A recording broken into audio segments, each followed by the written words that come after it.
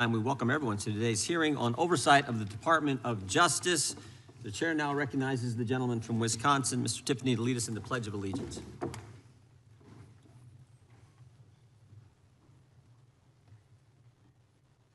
pledge allegiance to the flag of the United States of America and to the republic for which it stands, one nation, under God, indivisible, with liberty and justice for all.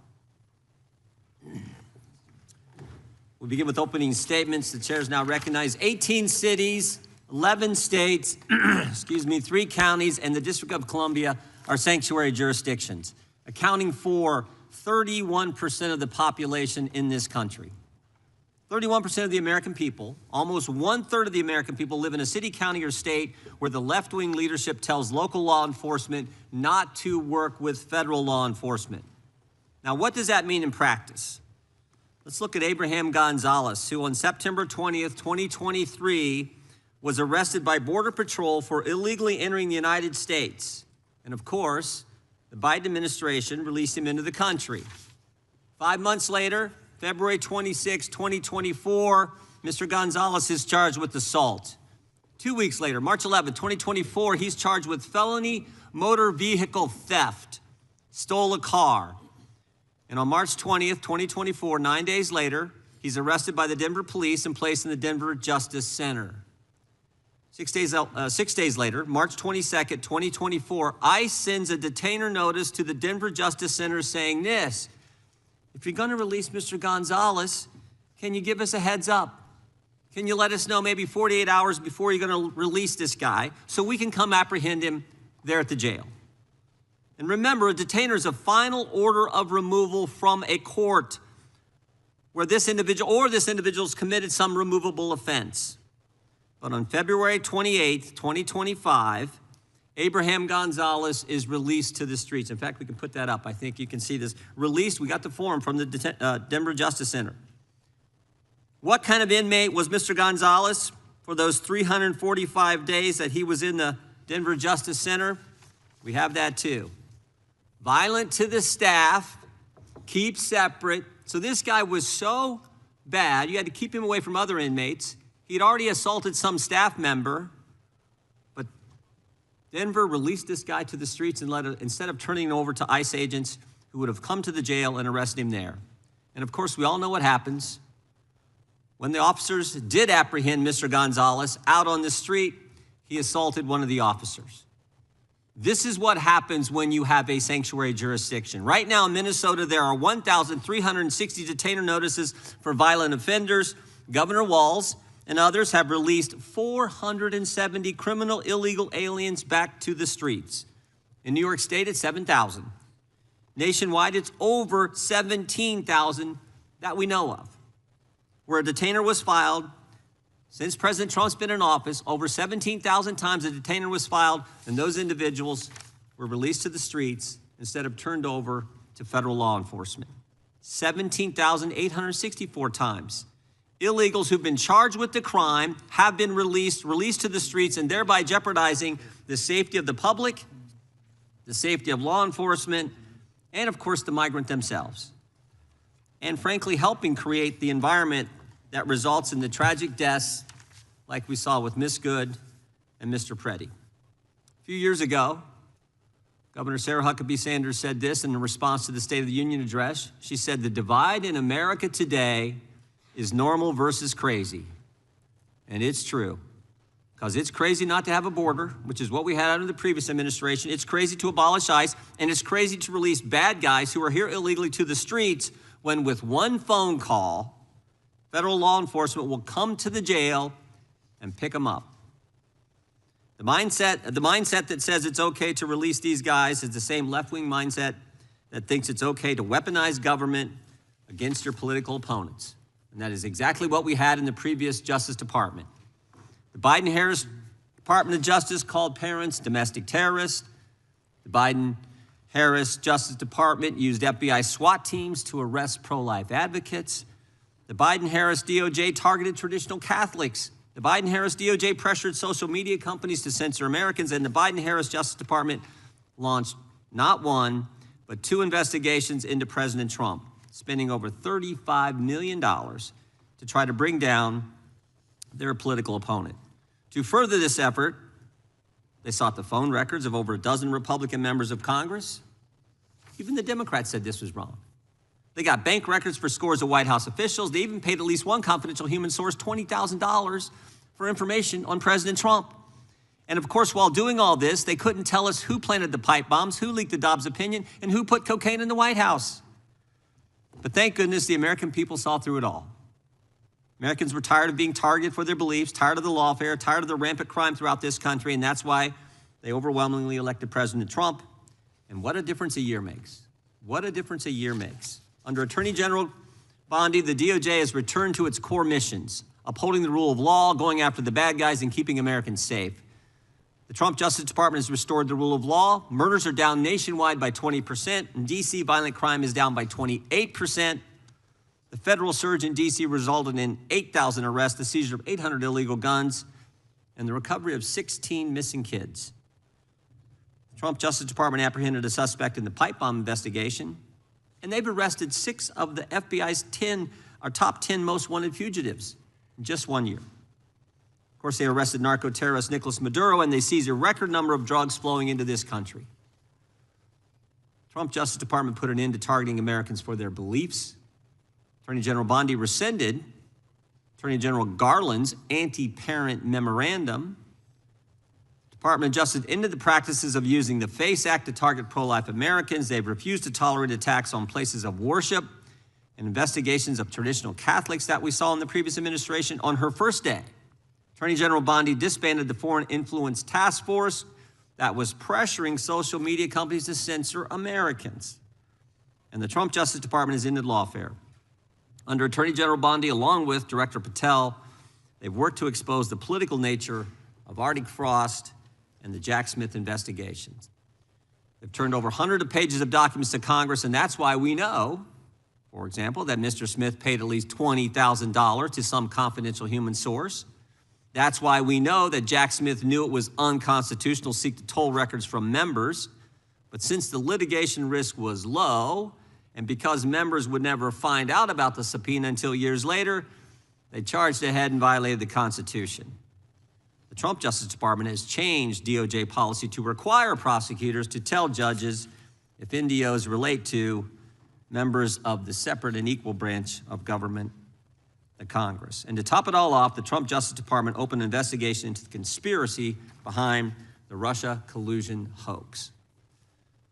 The Justice Department has put common sense ahead of politics. They sued to keep boys out of girls' sports. They secured deals with universities to stop race-based admissions and anti-Semitic practices. And after discovering rampant fraud in Minnesota, the Justice Department, under the leadership of Attorney General Bondi, has established a new national fraud division. In fact, I met with Colin McDonald, who will head that division, last week. I think he's going to do a great job.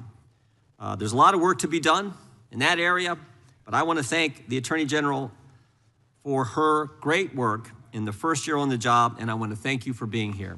With that, I would yield to the ranking member for an opening statement. Thank you kindly, Mr. Chairman, and welcome, Attorney General Bondi. You've got the best lawyer's job in America because your mission is justice and your clients are the American people. But to promote justice for the people, you've got to listen to the victims, like the women seated behind you today. Those are just some of the hundreds of survivors of Jeffrey Epstein's global sex trafficking ring who are demanding that the truth be told and are demanding accountability for the abusers who trafficked and raped them. You still haven't met with these survivors. So with their permission, let me introduce to you the survivors and late survivors' family members who are present today. There's Teresa Helm, there's Jess Michaels, Laura Bloom McGee, Danny Bensky, Liz Stein, Marina Lacerda, Sky and Amanda Roberts, who are the family of the late Virginia Giuffre, Charlene Ruchard, and Lisa Phillips. Now, you're not showing a lot of interest in the victims, Madam Attorney General, whether it's Epstein's human trafficking ring or the homicidal governmental violence against citizens in Minneapolis. As Attorney General, you're siding with the perpetrators and you're ignoring the victims. That will be your legacy unless you act quickly to change course. You're running a massive Epstein cover-up right out of the Department of Justice. You've been ordered by subpoena and by Congress to turn over 6 million documents, photographs, and videos in the Epstein files, but you've turned over only 3 million. You say you're not turning over the other 3 million because they're somehow duplicative, but we know that there are actual memos of victim statements in there, and you also took down the Department of Justice's prosecution memo from 2019. So it's clearly not all duplicative, but even if it were, why not release it? Just release all the duplicative stuff. In the half you did produce, you redacted the names of abusers, enablers, accomplices, and co-conspirators, apparently to spare them embarrassment and disgrace, which is the exact opposite of what the law ordered you to do. Even worse, you shockingly failed to redact many of the victims' names, which is what you were ordered to do by Congress. Some of the victims had come forward publicly, but many had not. Many had kept their torment private, even from family and friends, but you published their names, their identities, their images on thousands of pages for the world to see. So you ignored the law, and even with over 100,000 employees at your disposal, you acted with some mixture of staggering incompetence, cold indifference, and jaded cruelty towards more than 1,000 victims raped, abused, and trafficked. This performance screams cover-up. Convicted sex trafficker and groomer Ghislaine Maxwell opened the gates of hell to Virginia Giuffre and hundreds of other victims, as Virginia recorded in her remarkable book, Nobody's Girl. But when Maxwell was subpoenaed to come testify before Congress, you and Todd Blanche quickly moved her from a higher security prison to a minimum security camp in Texas, where she's enjoyed 5-star treatment, including catered meals, private gym time, and access to a therapy puppy. All because Todd Blanche, who's utterly failed to investigate the monstrous crimes of Epstein and Maxwell's co-conspirators, spent 9 hours with Maxwell and satisfied himself that she would have nothing untoward to say about Donald Trump, which is your only real interest in the matter, based on institutional performance. But abandoning victims and coddling perpetrators is what you do best. When the FBI opened a criminal investigation into the brutal killing in Minneapolis of Renee Good, a poet and 37-year-old mother of 3, by Trump's masked paramilitary ICE agents, you shut it down. You claim you're investigating the cold-blooded murder of Alex Preddy, an ICU nurse at the VA. But how can we trust the administration when the president and Kristi Noem call Preddy a domestic terrorist and Stephen Miller called him a would-be assassin? Not only do you refuse to share evidence with the state and local investigators and prosecutors in Minnesota, you have blocked their access to the crime scene and the evidence. How are you seeking justice for Mariamar Martinez, the Montessori school teacher in Chicago who was shot 5 times by a Border Patrol agent who bragged about it on text? Or the family of Keith Porter, a father of 2 shot and killed by an off-duty ICE agent in LA? Or the family of Silverio Villegas Gonzalez, shot and killed in Illinois minutes after he dropped his kids off at school? There's no sign of any movement at the Department of Justice. You even launched a criminal investigation into Renee Good's grieving widow. How sick is that? But it's even worse. You've turned the People's Department of Justice into Trump's instrument of revenge. Trump orders up prosecutions like pizza, and you deliver every time. He tells you to go after James Comey, Letitia James, Lisa Cook, and Jerome Powell, the head of the Federal Reserve Board, and members of Congress like Adam Schiff, Mark Kelly, Alyssa Slotkin, Chrissy Houlihan, Jason Crow, Chris DeLuzio, and Maggie Goodlander, to name a few, and you snap to it. You replace real prosecutors with counterfeit stooges who robotically do the president's bidding. Nothing in American history comes close to this complete corruption of the justice function and contamination of federal law enforcement. And the good news is many serious lawyers at DOJ, including some of your own original appointees, have refused your lawless orders. Danielle Sassoon, your original pick for acting U.S. Attorney in Manhattan, resigned, rather than follow your corrupt order to quash an indictment against Mayor Eric Adams as a political favor from Donald Trump. A Federalist Society member who clerked for Justice Scalia, U.S. Attorney Sassoon refused to participate in this blatantly corrupt scheme. Her top assistant, Hagen Scotton, an Iraqi war vet and two-time Bronze Star recipient who clerked for Chief Justice Roberts, and then Judge Kavanaugh, promptly resigned too, writing to your office, quote, "I expect you will eventually find someone who is enough of a fool or enough of a coward to file your motion, but it was never going to be me." You and the president nominated Eric Siebert, a 15-year career prosecutor, to be your U.S. attorney for the Eastern District of Virginia.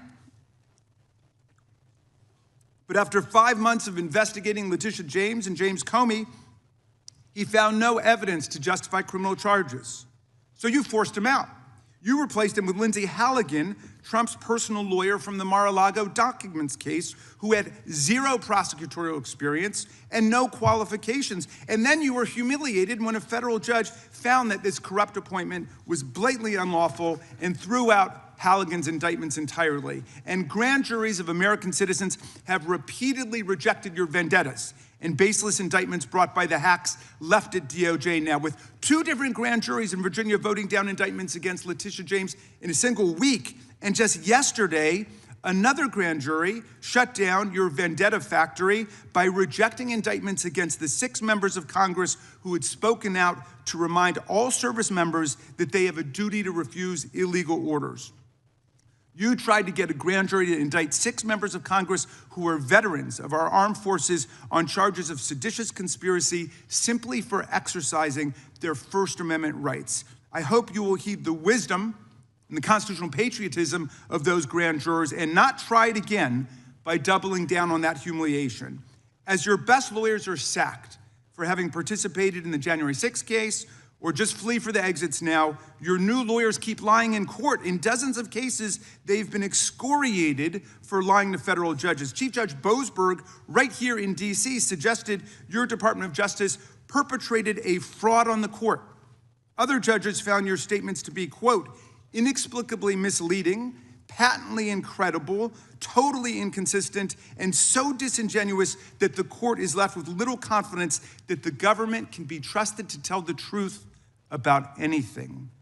Now, as ranking member, I asked the chairman to add a few extra rounds of questions today because we each have 5 hours of questions, not 5 minutes, but we're stuck with 5 minutes. That's clearly insufficient to give voice to America's victims and survivors and to demand answers about all the corruption and cover-ups that we see at DOJ right now. We've got just 1 round, so we ask you politely but firmly, Madam Attorney General, please do not waste 1 second of our precious time by evading questions, by changing the subject, or engaging in personal attacks against members of Congress. We saw your performance in the Senate, and we're not going to accept that. This isn't a game.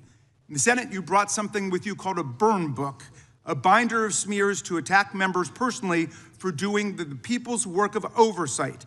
Please set the burn book aside and answer our questions. And when you hear us reclaim our time, that means it's time for you to stop speaking. We only have 5 minutes, so when we reclaim our time, that means you stop. And if you don't, we will ask the chair to stop the clock and let you go on his time. The quality of justice in America depends on the character of our government. Please do your job and bring the Department of Justice back from the brink. The survivors seated behind you and the American people watching everywhere deserve a Department of Justice worthy of its name. I yield back, Mr. Chairman. Without objection, all of the opening statements will be included in the record. We will now introduce today's witness. The Honorable Pamela J. Bondi has served as the Attorney General of the United States since February 5th, 2025. She previously served in the Office of the White House Counsel, 2 terms as the Florida Attorney General, and spent more than 18 years as a prosecutor. We welcome our witness and thank her for appearing today. We will begin by swearing you in. Would you please rise and raise your right hand? Do you swear or affirm under penalty of perjury that the testimony you're about to give is true and correct to the best of your knowledge, information, and belief, so help you God? I do. Let the record show that the witness has answered in the affirmative. Thank you. You can be seated. And please know that your written testimony will be entered into the record in its entirety. Accordingly, we ask that you summarize your testimony. Madam Attorney General, you may begin. Thank you. Thank you, Chairman Jordan, Ranking Member Raskin, and distinguished members of this committee. Thank you for hosting me here today. I'm grateful for the opportunity to answer your questions, highlight the work of our department, and discuss the most important topic of all, keeping the American people safe. A little over a year ago, I was sworn into office as the 87th Attorney General of the United States.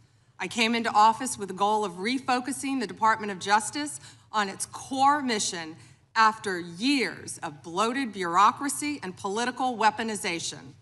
The Department of Justice's core mission is to fight violent crime, protect the American people, and defend the rule of law above all else. While our work is never done, we have made tremendous progress to make America safe again. In 2025, we saw the lowest murder rate in 125 years. That's nothing short of historic.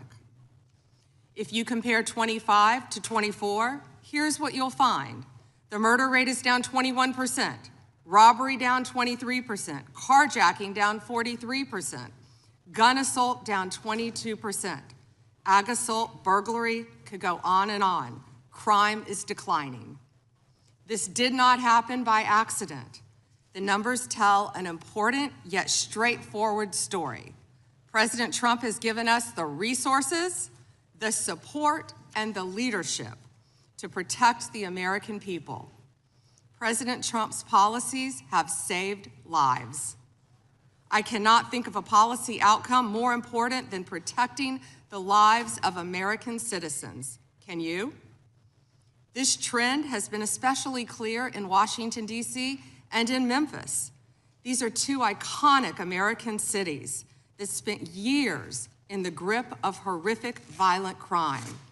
The Department of Justice surged law enforcement resources, and the results came quickly. Crime plummeted in both cities.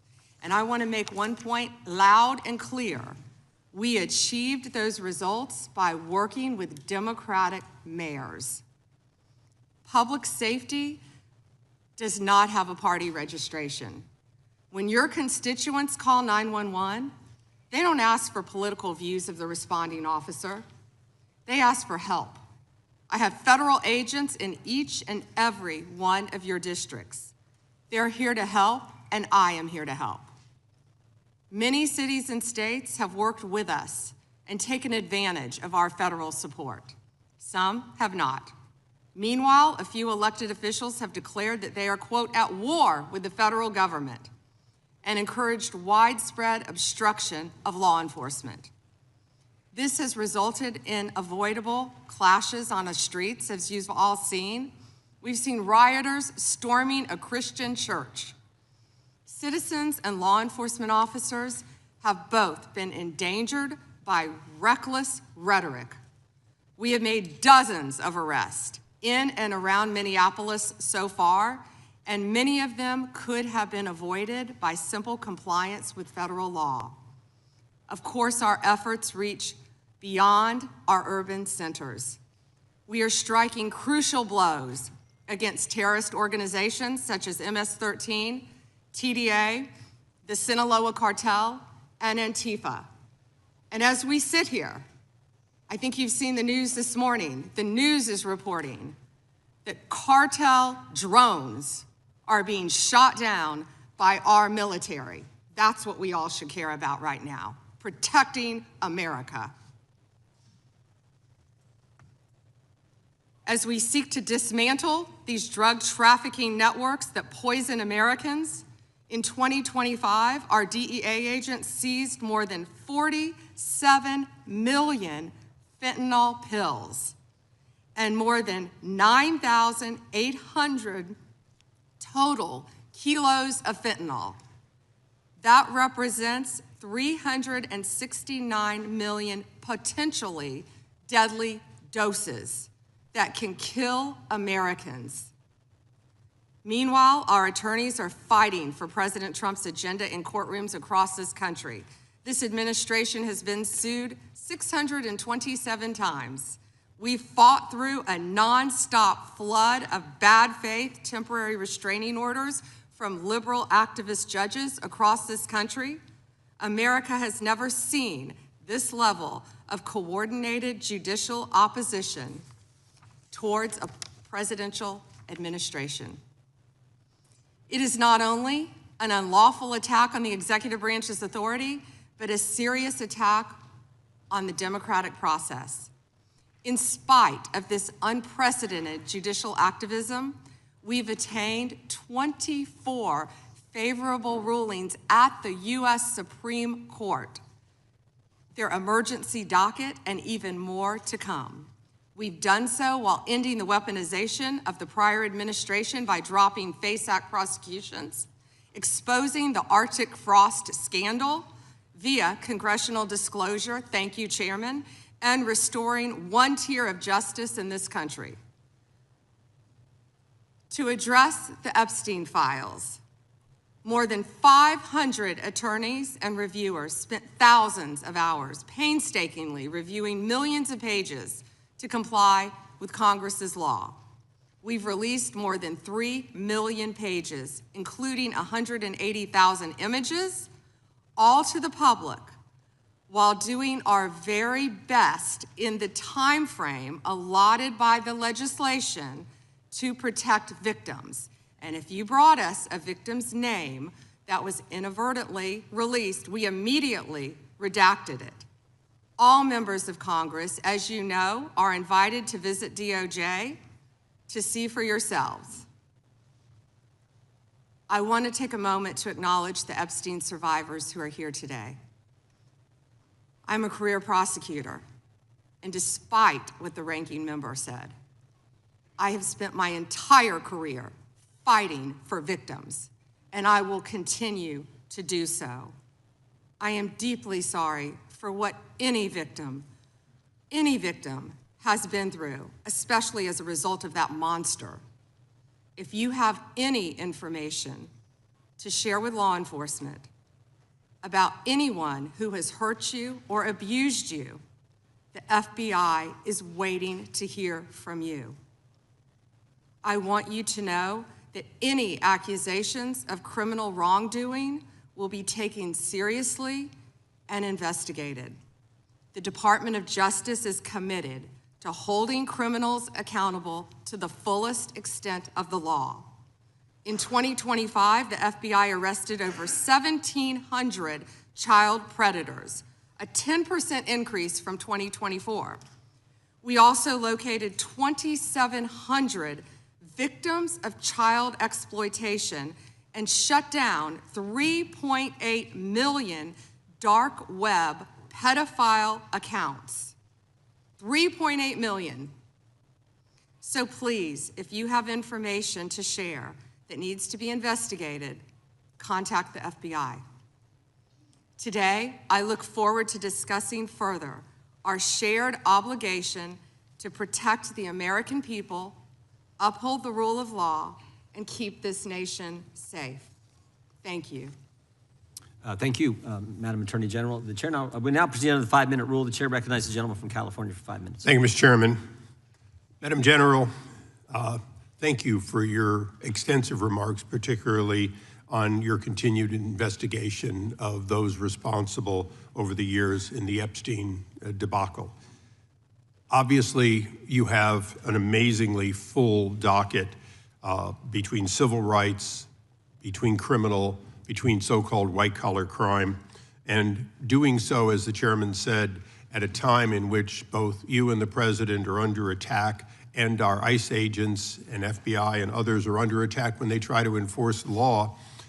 I personally want to apologize for those who would embolden, support, or even stand with those lawbreakers that sit on this and other daises here in Congress. My job generally is to talk about patents and trademarks as the chairman of that subcommittee. I'll forego that today because one of my other jobs is the creation and maintenance of Article III judges, and I work with the Chief Justice on that, and we're trying to expand the court. But currently, there are only 677 district court judges.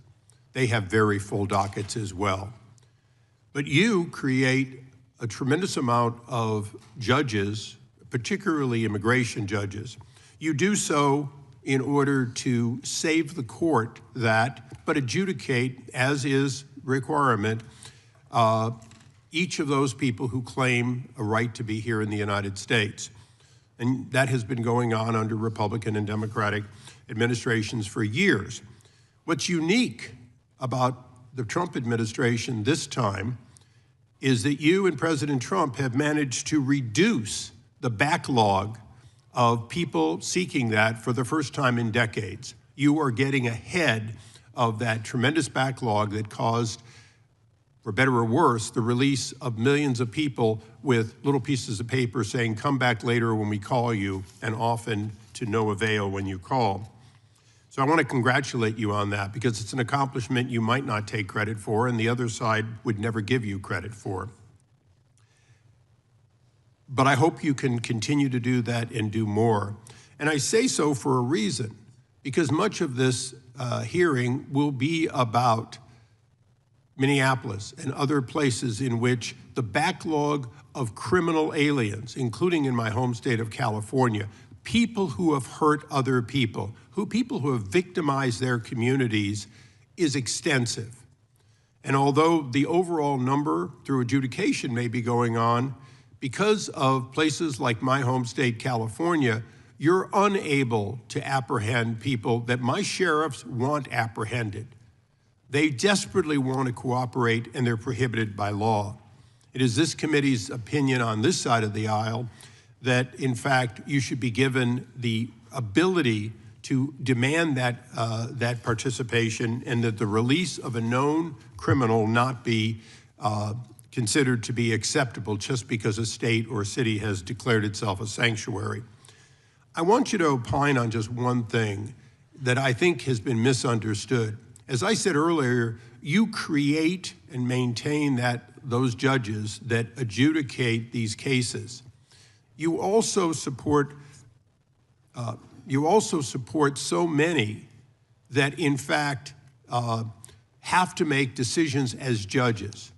Knowing that this limitation of so few Article III judges are there, please educate those who seem to miss the point that Article I judges, including bankruptcy judges, including immigration judges, including lots of people with the title appropriately judge, do in fact issue documents that look like, act like, and are normally accepted as warrants, as subpoenas, as demands for state officials to stand aside and allow the production of either an individual or documents. Because I think people are missing the point that these ICE retainers and detainers and so on, they act like they're nothing, when in fact, in the ordinary course, Madam General, you do in fact have Article I judges constantly putting those out, and they are respected normally.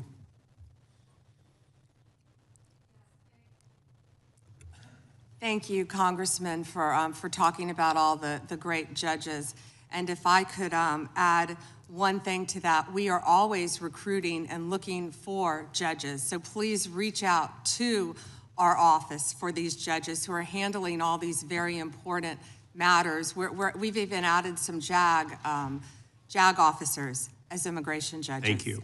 And so we're continuing to do that, but we're always seeking qualified lawyers as well to be part of that. And thank you for highlighting that, Congressman. Thank you. I yield back. Gentleman yields back. The gentlelady from Washington is recognized. Thank you, Mr. Chairman. Good morning, Attorney General Bondi, right here. We are joined in this room by some of the thousands of survivors from Jeffrey Epstein's horrific sex trafficking ring. They have shown such incredible courage in speaking out, in demanding accountability to bring the predators and pedophiles to justice. The Epstein Files Transparency Act required your Department of Justice to disclose the perpetrators connected with Epstein's criminal activities and to redact the information of survivors to protect their identities. Let me show you what actually happened. First, in violation of the law, your department has shown a pattern of redacting the names of powerful predators. Here behind me is one example of an email from Epstein to a man whose name was redacted. The email reads, quote, "Where are you? Are you okay? I loved the torture video." Only after members of Congress demanded that we see the unredacted files did the world learn the name of this individual, Sultan Ahmed bin Sulayem, the chairman and CEO of a company that had financial ties to President Trump's business and personal ties to Trump's advisor, Steve Bannon. Second, the survivors were not similarly protected, also in violation of the law. Here is another email titled Epstein Victim List. We have blurred the names of the survivors for their protection, but your Department of Justice initially released this list of 32 survivors' names with only one name redacted, along with numerous files that disclose not only the names, the emails, and the addresses of survivors, but also nude photographs and even the identities of Jane Does who had been protected for decades until your department released their names. Survivors are now telling us that their families are finding out for the first time that they were trafficked by Epstein. In their words, quote, "This release does not provide closure. It feels like a deliberate attempt to intimidate survivors, punish those who came forward, and reinforce the same culture of secrecy that allowed Epstein's crimes to continue for decades." To the survivors in the room, if you are willing, please stand. And if you are willing, please raise your hands if you have still not been able to meet with this Department of Justice. Please know for the record that every single survivor has raised their hand. Attorney General Bondi, you apologized to the survivors in your opening statement for what they went through at the hands of Jeffrey Epstein. Will you turn to them now and apologize for what your Department of Justice has put them through with the absolutely unacceptable release of the Epstein files and their information?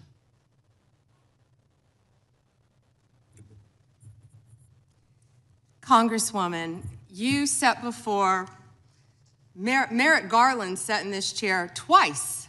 Attorney General Bondi, No, can I finish my answer? No, I'm going to reclaim my time because I asked you a specific question that I would like you to answer, which is, will you turn to the survivors? This is not about anybody that came before you. It is about you taking responsibility for your Department of Justice and the harm that it has done to the survivors who are standing right behind you and are waiting for you to turn to them and apologize for what your Department of Justice has done. Members get to ask the questions, the witness gets to answer in the way they want to answer. The Attorney General can That's respond. not accurate, Mr. Chairman. Because she doesn't like the answer. So, Mr. Chairman, why I have asked didn't a she question. ask Merrick Garland this?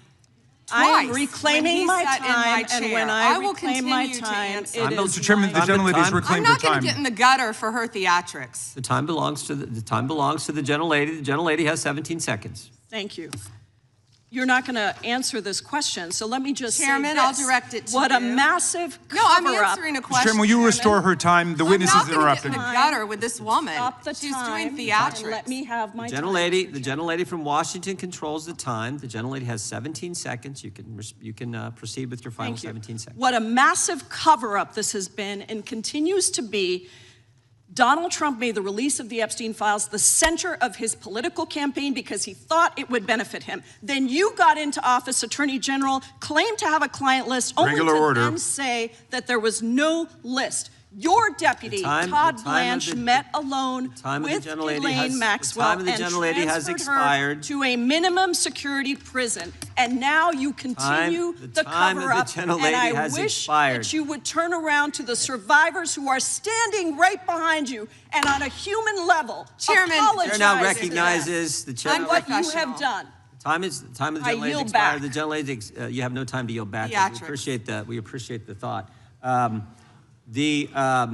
And I would argue the central issue in the last election, the presidential election, was securing the border. The gentleman from Arizona who knows something about securing the border is up for 5 minutes. Thank you, Mr. Chairman, and thank you, Attorney General Bondi, for being here today. In 2022, Lafarge, which is a French cement company, pled guilty in U.S. federal court to participating in a criminal conspiracy with ISIS. That conspiracy contributed to the deaths of U.S. service members fighting in Syria during Operation Inherent Resolve. As part of the plea agreement, Lafarge was required to pay more than $775 million into DOJ's asset forfeiture fund. In February 2025, my colleagues and I sent you a letter urging the department to review the petitions for remission submitted by the families of those fallen service members, including several of my constituents. The previous administration ignored these victims and our requests and left their petitions unresolved.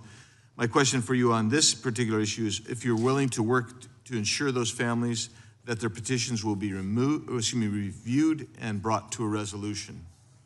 Congressman, we are aware of that, and we're committed to doing everything we can to support the victims and work with you.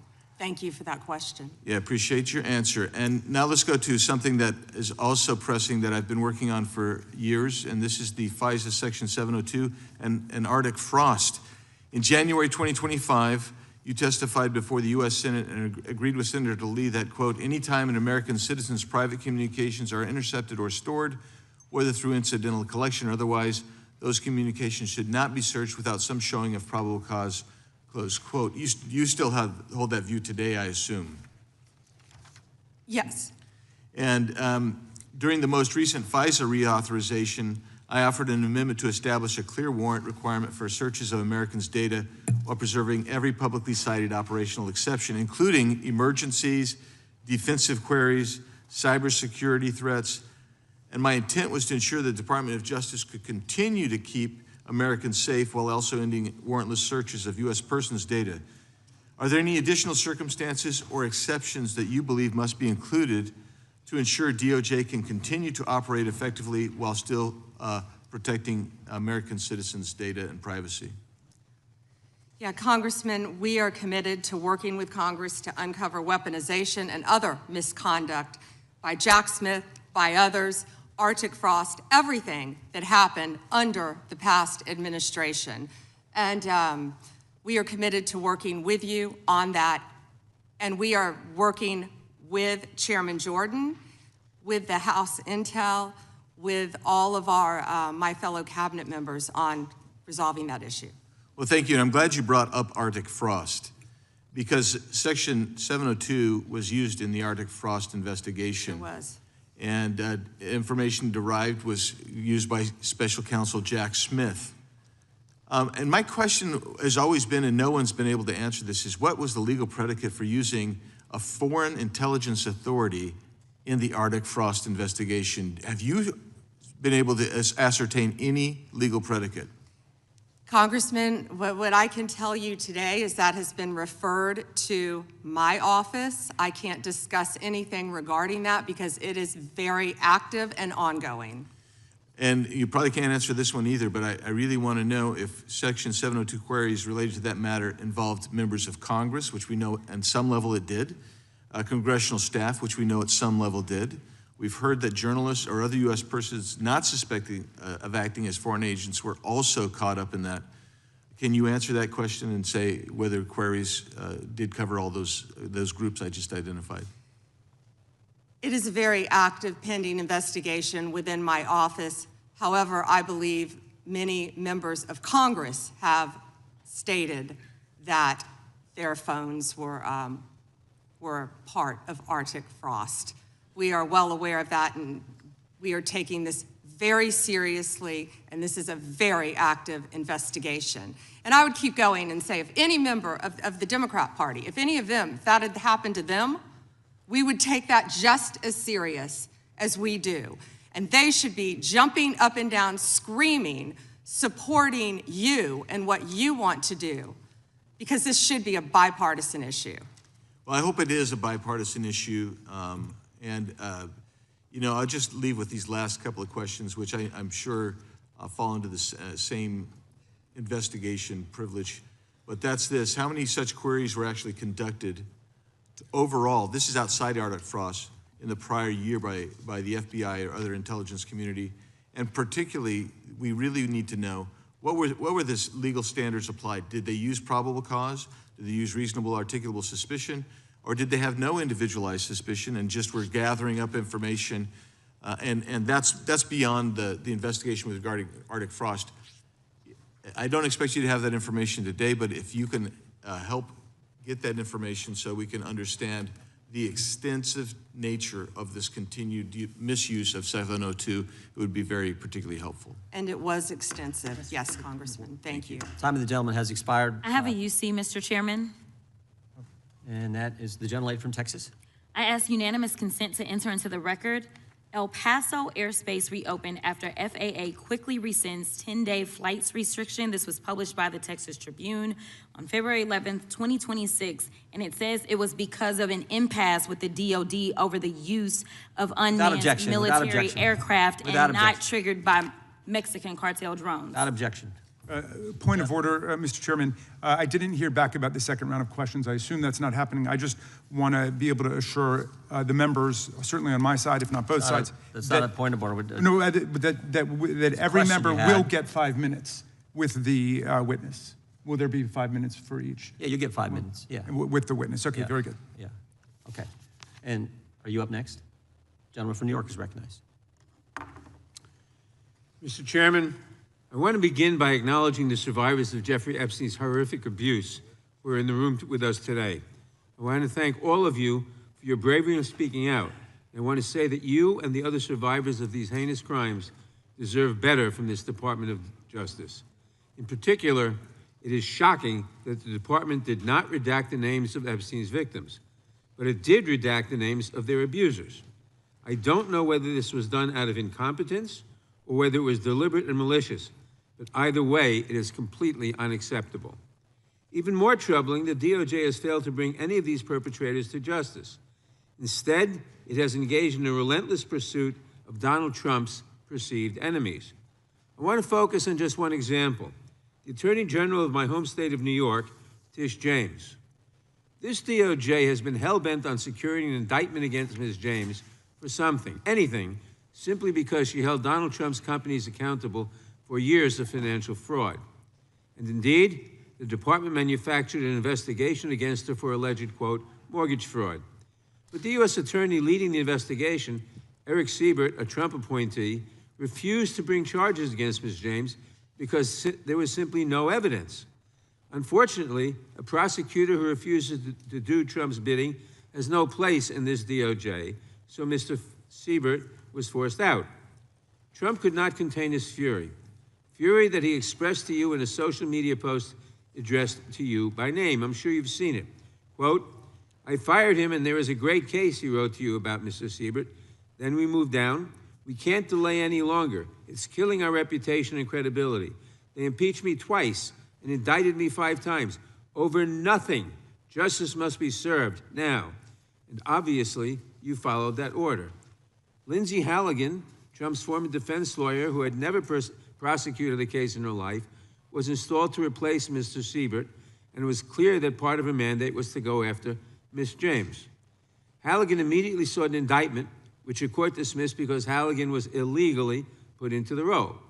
But your department was undeterred, and not once, but twice, it tried to indict Attorney General James in separate courts. Both grand juries rejected you and refused to indict her. It is practically unheard of for a grand jury to refuse an indictment. In 2016, it happened in just 6 cases out of over 150,000 offenses. And you had it happen twice in the same week, in 2 different courts. That must have been humiliating. And now there are reports you are continuing to investigate her. The amount of resources that have gone into targeting Attorney General James, months of investigations, multiple failed indictments, is astounding. Since your own prosecutors told you that there is not enough evidence to support a conviction, it's clear that you were going after her simply because she held President Trump accountable and he wants to punish her. And she is just one name on a long list of Trump political enemies that DOJ is reportedly targeting. from Jerome Powell and Lisa Cook at the Federal Reserve to James Comey, numerous Democratic members of Congress, John Brennan, Jack Smith, Democratic officials in Minnesota, Chris Krebs, Miles Taylors, and more. And those are just the ones we know about. In contrast to these politically motivated investigations, grasping at something they can charge their enemies with, we now have concrete evidence of disgusting criminality revealed in the Epstein files. So I really have just one question for you. How many of Epstein's co-conspirators have you indicted? How many perpetrators are you even investigating?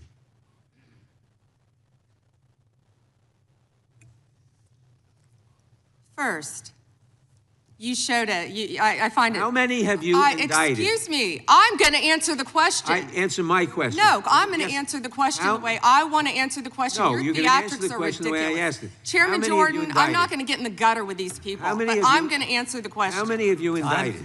Again, the time belongs to Reclaiming my time. The time belongs. I think it's very interesting. Reclaiming my time. I think it's very interesting. You can that reclaim he your talks time. about they Reclaiming my time, indicted. Mr. The Chairman. president said they Close the indicted clock. him twice. Mr. Chairman, please They stop the sure clock did. and And stop the he clock and indicted- restore his time. Okay, here we go with these Committee will be in order. theatrics. The time Reclaiming my belongs to time the and gentleman build from back New the clock, York. please. We will give you a few more seconds. We will do that. But when Reclaiming you ask my- a question, the witness question gets to was- answer. You may not like the answer, but she Right. gets to The answer. question was, how many of Epstein's... They don't like Que- the answer, Reclaiming Chairman, my time. because it's honest. Reclaiming So my- he asked a Reclaiming my 4-minute time. question. Restore 45 and seconds to I am Mr. Nadler, going please, to Mr. Chairman. Answer. You can let her filibuster all day long, but not on our watch. Reclaiming- Not on our time. No way. Reclaiming- And I told you about that, Attorney General, before you started. You don't tell me Yeah, oh, I anything, did tell you because we washed saw up what you did in the loser Senate. Lawyer, not even a lawyer. Committee will be in order. Time, and I should get back at least 45 seconds. We will give you a few more seconds. I Not a said that few more, already. 45 seconds. Okay, I'm timing right now, Mr. Nadler. Go All right right. ahead. My time. The answer to my question, how many of Epstein's co-conspirators has she indicted, is 0. You have been the Attorney General for a whole year, and your DOJ fired the lead prosecutor of this case, sat on evidence this entire time, and claimed falsely last July that there were no more leads.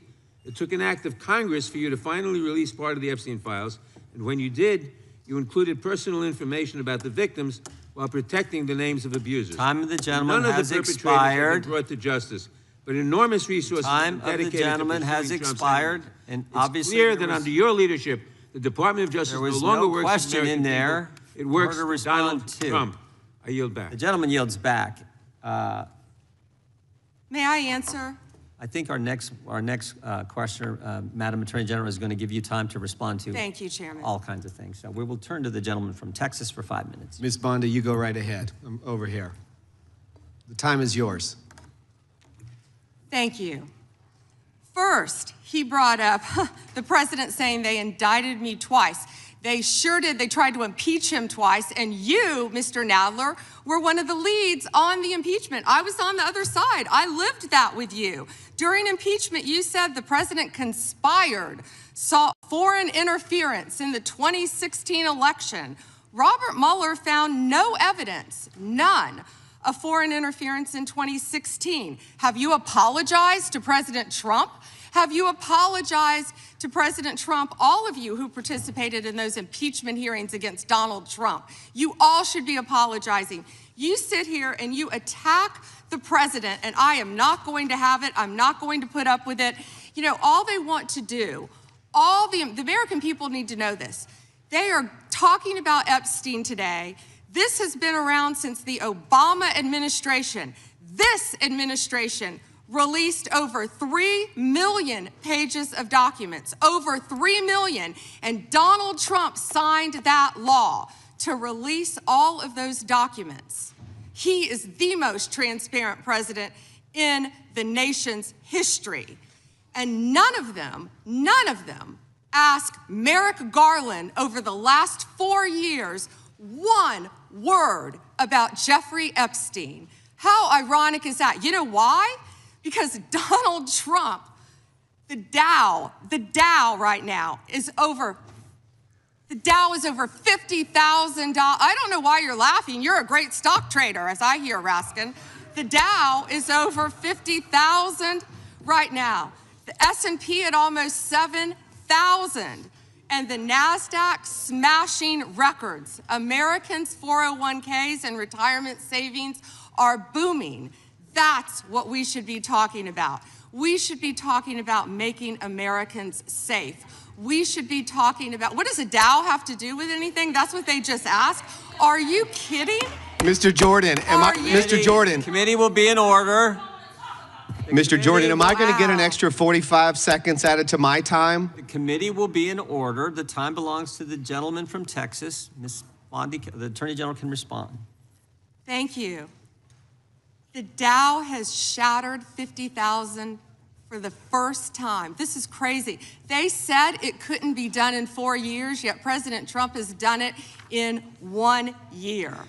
National median rents have fallen to a 4-year low, thanks to Donald Trump. That's why they want to focus on Epstein and our most transparent president in the nation's history. The murder rate, as I said, has plummeted to a 125-year low, thanks to Donald Trump. For an unprecedented 9 straight months, there were 0 illegal border crossings at the southern border. That's what we should be focused on. All the great work that this president has done and will continue to do to keep America safe and to make Americans safe.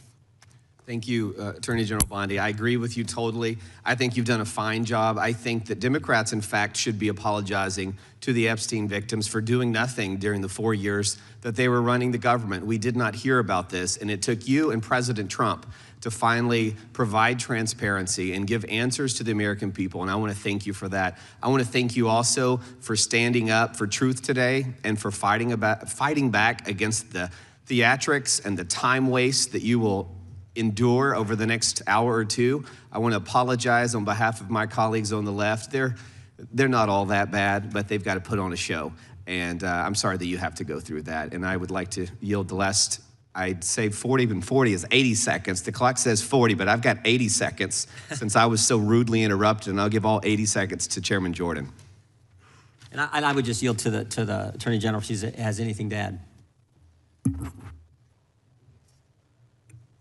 I'm fine to continue. Thank you, Chairman. All right, the chair now recognizes, the gentleman yields back. The chair recognizes the gentlelady from California.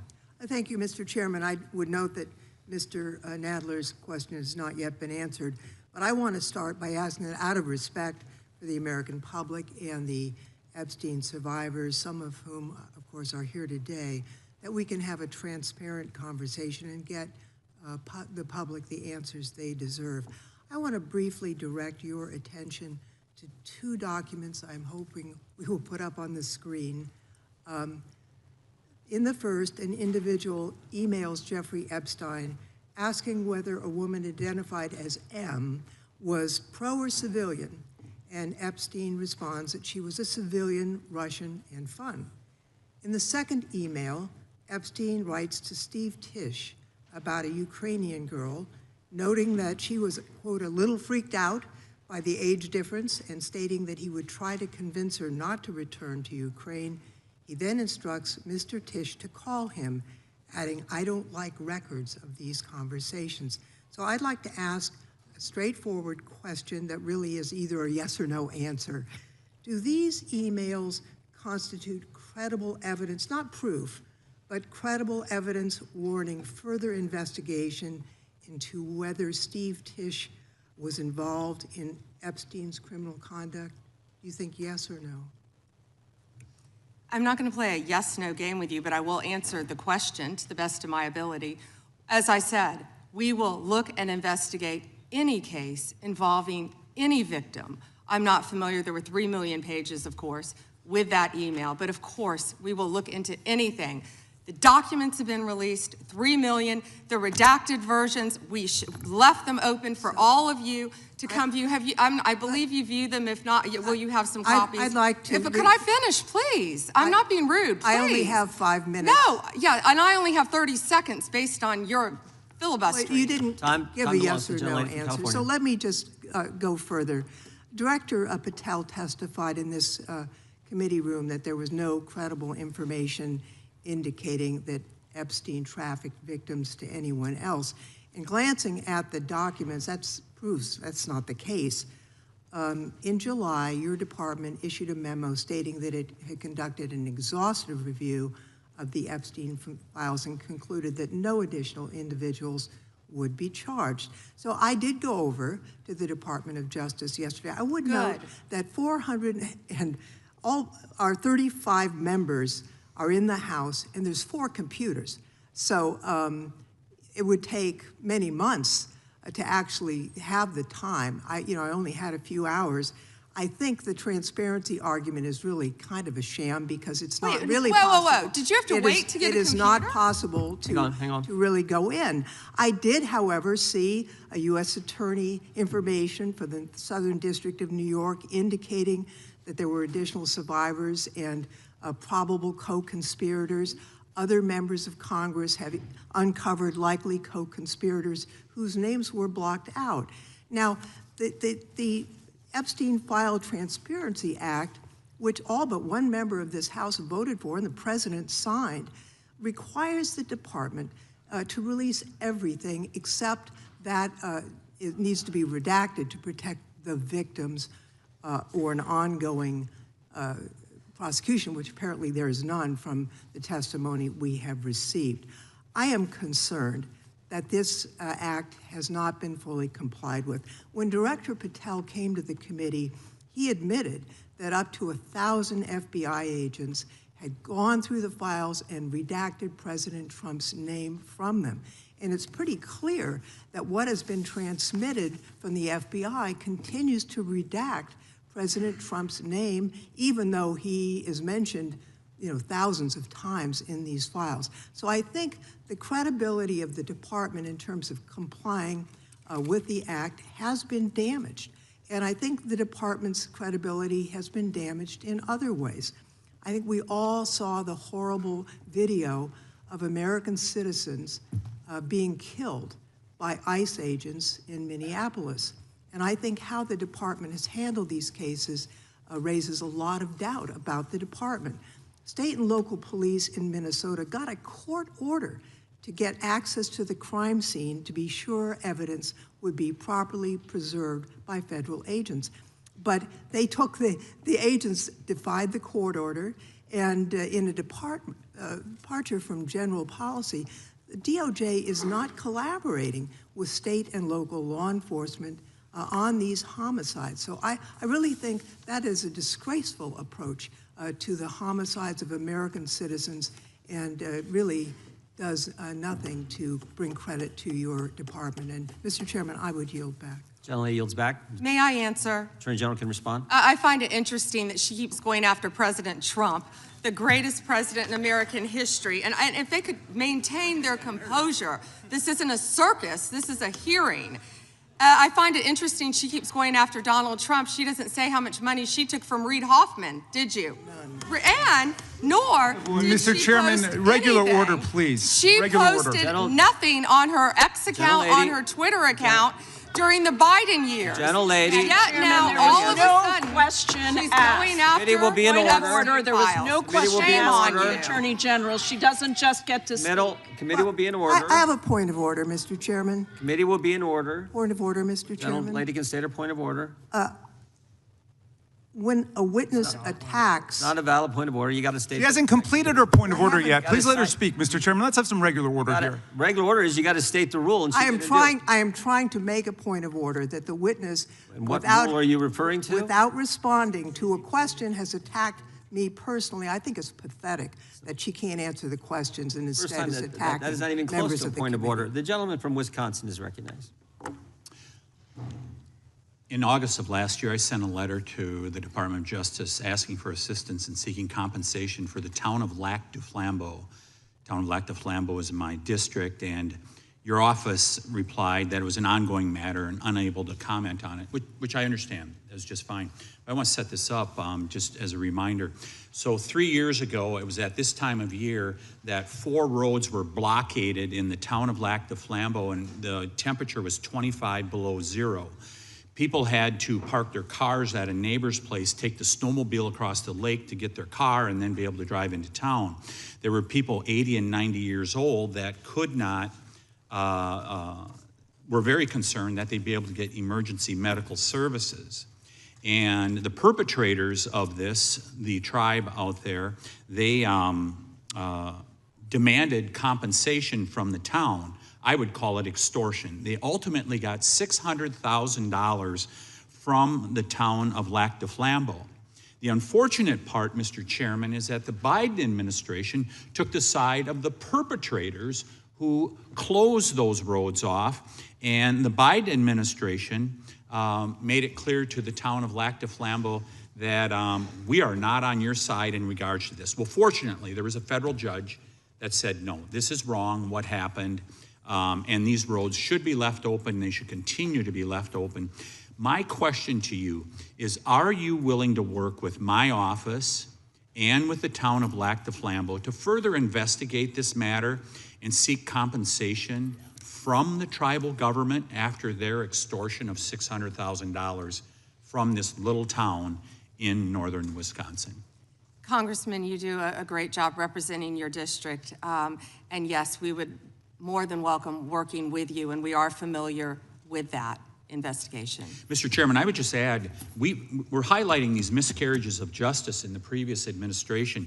This is just another one of those small examples, no different than the Catholic Diocese in Richmond and many others that you have retold so many times. But here's another instance of what they did to a small town and nearly bankrupted them as a result of it. Fortunately, there was a federal judge that saw through it and has fixed it.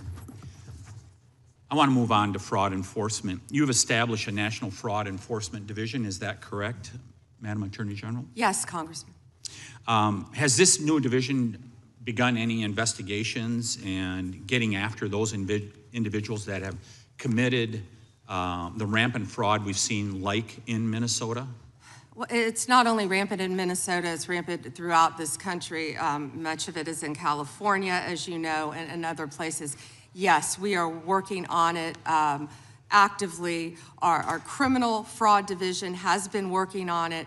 We are expanding that. It was the Vice President's idea to come up with this amazing separate fraud division, which we are establishing and going nonstop, not only to expose the fraud in Minnesota, but around the country. It's taxpayer dollars that have been stolen from the American people, and we are committed to recovering that money and holding those people accountable. Mr. Chairman, I would remind everyone here, why did this happen in Minneapolis? Why did federal law enforcement have to go to Minneapolis?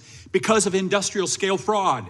It was an assistant United States attorney that said, this is industrial scale fraud that's going on in Minnesota at this point. I sent a letter to our governor in Wisconsin. We're right across the border there. My district is only 20 miles from the city of Minneapolis. And I asked him to open the books for a federal audit on food stamps and Medicaid. Don't you think it would be a good idea for every governor to do that at this point? It protects the citizens, and I can't understand why that's not happening. And yes, I do think that's a great idea. It's happening around this country. And when our new division with Colin McDonald is established, it's established. When Colin is confirmed, he's amazing. I think you've met with him, you said, Chairman. When that is established, we're going to work on both sides of the aisle. That's what we want to do, to stop fraud in every city, in every state in this country. We will continue to fight for the American people. So you would encourage every governor across the United States, after what we have seen in Minnesota, what we almost certainly know is happening in other states, you mentioned California, you would agree that every governor should avail themselves of federal resources to make sure that this industrial scale fraud is rooted out to protect the taxpayers of the United States. Is that correct? Absolutely. Mr. Chairman, I yield back. Gentleman yields back. The gentleman from Tennessee is recognized. Thank you, Mr. Chair. First, I'd like to thank you for holding this hearing and holding it in a proper fashion as you have. Secondly, I'd like to thank all of the victims of the Epstein case who've come here to attend this hearing, for doing it and for being brave and trying to move this justice forward. I apologize, I can't do it with the Attorney General not recognizing you. That's embarrassing. I am from Memphis, General Bondi. And Memphis does have the task force there. The Memphis Safe Task Force has been operating in Memphis for several months.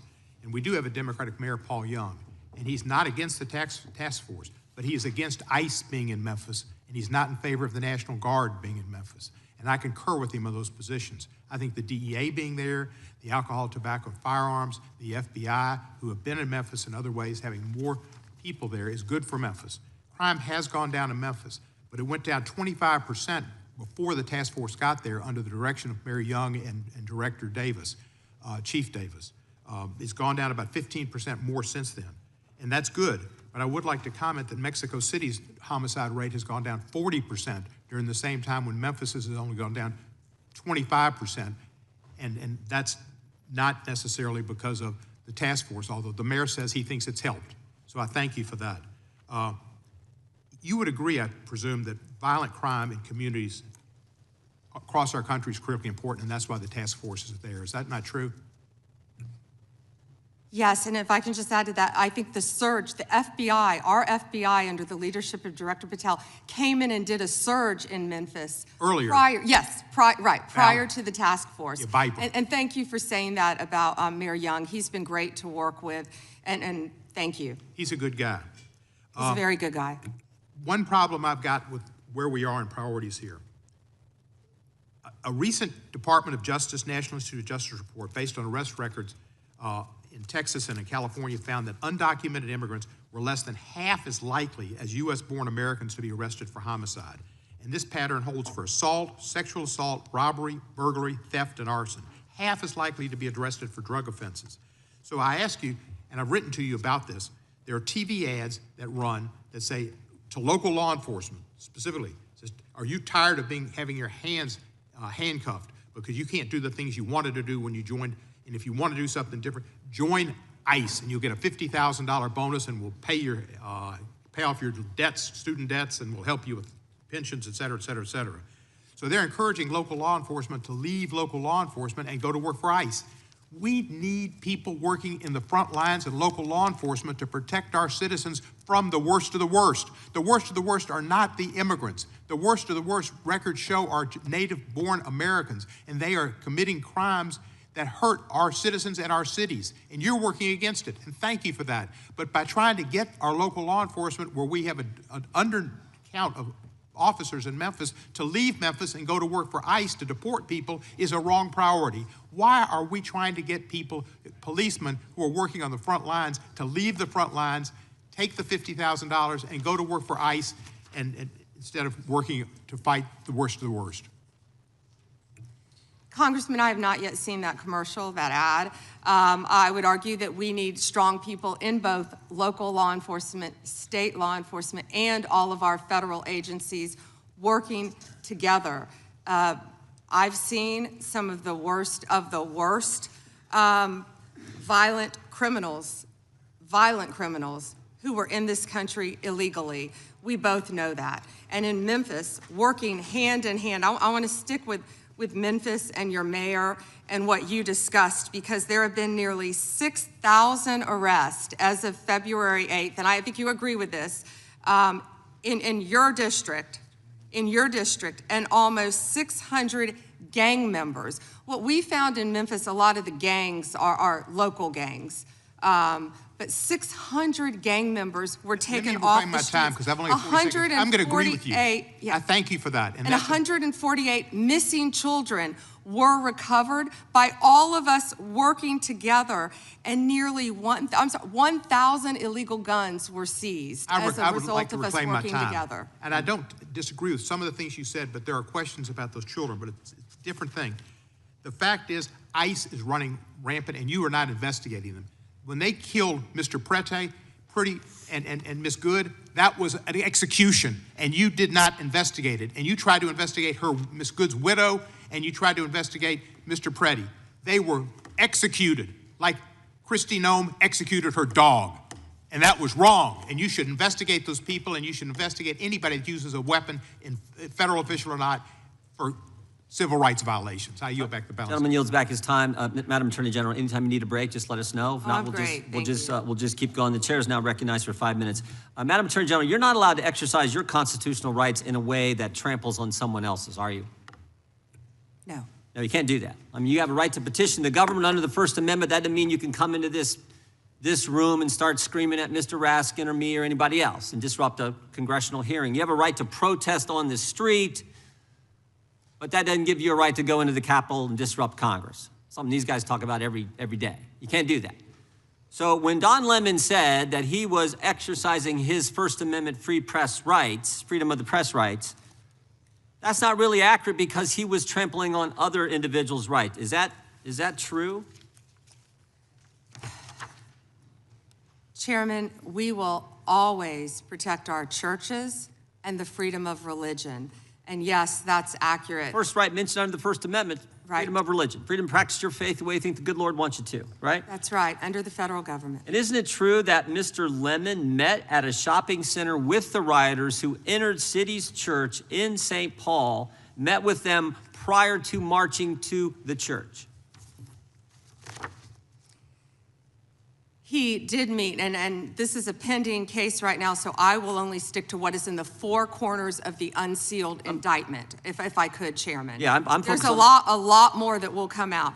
But under the four corners of the indictment, yes, he did. They had an operation called Operation Pull-Up. They said they were gearing for a resistance. They met in a parking lot, and they caravanned to a church on a Sunday morning when people were worshiping together. And Mr. Lemon said that he live streamed before entering the church with the rioters. Didn't he say we're going to head to the operation? Didn't he say this he said this on camera, is that right?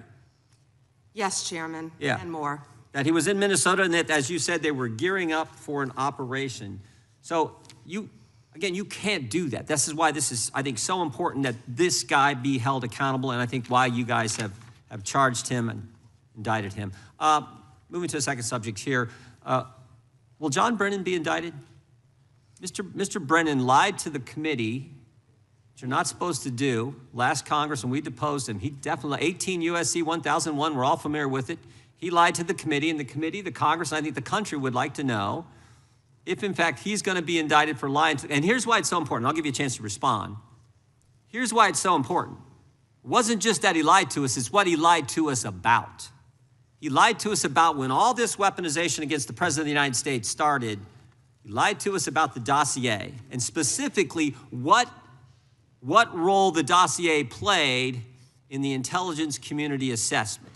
Because we know back when President Trump was first elected, first term, this is when it all started, which led to the Mueller and to the impeachment and to the Jack Smith and all the stuff that's happened in the last decade. But it began here, and he lied to Congress about the role he played. And I just want to read a couple of things he said during that deposition before I give you a chance to respond. Mr. Brennan, when asked a question, said the CIA was not involved at all with the dossier. He said it was their purview, FBI's purview, and not ours. He also said the CIA was very much opposed to having any reference or inclusion of the Steele dossier in the intelligence community assessment. Well, that's interesting because declassified information that was declassified this past summer by the CIA says something entirely different. It says, Brennan, I want to put this one up if we have it. It says, Brennan ultimately formalized his position in writing, stating that, quote, this is released by the CIA Director Ratcliffe, my bottom line is that what I believe that information warrants inclusion in the report.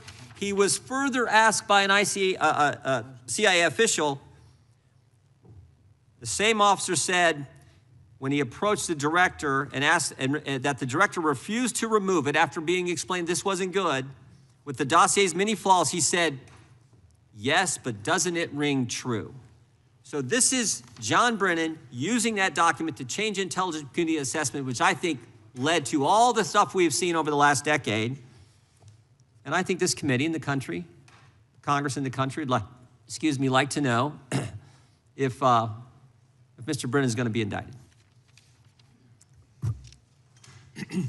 What I can confirm is that we have received a referral from you, Chairman Jordan, to investigate John Brennan. His attorneys have made some public statements, but the department is still bound, of course, by our longstanding policy of not discussing matters. What I will say today, I can't confirm nor deny whether there is a pending investigation, but what I will say is no one is above the law. Mr. Chairman, Weaponization has ended. Yeah. Point of order, Mr. Chairman. Gentleman from New York is recognized for a point of order. If we want to know whether Mr. Brennan will be indicted, you should just ask the president. Not a point of order, but I appreciate you trying to make it one. The gentleman from Georgia is recognized. Thank you, Mr. Chairman. General Bondi, it's been reported that there were at one point 1,000 personnel assigned to the task of identifying and scrubbing Donald Trump's name from the Epstein files. Were those reports accurate?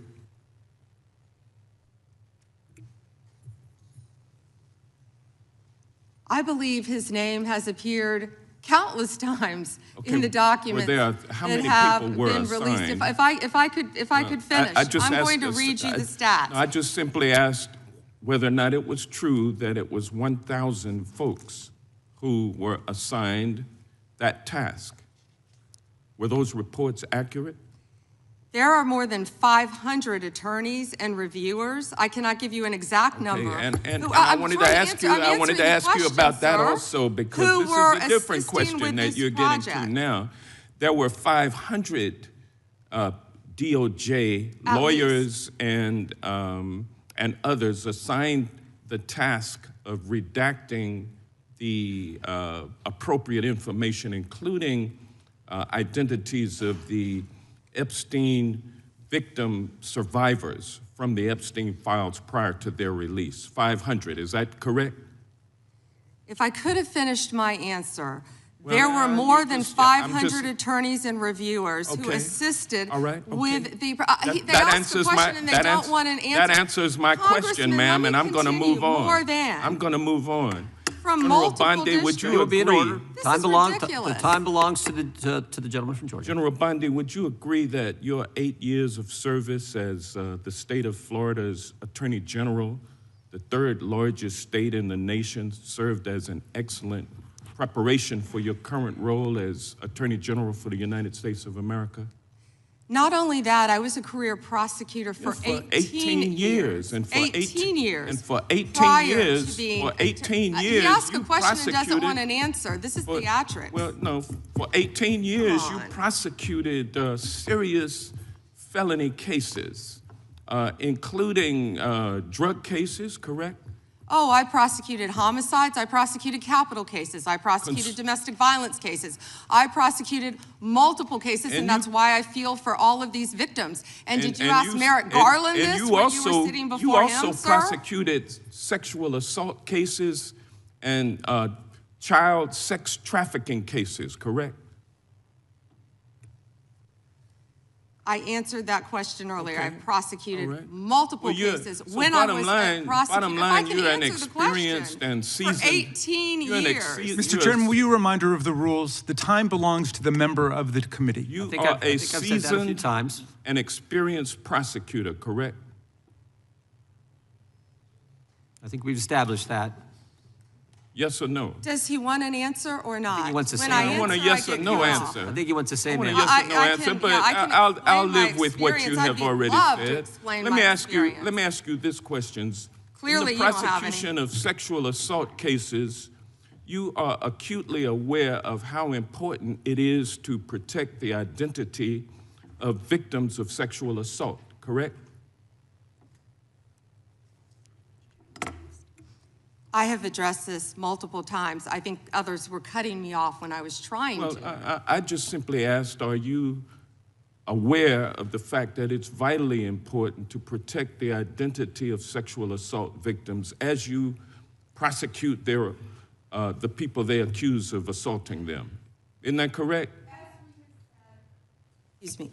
As we have said multiple times, protection of the identity of all victims of the victims are is protected. so very Who are important. protected under? Do you want me to answer or do you want to interrupt? Well, because you're not answering the question. You do a Jekyll and Hyde kind of routine around here, and I just want you to answer my questions What does Jekyll and Hyde mean? Can you explain it means that? you're nice to the Explain Republicans and you turn like Hyde on Democrats. But let me ask you this, ma'am. We have the Epstein victim survivors here today. Representative Jayapal asked a simple question. If you would be so kind and honorable as to turn around and face them and apologize to them for outing them. I mean, how many lives have been derailed because your department was either sloppy and incompetent or willfully trying to intimidate and punish these ladies for coming forward? Which was it? The time of the gentleman has expired. The gentleman yields back. The chair now recognizes the gentleman from Wisconsin for 5 minutes. Attorney General Bondi, my colleagues on the other side of the aisle have spent the past several months attacking the administration for doing exactly what the American people wanted when they overwhelmingly elected President Trump, securing our border and enforcing our immigration laws. I find it a bit ironic because this is the same party who just a few years ago were openly supporting strong immigration enforcement after witnessing criminal illegal aliens wreak havoc on the American communities. I have a short video I just wanted to play. Of immigrants. We're also a nation of laws. Undocumented workers broke our immigration laws, and I believe that they must be held accountable. They've committed a crime, deport them. No questions asked, they're gone. No great nation can be in a position where they can't control their borders. While we need to address the issue of immigration and the challenge we have of undocumented people in our country, we certainly don't want any more coming in. Every place in this country are rightly disturbed by the large numbers of illegal aliens entering our country. The jobs they hold might otherwise be held by citizens or legal immigrants. The public service they use impose burdens on our taxpayers. That's why our administration has moved aggressively to secure our borders more, by hiring a record number of new border guards, by deporting twice as many criminal aliens as ever before, by cracking down on illegal hiring, by barring welfare benefits to illegal aliens. Illegal immigration is wrong, plain and simple. When we use phrases like undocumented workers, we convey a message to the American people that their government is not serious about combating illegal immigration, which the American people overwhelmingly oppose. If you don't think it's illegal, you're not going to say it. I think it is illegal and wrong. Open the borders, my God. You know, there's a lot of poverty in this world, and you're going to have people from all over the world, and I don't think that's something that we can do at this point. Can't do it. Yes or no? Would you allow the cities to ignore the federal law? No. We simply cannot allow people to pour into the United States undetected, undocumented, unchecked, and circumventing the line of people who are waiting patiently, diligently, and lawfully to become immigrants in this country. So, Attorney General Bondi, what's the Trump administration, DOJ, doing to end the open border policies of the prior administration that saw dangerous drugs and criminal aliens flood our communities? Congressman, President Trump has worked tirelessly, as you know, to close our border, which is what the Democrats had asked for in that video.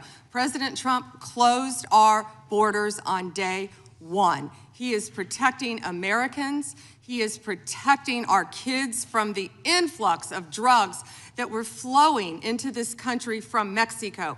The fentanyl precursors that were coming from China. These precursors were taken from China into Mexico. And in Mexico, they were mixed and freely taken right into our country, along with gang members, MS-13, TDA, freely coming into our cities around our country, thanks to Joe Biden's open border policies. That has stopped under Donald Trump. It will no longer happen under this administration, and he is doing everything to keep Americans safe. And let me continue. When he was elected overwhelmingly by the American people, the majority of the American people wanted Donald Trump. One of the main reasons was border security and keeping Americans safe. And that's exactly what he did. And that's why today the other side sits here, they yell, they cut me off, they want to yell, they want to ask a question and don't want answers because they want to distract from all the great things that this president and this administration working hand in hand, and that includes Secretary Noem, who has closed our borders, and Tom Homan, who has closed our borders to keep Americans safe. And they're trying to distract from that, and they're not going to do it because the American people are smarter than that, and they see through their theatrics. Thank you. Just quickly, yesterday, Senator Grassley reached out to my office to tell me that I was one of the 20 members that was now disclosed were under surveillance from Jack Smith. This brings up the question of non-disclosed orders and whether or not they should apply to members of Congress. But with my phone records being surveilled, as well as looks like 19 other members of Congress, I'm just wondering how DOJ views that. Time is, gentleman's expired, but the gentlelady can respond. As I stated earlier, Congressman, anyone's records who were illegally obtained, Democrat or Republican, we will fight vigorously to stop that. Anything with Arctic frost, I can't discuss right now. And isn't it true, Madam Attorney General, the DOJ has changed their policy? You can't do that now. The DOJ is not going to go do that and ask the judge for an NDO.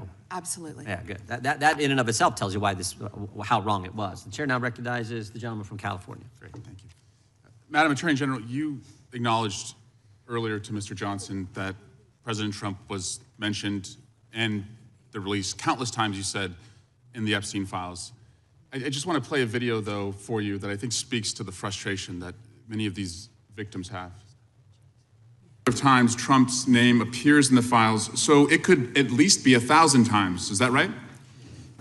The number is a total misleading factor. We have not released anyone's name in the Epstein files that has not been credible. Director, could it at least be 1,000 times? We have released every piece of legally permissible information. Okay, you can characterize the numbers however you want it. I'm claiming my time, Director.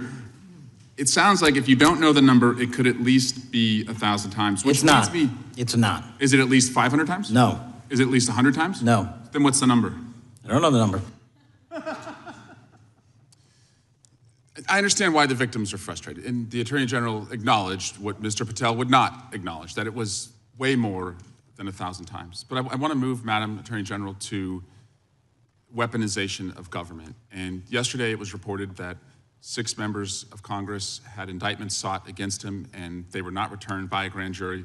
My colleagues have spoken about their frustration of being in subpoenas and having cell phone records combed through. Well, in 2017 and 2018, Adam Schiff and I had our cell phone records and email records combed through, not by you, but a different Department of Justice under the president. It was in retaliation for our role in the Russia interference campaign. An Inspector General report would find this improper and that the predicate for it was absurd. In 2020, after sitting on 2 committees that were a part of the president's first impeachment, an FBI agent leaked my cooperation in a national security case where my campaign was targeted. The president's FBI senior leadership authorized 2 statements to the press that said I was never suspected of wrongdoing and only helped the investigation. But that didn't stop the death threats or my GOP colleagues from referring me to an ethics investigation where Kevin McCarthy's chairman on the ethics committee would find the same thing as the FBI. Our current FBI director would then write a book called Government Gangsters and identify a long list of enemies. About a quarter of them have been either investigated or indicted. He listed me at the very top along with Adam Schiff, and during that same testimony refused to recuse himself when asked if he would recuse if any case came across his desk involving me or people on that list. Since that testimony, his department has put me under investigation with Senator Schiff for the nonsense mortgage fraud cases that we've seen. I get it. This is what the president does. I've priced it in. We have a bingo card at home that my kids have made of what will come next. I expected that the president would come after his enemies, but what I want to talk to you next is serious, and I did not expect this would happen, and I'd like your help on it. The president has inspired death threats against me and many sitting up here with me. In June 2025, an individual left 11 voicemails at my district office. On the voicemails, they said, "Get the message to him. I'm gonna hunt him down, that motherfucker, and toss his ass over the Golden Gate Bridge. by my fucking self. Donald Trump's Department of Justice in the Northern District of California declined to prosecute. On May 14, 2025, on Twitter, responding to something I posted, an individual said, "No, it wasn't Eric, and now I'm going to kill you." The Department of Justice from the Southern District of Texas declined to prosecute. May through December of 2025, we received messages at my office that said, "I hope somebody shoots you and your children and your wife in the head.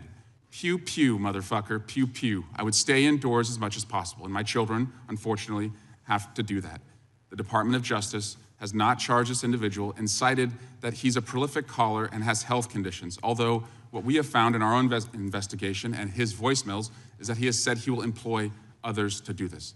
The president can come after me. It's fine. I'm in the arena. So are these folks. But we never expected that the Department of Justice would not seek to prosecute and investigate those who are making threats against us. And that would include those on that side of the aisle. And I'm just asking for your help to protect life, because life is at risk with the environment we're in right now. Congressman, I completely agree with you. I know about several of those personally involving you. I believe one has been charged publicly, and there's something I would be happy to talk to you about off camera, but I can assure you that they are very serious. They are being looked into, and I can give you more details on those. None of you should be threatened, ever. None of your children should be threatened. None of your families should be threatened. And I will work with, you can come into my office any day. I will work with all of you on both sides of the aisle if you are ever threatened. And I'll gladly talk to you after this hearing about your cases. But I can tell you some of them are very active. Appreciate that. Now yield back.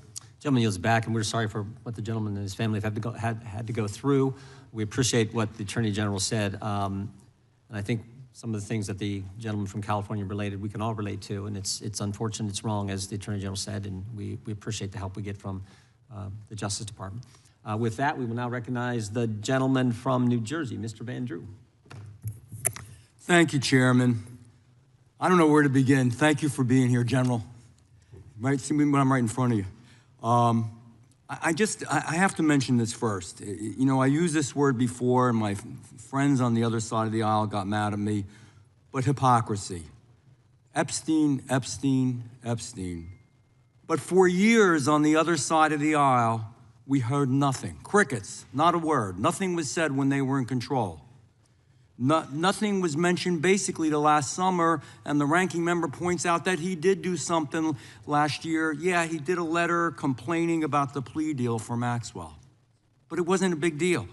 Then we get a new administration, and all of a sudden it's a big deal, and they feign concern, they're upset, they're investigating. They had all these years and all this time. And in fact, Stacey Plaskett, and we all know that name, when they had a congressional hearing, Democratic member, were taking texts from Epstein on questions to ask to go after Trump. So Epstein was using her, Democratic colleague, as a tool to go after President Trump. Just everybody keep that in mind. And then we talk about ICE and how horrible it is, and there are concerns. Everybody wants everything to go right. Nobody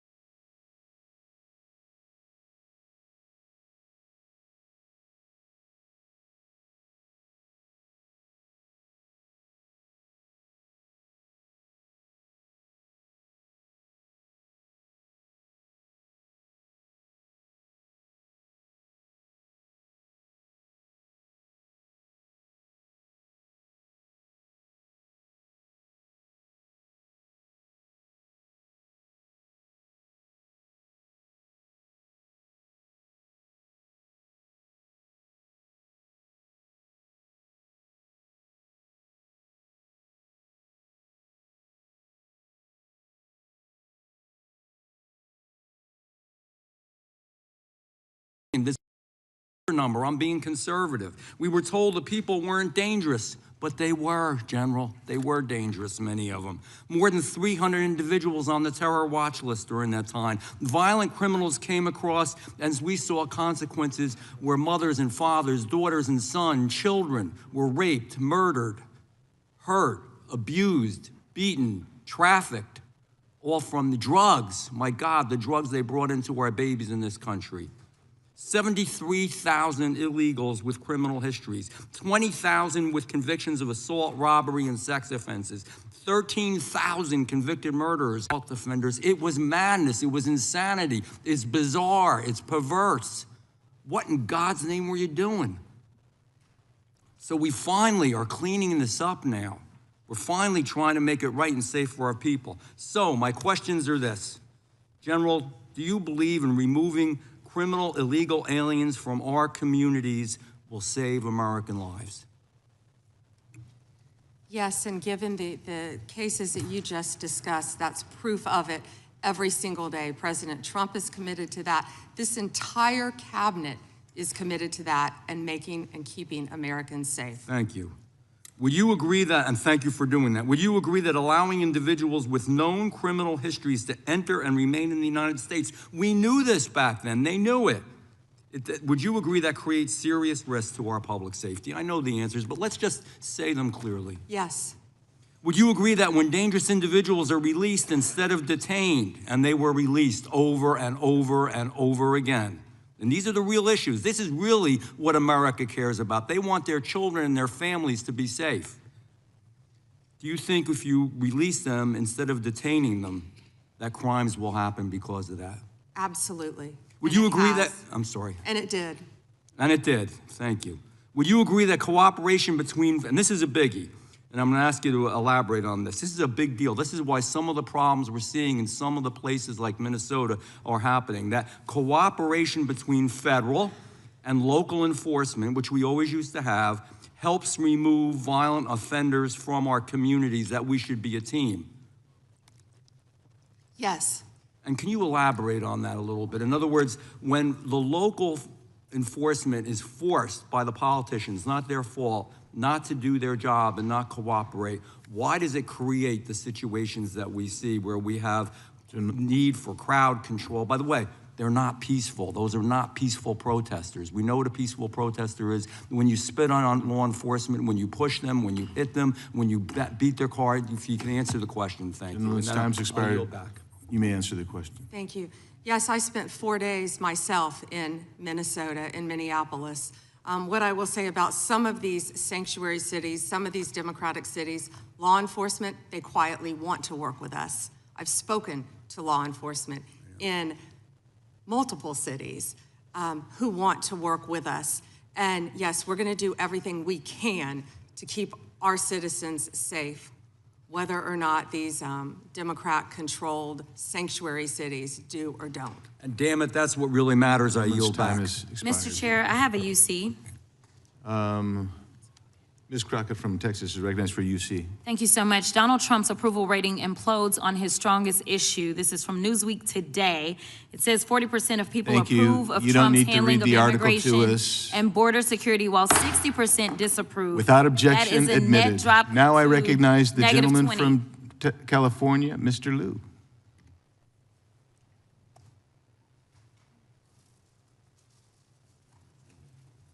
Thank you, Attorney General Bondi, for being here today. I'm going to show you two photos. Thank you. I'm going to show you two photos of former Prince Andrew. Prince Andrew attended various parties with Jeffrey Epstein. Under the law Congress passed, you were allowed to redact photos to protect the victims of Epstein's sex trafficking operation. You redacted the photos of this victim's face because you were following the congressional law. Is that correct?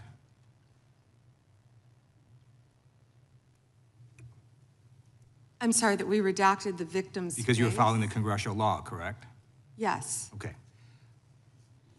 You have now established that please put the photos back up, that we are looking at a sex trafficking victim. Under the Federal Victims Trafficking Protection Act, not only is Jeffrey Epstein guilty, but anyone who patronizes Epstein's sex operation is also guilty of a crime. That's why I find it absolutely despicable that you sought to protect Epstein's clients, like former Prince Andrew. Last July, you closed the case on Epstein's abusers. The July 2025 memo from your Department of Justice stated, quote, "We did not uncover evidence that could predicate an investigation against uncharged third parties." These two photos, please put the photos back up.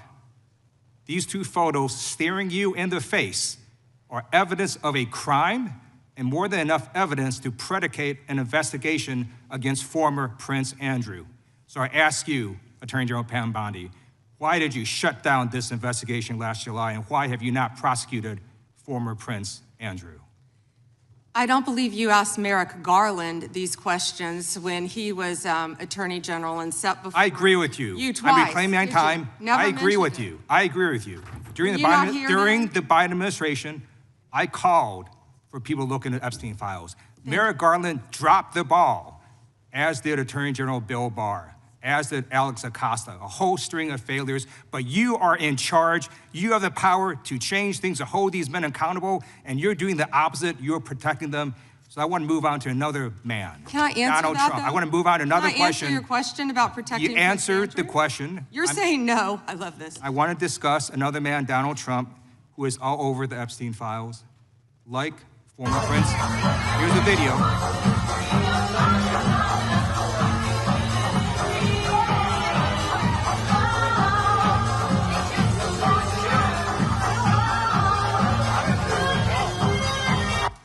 Like former Prince Andrew, Donald Trump attended various parties with Jeffrey Epstein. I want to know, were there any underage girls at that party or at any party that Trump attended with Jeffrey Epstein?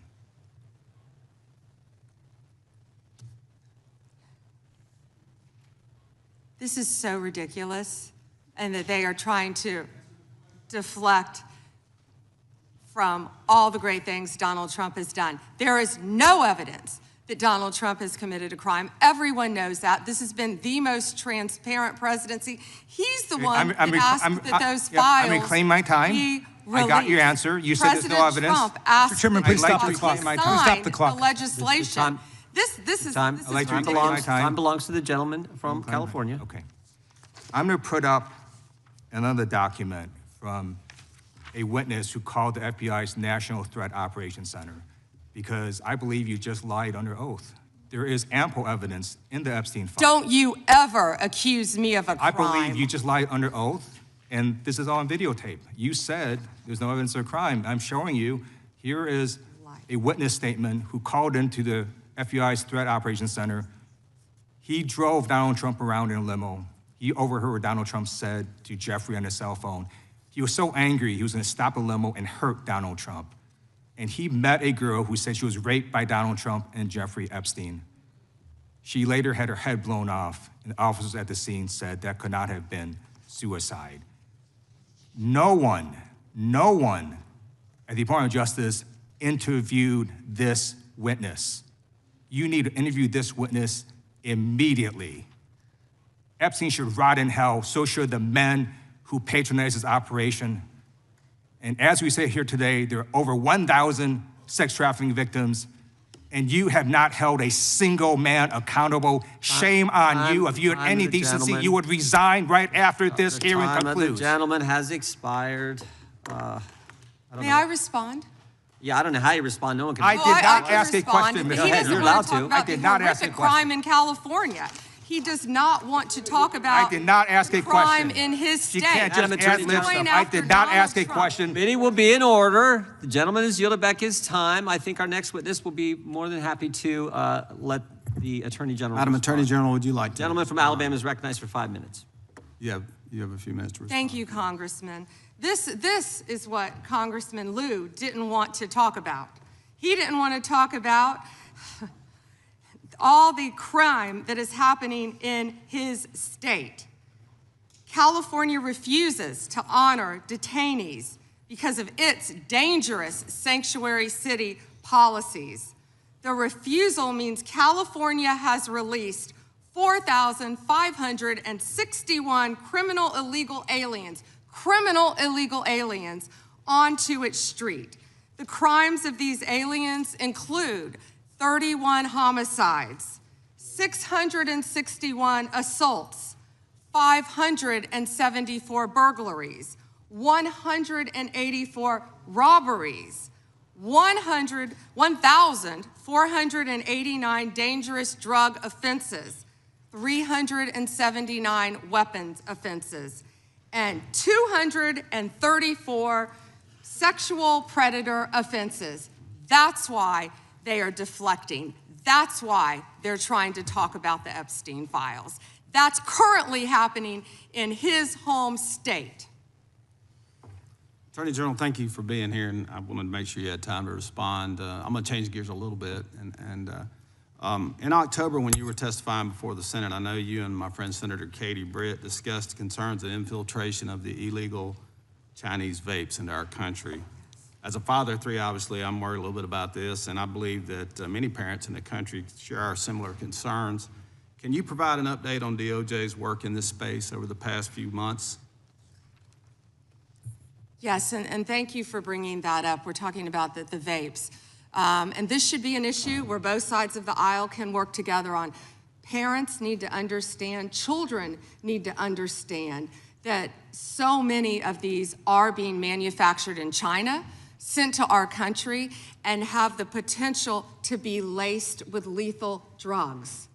We've seen an overdose. We need to get on the front end of this before we have another crisis and children are dying. I've partnered with Secretary Kennedy, of course, at HHS on this matter, but thank you for bringing it up. You know, they're selling these things as flavored vapes illegally in many stores around the country.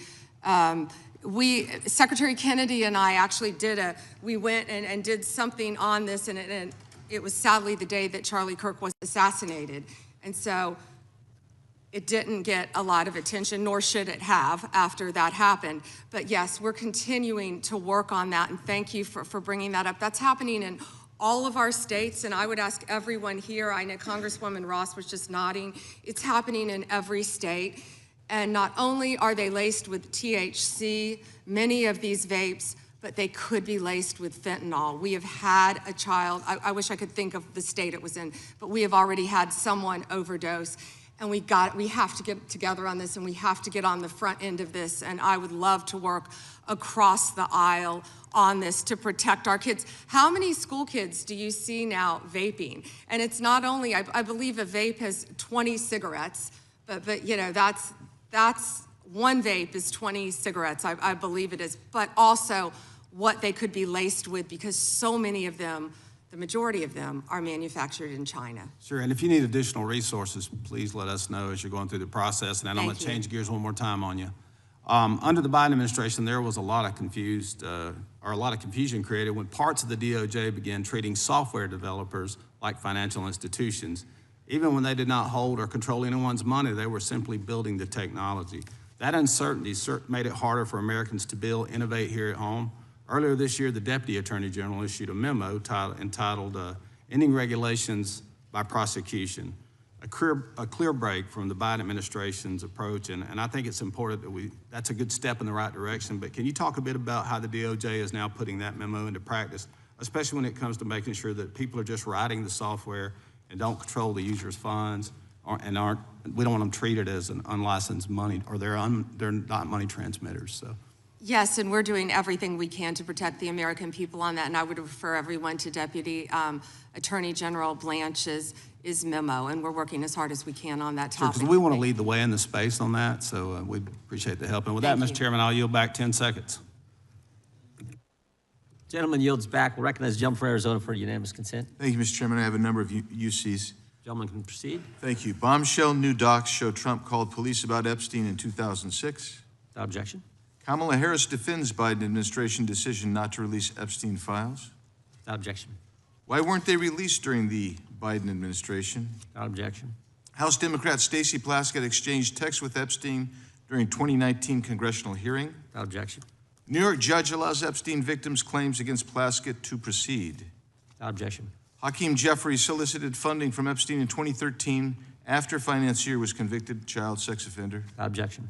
Jeffrey Epstein was invited to dim fundraising dinner and to get to know Hakeem Jeffries by firm working with Brooklyn's Barack. Without objection.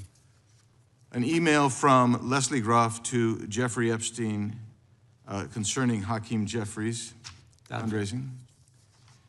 Epstein file says Biden was replaced in 2019, question mark? Without objection. Thank you. The gentleman yields back. The gentleman from California is recognized. Mr. Correa. Thank you, Mr. Chairman, and welcome, Ms. A.G. Bondi. I agree with you. Our top priority should be protecting Americans. In my past life in the California State Legislature, I did a lot of work on solving sex crimes, passing legislation to update our codes. And I found that the biggest challenge to solving sex crimes is reporting them. Victims have to have the guts to stand up to report those sex crimes. But it's not easy. It's the most unreported sex crime there is. Crime there is sex crimes. It's painful, humiliating. A lot of times the victims don't think anything's gonna come out of their reporting these crimes. Then we have adults who as children were molested, boys and girls who will live in silence for the rest of their life. I believe the Epstein files are just one of many sex rings, sex crimes taking place in our society today. I hear 1,200 Epstein victims, some additional victims as young as 9 to 10 years old. The challenge I have today, what bothers me today about this hearing, Madam AG, is what's the message we're sending out there on Main Street? Shouldn't ask a question I don't know an answer to, but I'm gonna ask the victims behind you right now. First, can you please stand up? And then, can you please raise your hand if you think after everything you've heard today, you feel that our AG, the feds, have your back? Do we have your back? Raise your hand if you're confident that we got your back. And that's the issue, Madam AG. We've got to make sure that victims stand up and report the crimes. Otherwise, we're going to be taking a step backwards. Today, AI, cyber, social media, the new realm for people to be hurt, attacked sexually. These are the areas I'd welcome the opportunity to work with you on. It's not your problem, it's not my problem, it's our problem. But to have redacted files that are not showing us the names of these predators is wrong. These are very powerful people. This was a very expensive business, and we don't know who they are. I would imagine they're very prominent Republicans, very Republican Democrats, and we are covering up for them. We gotta know what's going on out there, Madam AG. It looks like you wanna say something. I'm gonna give the opportunity to address my statement. I look forward to working with you on any crimes involving child sex predators, children, and also cyber crimes. That is a tremendous problem now throughout our country.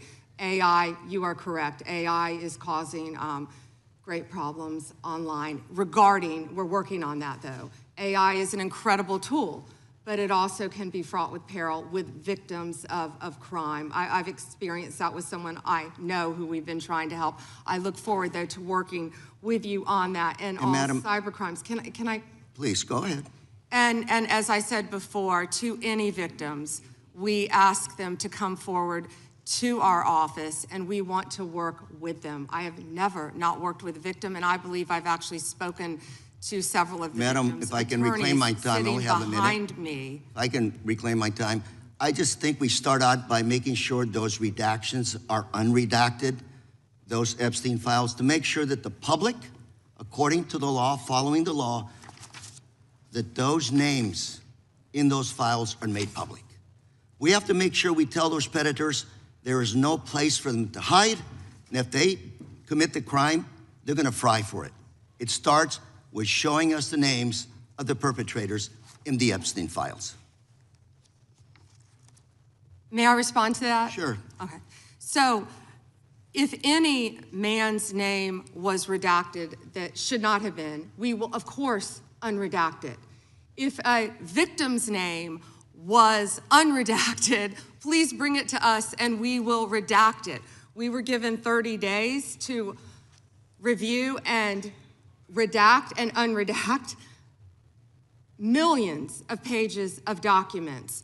Our error rate is very low, but there are victims are always right behind you. We've got to convince them that we're doing a good job everything of we can protecting to help them. the victims. We will Thank do you, everything Mr. we can. Chair, I'm out of time. Gentleman yields back.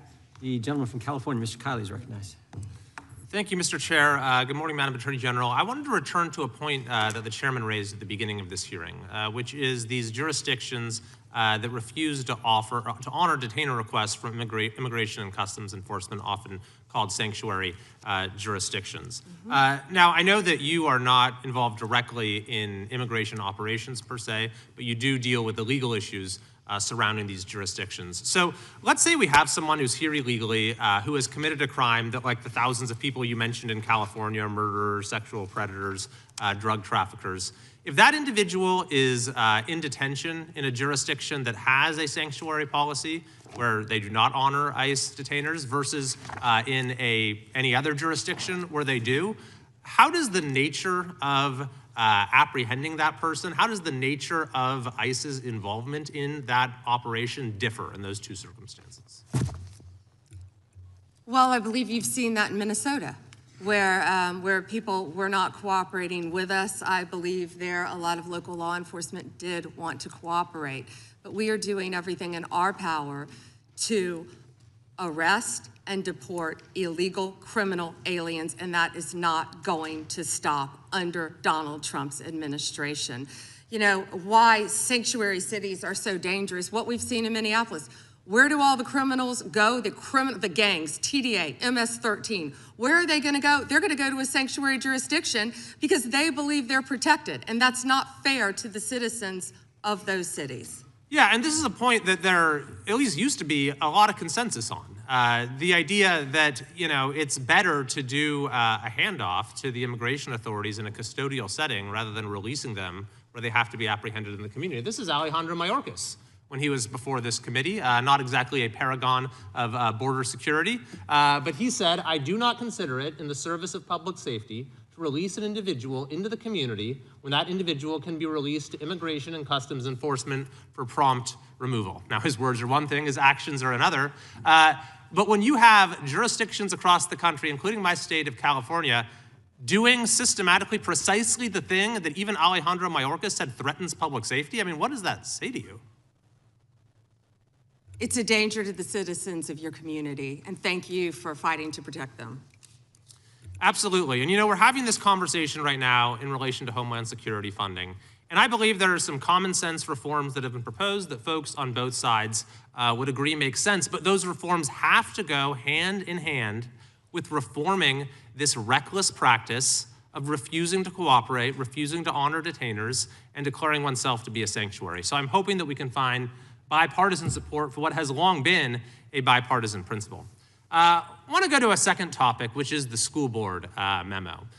Which I know that you have rescinded, and it was initially promulgated by Attorney General Garland when he came into office with President Biden, essentially opening an investigation into parents who were showing up at school board meetings and expressing their views on COVID policies, masks, various other issues, and using the full apparatus of federal law enforcement and counterterrorism to go after these parents. Now, he said this was because there was an increase of threats, but when even his own FBI director, Christopher Wray, was before this committee, he said there was no evidence of an increase in threats. Yet nevertheless, when I asked him if he regretted the memo, Attorney General Garland said there was absolutely nothing wrong with the memo. Now, I take it you disagree with that, having now rescinded it? Absolutely. That was one of the main focuses of President Trump and this administration. We will protect parents at school boards. We will protect children in schools. We will protect parents' rights for their children's education in our school system in this country. We will protect Christians. We will protect everyone who wants to freely protest. If Christians want to protest in front of an abortion clinic without being arrested, they will do so. Thank you very much. And finally, I thank you for your efforts to step up the detection and rooting out of fraud. My home state is California. Any idea if there might be any fraud going on in California? Well, we are establishing, as you have heard, a fraud unit, and I'm sorry you're having to deal with that in your state, but the cavalry's coming. And we have Colin McDonald, who is hopefully will be confirmed soon. We're working on Minneapolis. I don't know if you were sitting here when I said that, but California was right up there. I'm sorry to say for both sides of the aisle that California is right up there with fraud. It's out of control, but we are coming to your rescue. Donald Trump is coming to the rescue. Well, thank you very much. And unfortunately, I think you'll find that what's happening in California pales in comparison to what's been going on in Minnesota. Thank you. I yield back. Gentleman yields back. The gentleman from Maryland is recognized. Actually, I think the gentlelady from Pennsylvania. Gentleman from Pennsylvania is recognized. Thank you, Mr. Chairman. Ms. Bondi, I'm here.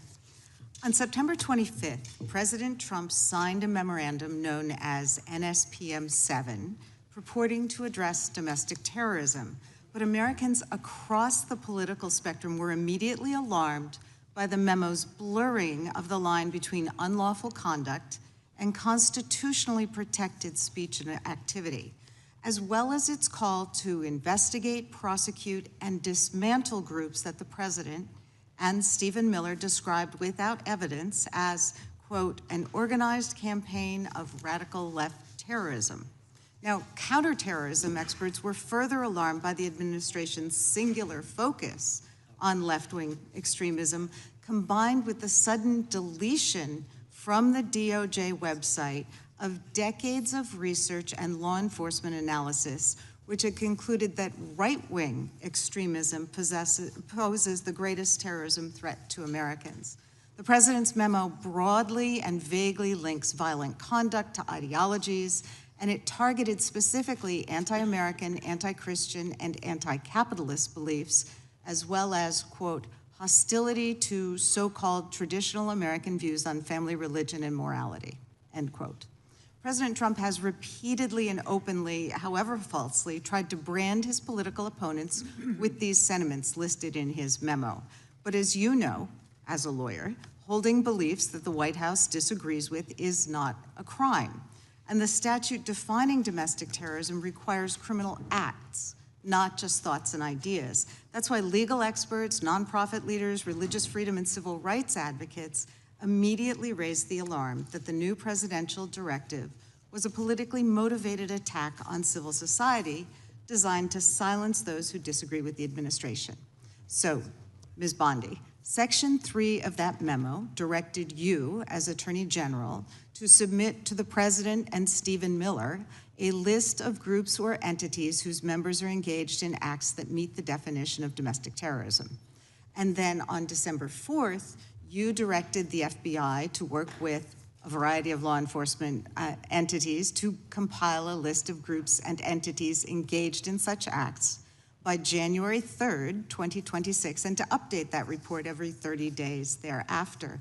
So can we assume that you or persons under your direction at the Department of Justice have prepared that list of groups or entities who are designated as domestic terrorist organizations? And I just remind you that's a yes or no question. Did you prepare the list? I'm not going to answer it yes or no, but what I will say is I know Antifa is part of that. I will talk to you about that. I'm reclaiming my time. I asked you whether you an prepared Antifa member a was list. arrested in Minneapolis federal reclaiming court for my cyber time. stalking. Did you they have ask a question list? and don't want an answer. The answer is yes or no. Time belongs to the gentlelady from Pennsylvania. Gentlelady can proceed.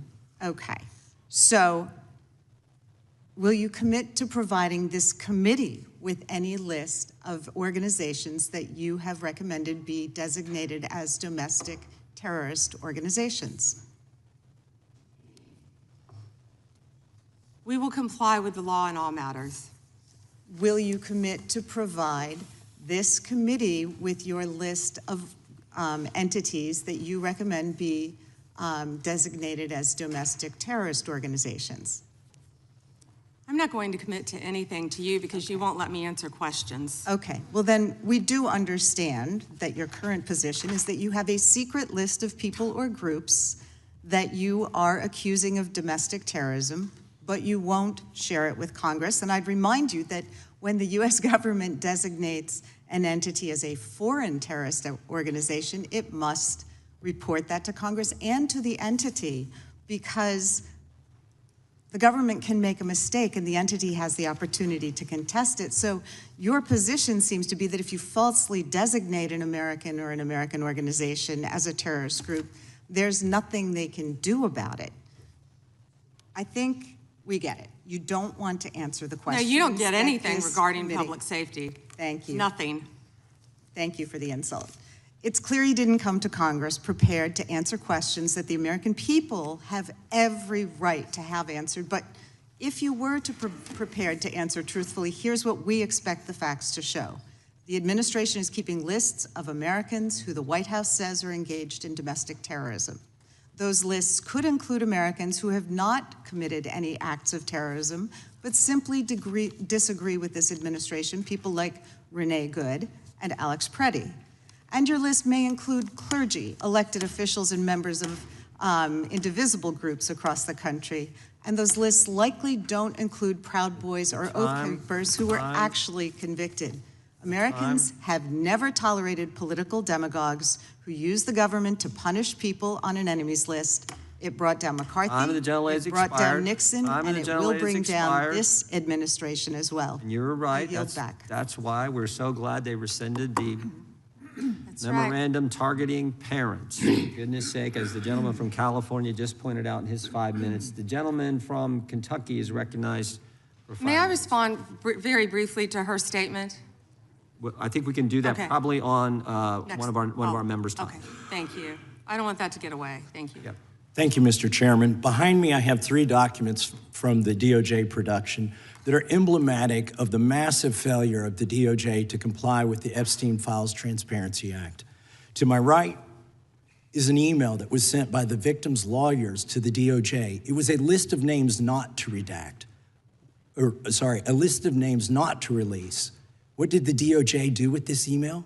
They released this email in the document production. Literally the worst thing you could do to the survivors, you did. And they're getting phone calls. A lot of these people didn't want to be known.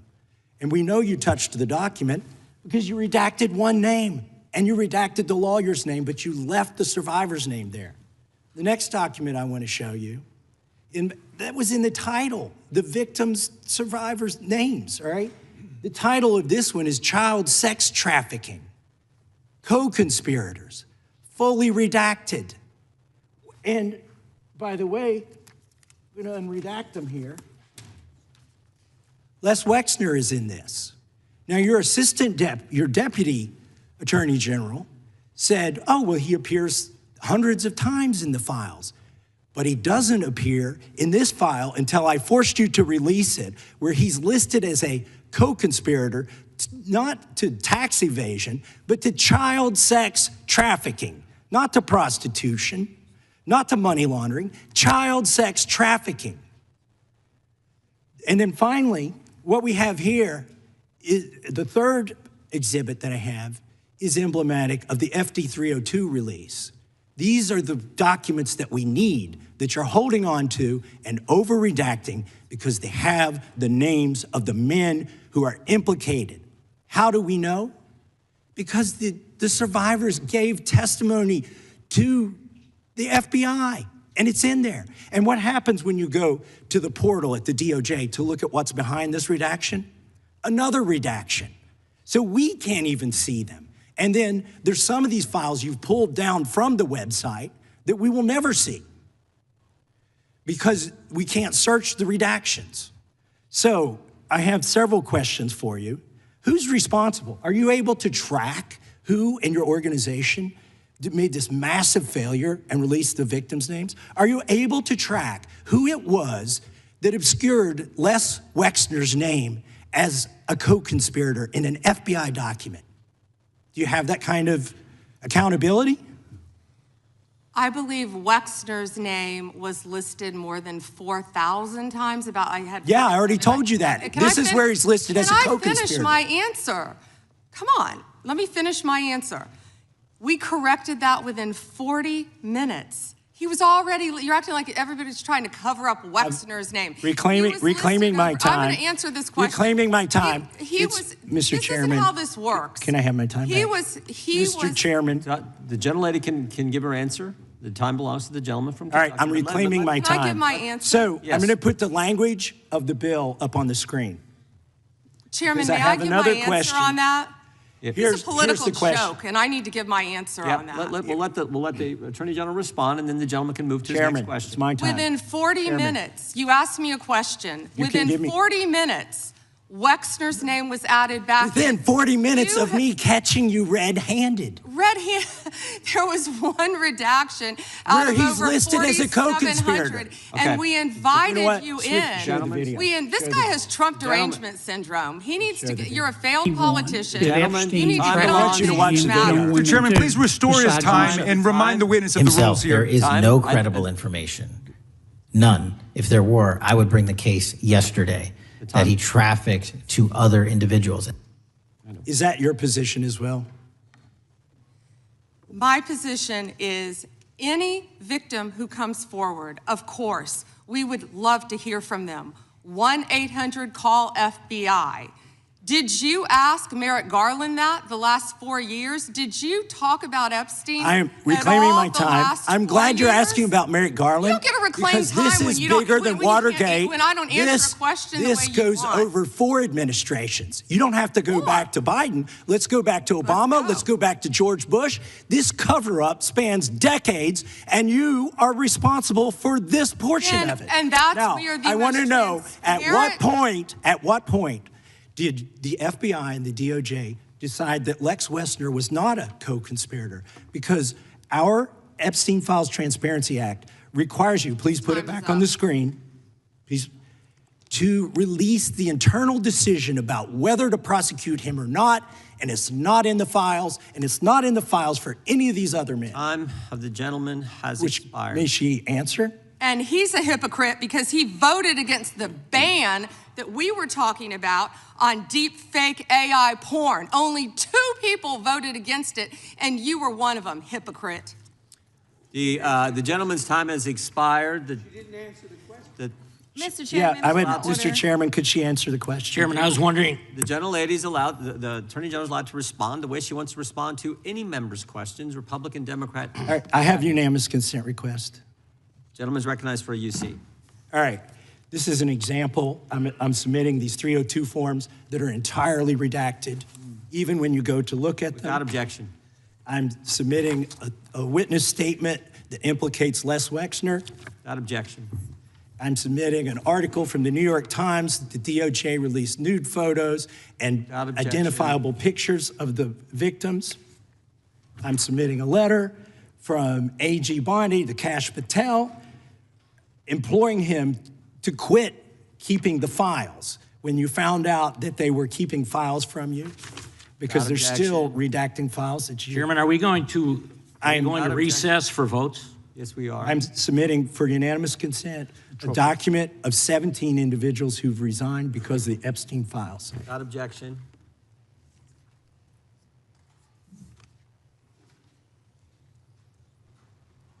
Just want to check on how much time we have left in votes, but one thing I've learned here of late that they'll wait on us. How much time do we have? Oh, they just called. Okay. The chair now recognizes the gentleman from Maryland. And thank you, Mr. Chairman. I want to start by saying I appreciate what you said, Attorney General Bondi, and you said it to me personally, that you take the personal security of every member of Congress seriously, and that people can contact you about that. And in these times, that's a very serious matter. So I thank you for that. Article 2, Section 1, Clause 7 of the Constitution is the Domestic Emoluments Clause. And it says that the president is limited to his salary in office and cannot receive any other money from the federal government while he's in office. It cannot be increased by $1. This president is the first president in U.S. history who has repeatedly sued the federal government for $230 million for the judicial search warrant at Mar-a-Lago, which was perfectly lawful and was never struck down. But now he's suing the IRS for $10 billion. He's suing the IRS for $10 billion, which I think is around 80% of its annual budget, because his tax returns were leaked. And they were illegally leaked by a private contractor who actually is in prison now, Charles Littlejohn.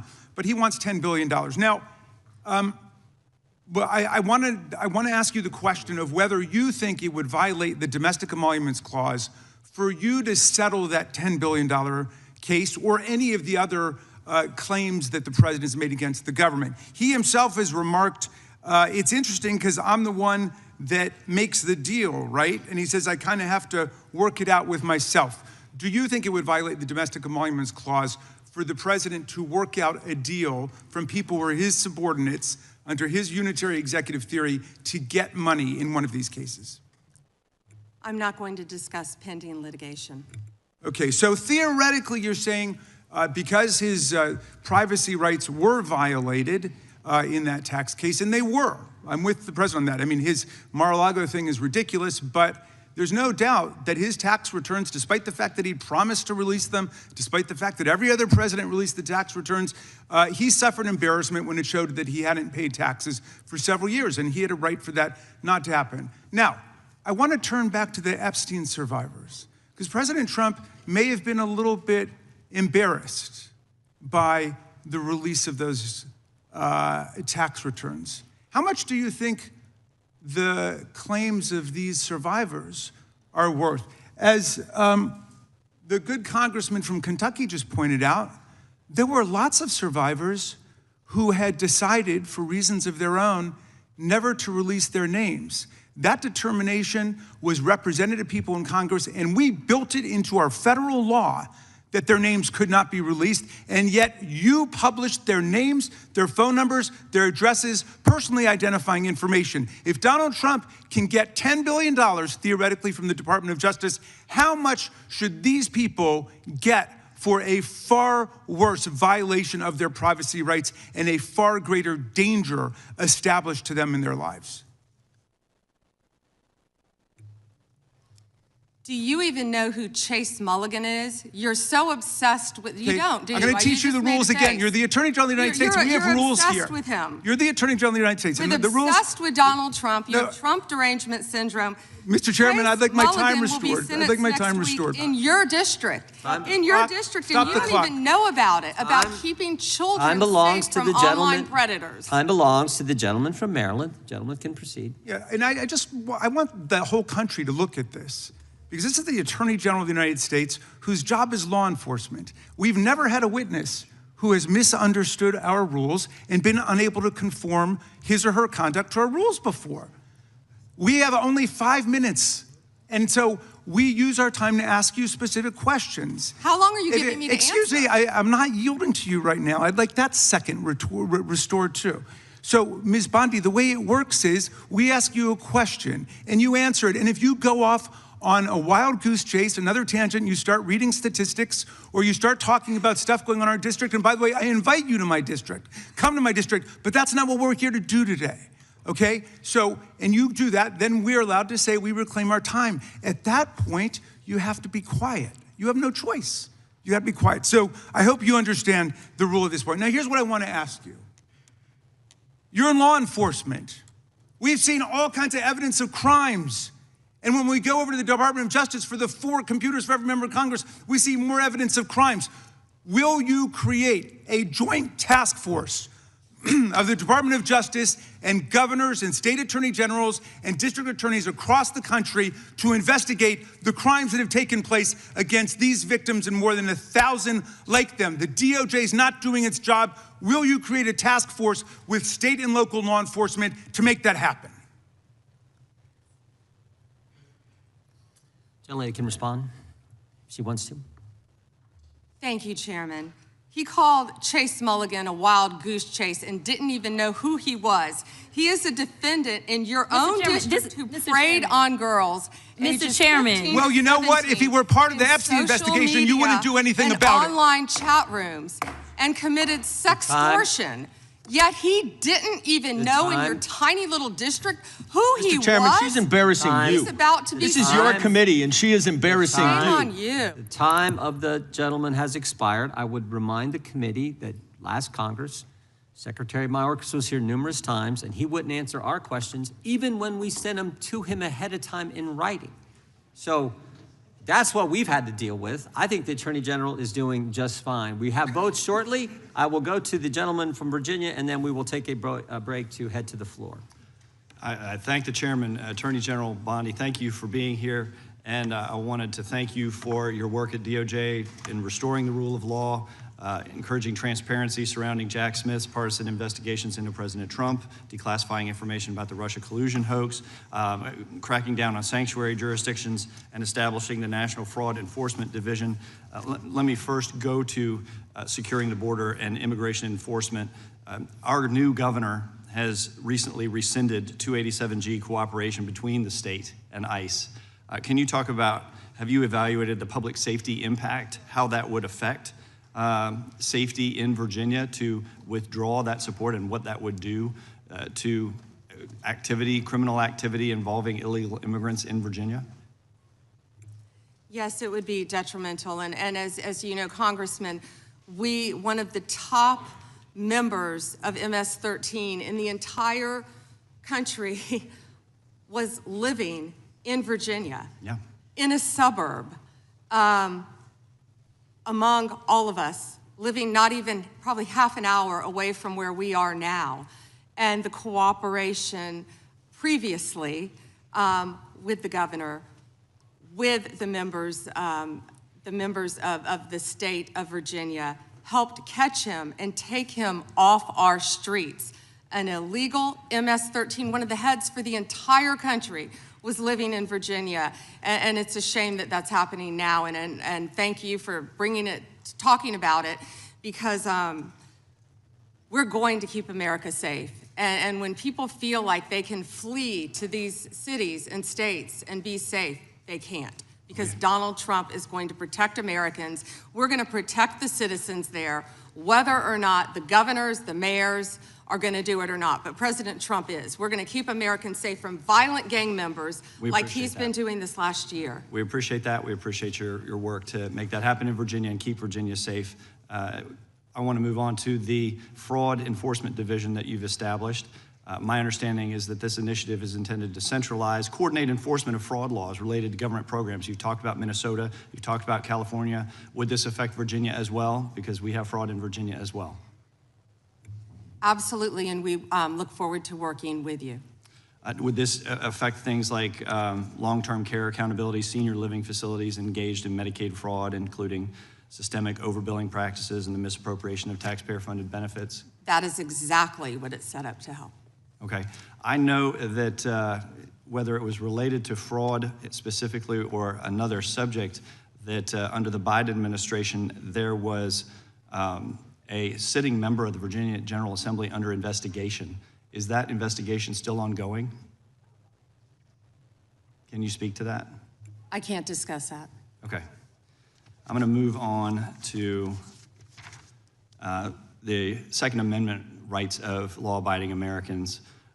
Last year, President Trump signed the One Big Beautiful Bill into law, which included the Hearing Protection Act, part of it that was sponsored by myself and Congressman Clyde. It reduced the national firearms tax, $200 tax on suppressors and short-barreled firearms, to zero. And while the tax has been eliminated, the NFA's registration and paperwork requirements remain in effect. And your DOJ has said that that would, even though the tax was reduced to zero, that the registration requirement is still somehow necessary, even though with regard to Obamacare and the Affordable Care Act, when that mandate was, when that tax penalty was reduced to zero, you decided that the mandate was no longer necessary. How are you justifying the existence of this registry? Congressman, that's pending litigation right now. It is, and I would hope Yes, you would and I can't reconsider, discuss it. you would reconsider that. I yield back. Gentleman yield? Gentleman I yield to the chairman. I think that, Attorney General Bondi, why did Jack Smith have to pay some secret source $20,000 of taxpayer money? Do you know the answer to that?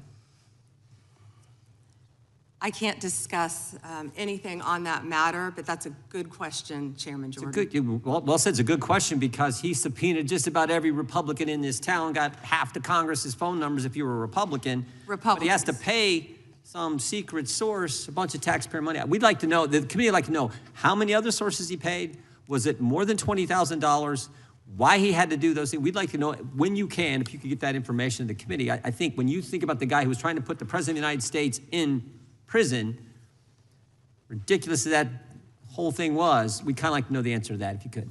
And with that, we're going to stand in recess. We will go as quickly as we can and vote. We have 2 quick votes on the floor, and we will be back. There is actually some lunch if you all need it. We have for our members, and since you're back here, you can have some. We normally have plenty. Mr. Chairman. We'll take a recess. Before you gavel out, can I ask for unanimous consent to enter to a record the article entitled Inside Trump's DOJ, dated October 16, 2020. Without objection, we stand in recess.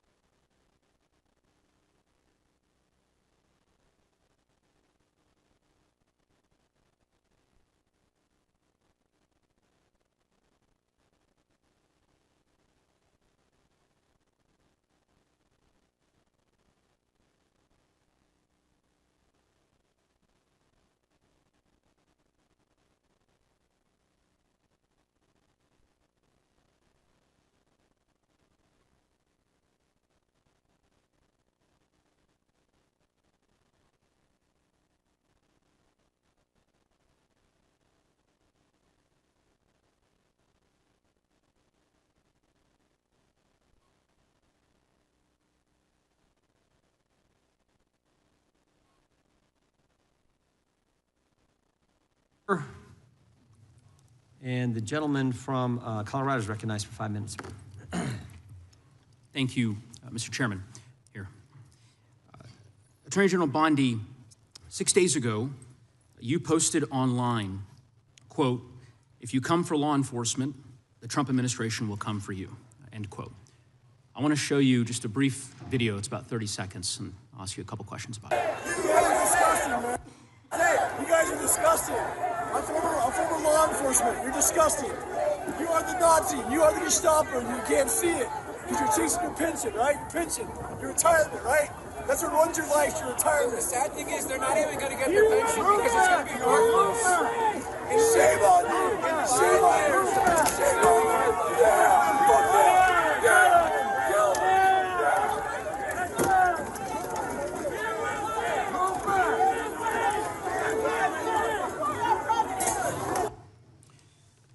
Attorney General Bondi, that man works for you now, right? Who was that, Congressman?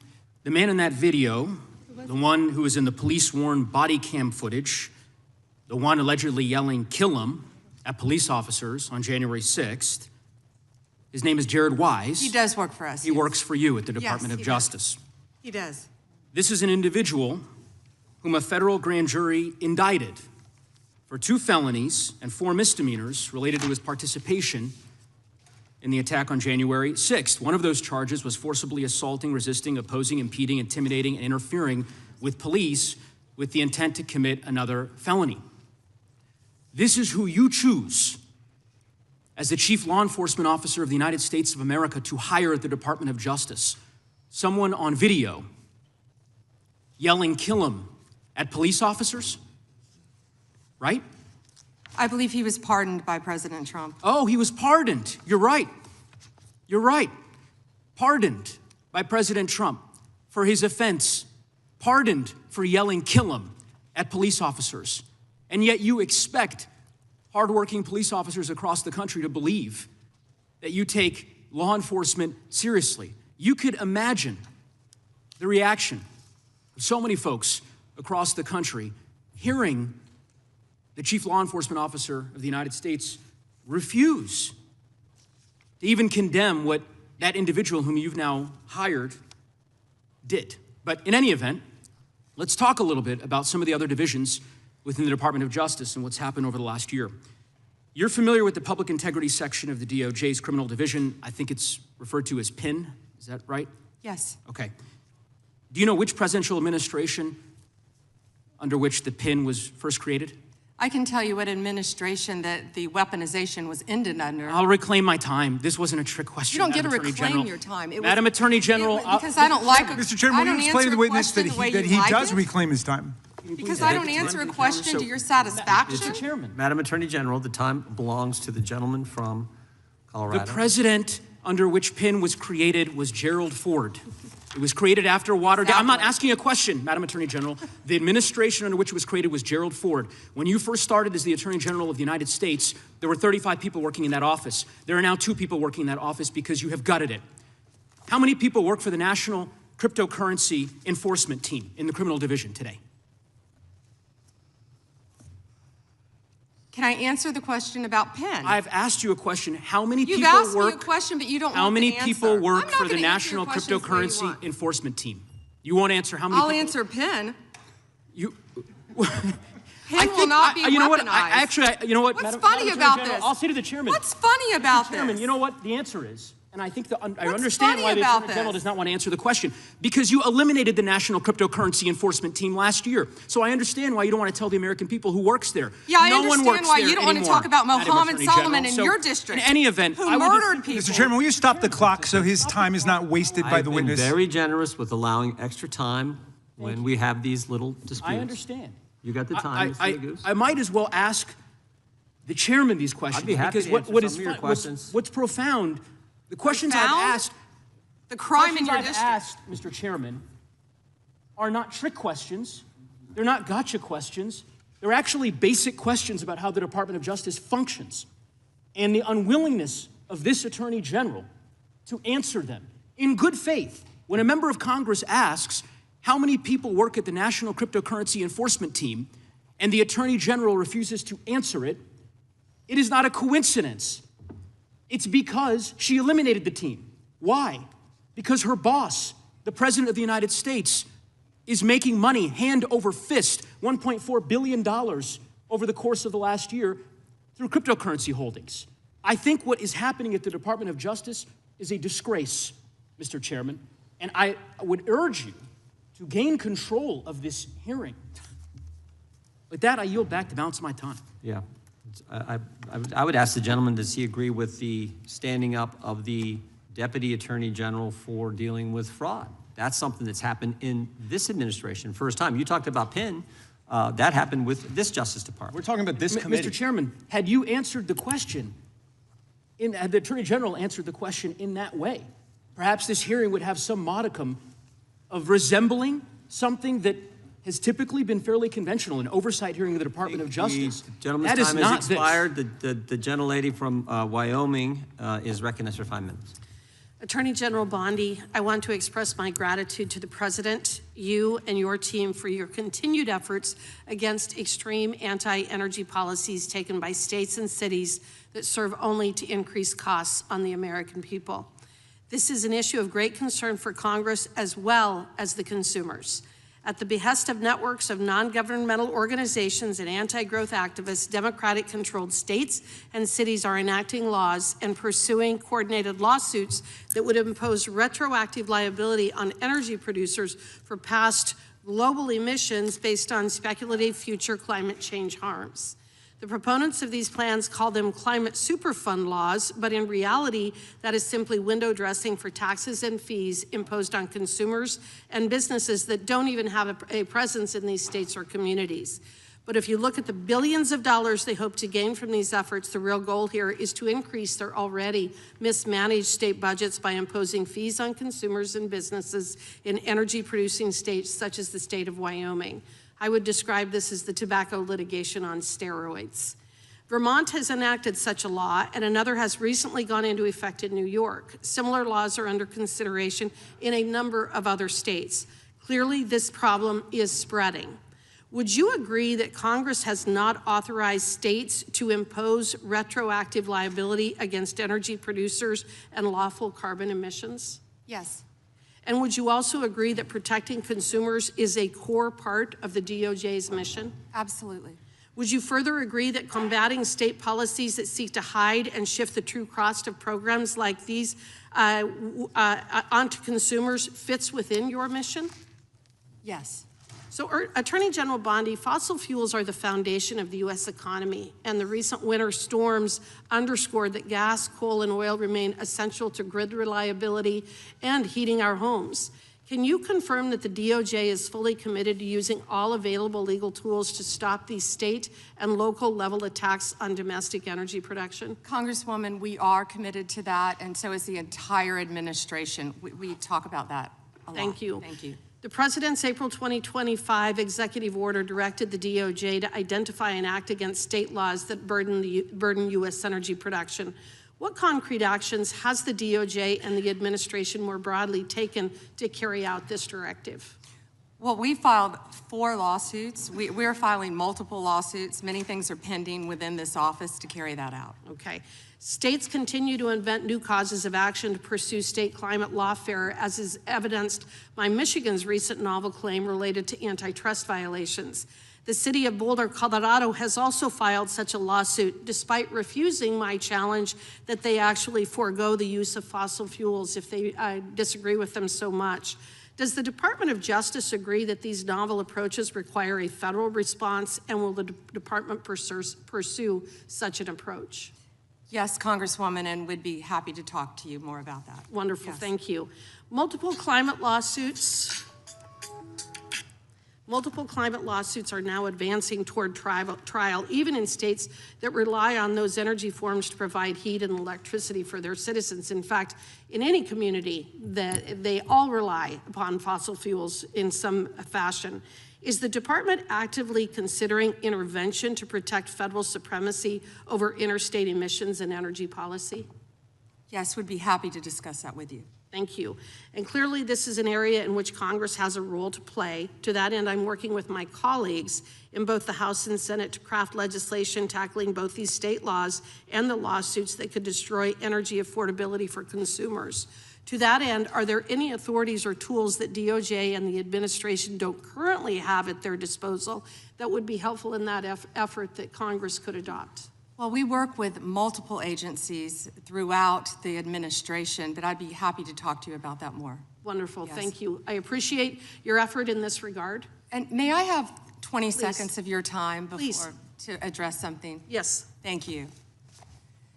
Your colleague, Senator Neguse, didn't want to talk about crypto because he said I was a disgrace talking about crypto because he didn't want to talk about the tremendous crime in his jurisdiction. He voted no on preventing violence against women by illegal aliens.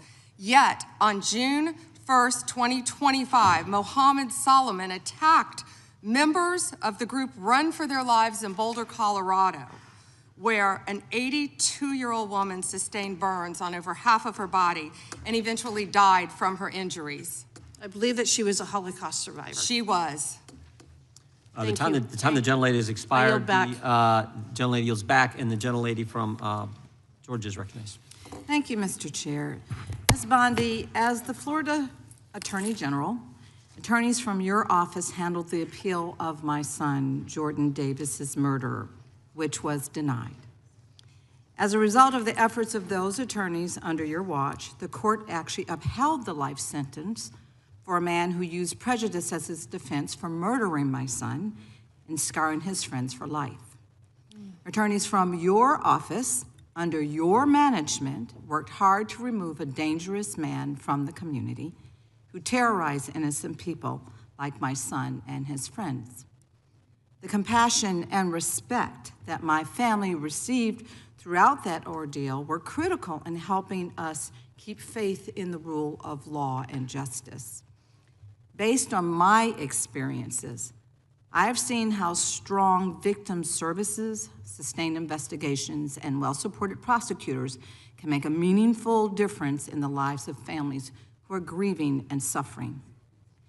Ms. Bondi, just yes or no, would you agree that government officials should be respectful and supportive of victims' families as they mourn? First, Congresswoman, thank you for talking about that, and I'm so very sorry for what happened to your family. Thank you. And yes, I agree with that with all victims, including the ones sitting behind us today. I absolutely do. And also, thank you for voting yes on the Lake and Riley Act. Thank you for that. Thank you. Okay, so your answer is why the recent treatment of families in Minnesota raises really serious concerns for me.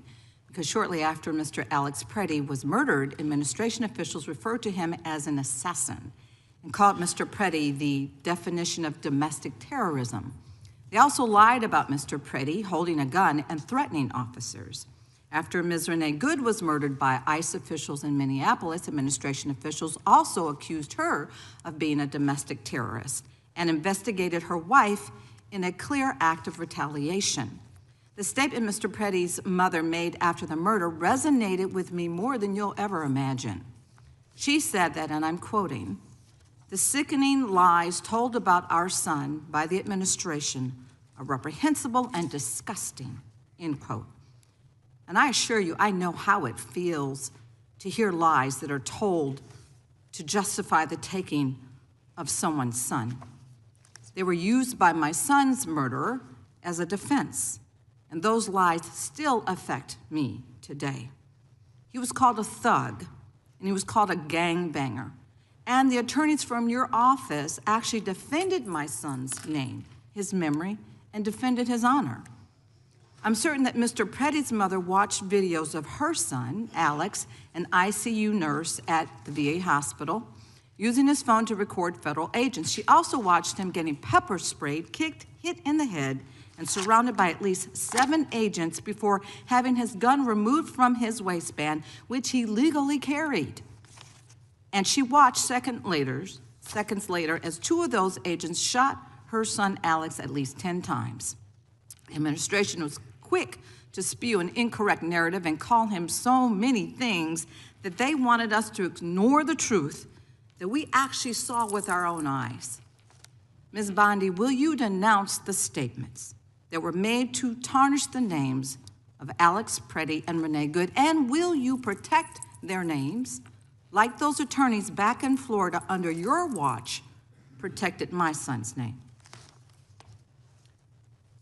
What I will say is we are looking at everything to shed light on what happened that day, and it is an ongoing and active investigation. Both of those cases, and I assure you they will be investigated. Investigating, we understand that, but will you do everything in your power, as you have done for my case, as you are asked to do, as you've sworn an oath to do? It is your responsibility to make sure that you are following the rule of law. Those families in Minnesota, they deserve the same respect. They deserve a full investigation, which you have not even begun to do yet. So what are you saying, is that they don't deserve any respect for a full investigation into their murders? Well, that that's is not incompetence on your behalf. Well, that the is not American accurate. people do deserve better. Non-commitment to defending the rule of law is what we see from you. I will told you we always were stand up for investigating. survivors, and I heard you say earlier when you told us that you will fight for them as well. And based on the information before us, these families have not received the same commitment to investigate what happened to their loved ones, nor have they received the respect that I would expect from the nation's top law enforcement officer. Investigations have been slow-walked, they've been canceled, and the special agent assigned to Renee Good's investigation resigned following pressure from your officials to reclassify Ms. Good's case. Time of the For gentle families seeking answers and accountability, the withdrawal of investigative resources is simply unacceptable. Has expired. The gentlelady yields back. The gentleman from California is recognized. Thank you, Mr. Chairman. Madam Attorney General, I get the sense that we've lost a little perspective here. The most fundamental responsibility of government is to protect the lives and property of its citizens. Now, you cited some crime figures in your opening statement, and I wonder if you could repeat them, because I think it's one of the most extraordinary achievements of the Department of Justice in our history, and I don't think some of my colleagues heard you clearly. Thank you, Congressman. And would you mind if I address something that Go right Congresswoman McBath wouldn't let me address first? Go right ahead. The reason that she wants to continue to talk about Minnesota, which we will all day long, is she doesn't want to talk about her own jurisdiction in Atlanta, because she doesn't want to talk about Christopher Welcher, who traveled across state lines to try to meet, and nothing's funny about this, to meet and molest a 14-year-old girl in Georgia. That's why they're watching the clock, the American people should know, for the second it runs out, because they don't want to address anything in their jurisdiction. They're elected to represent people in their jurisdiction. We prosecuted illegal aliens who ran a large-scale meth operation in the Atlanta metro area. You understand we don't prosecute, right, Ms. Bondi? Madam Attorney General. On the law, I'm sorry, thank you. Mr. McClintock. So yes, the statistics I spoke of earlier, Congressman, under the leadership of the FBI, historic work has been done. A drop 20% in the nationwide murder rate in 2025. Least murders in our country since 1900, and that is to the work because of the credit of Donald Trump. It's not just homicides, is it? It's also other violent crimes, robbery. Could you go through that list real quick? Yes, Congressman. 100% increase in violent crime arrest in 2025 compared to 2024. What's that done to the violent crime rate in the country? It's plummeting. 1,800 gangs. Wait a second. Do you mean to honestly tell us, and you're under oath, that if we take violent criminals off the streets, we end up with less crime? I certainly hope so, Congressman, and that's our goal, and that's an extraordinary concept, and I'm afraid it may be lost on some of our Democratic colleagues. I look at these numbers, and they're absolutely staggering. It didn't happen by accident. It happened because of specific policies that you've implemented this year. And you mentioned a few of them. Would you continue? Over 6,000 child victims located, 22% increase. Over 1,700 child predators arrested, 10% increase. Over 300 human traffickers arrested. Let me jump down to DEA right now. That was just FBI. Under Terry Cole's leadership, and I talk to these people almost daily, our directors, and the amazing work that they're doing in all of your jurisdictions on the left and the right, working together to take drugs off our streets. Right, and I assume that our Democratic colleagues, some of whom represent some of our most crime-plagued cities and communities, have thanked you for this extraordinary accomplishment. Thank you, Congressman. We've seized more than 9,800 kilos of fentanyl and 47 million fentanyl pills. That affects every single person in this room. It doesn't matter what political party you are. People, everyone in this room knows someone who's died from fentanyl. A parent, a child, a sister, a brother, a friend, a neighbor, a relative.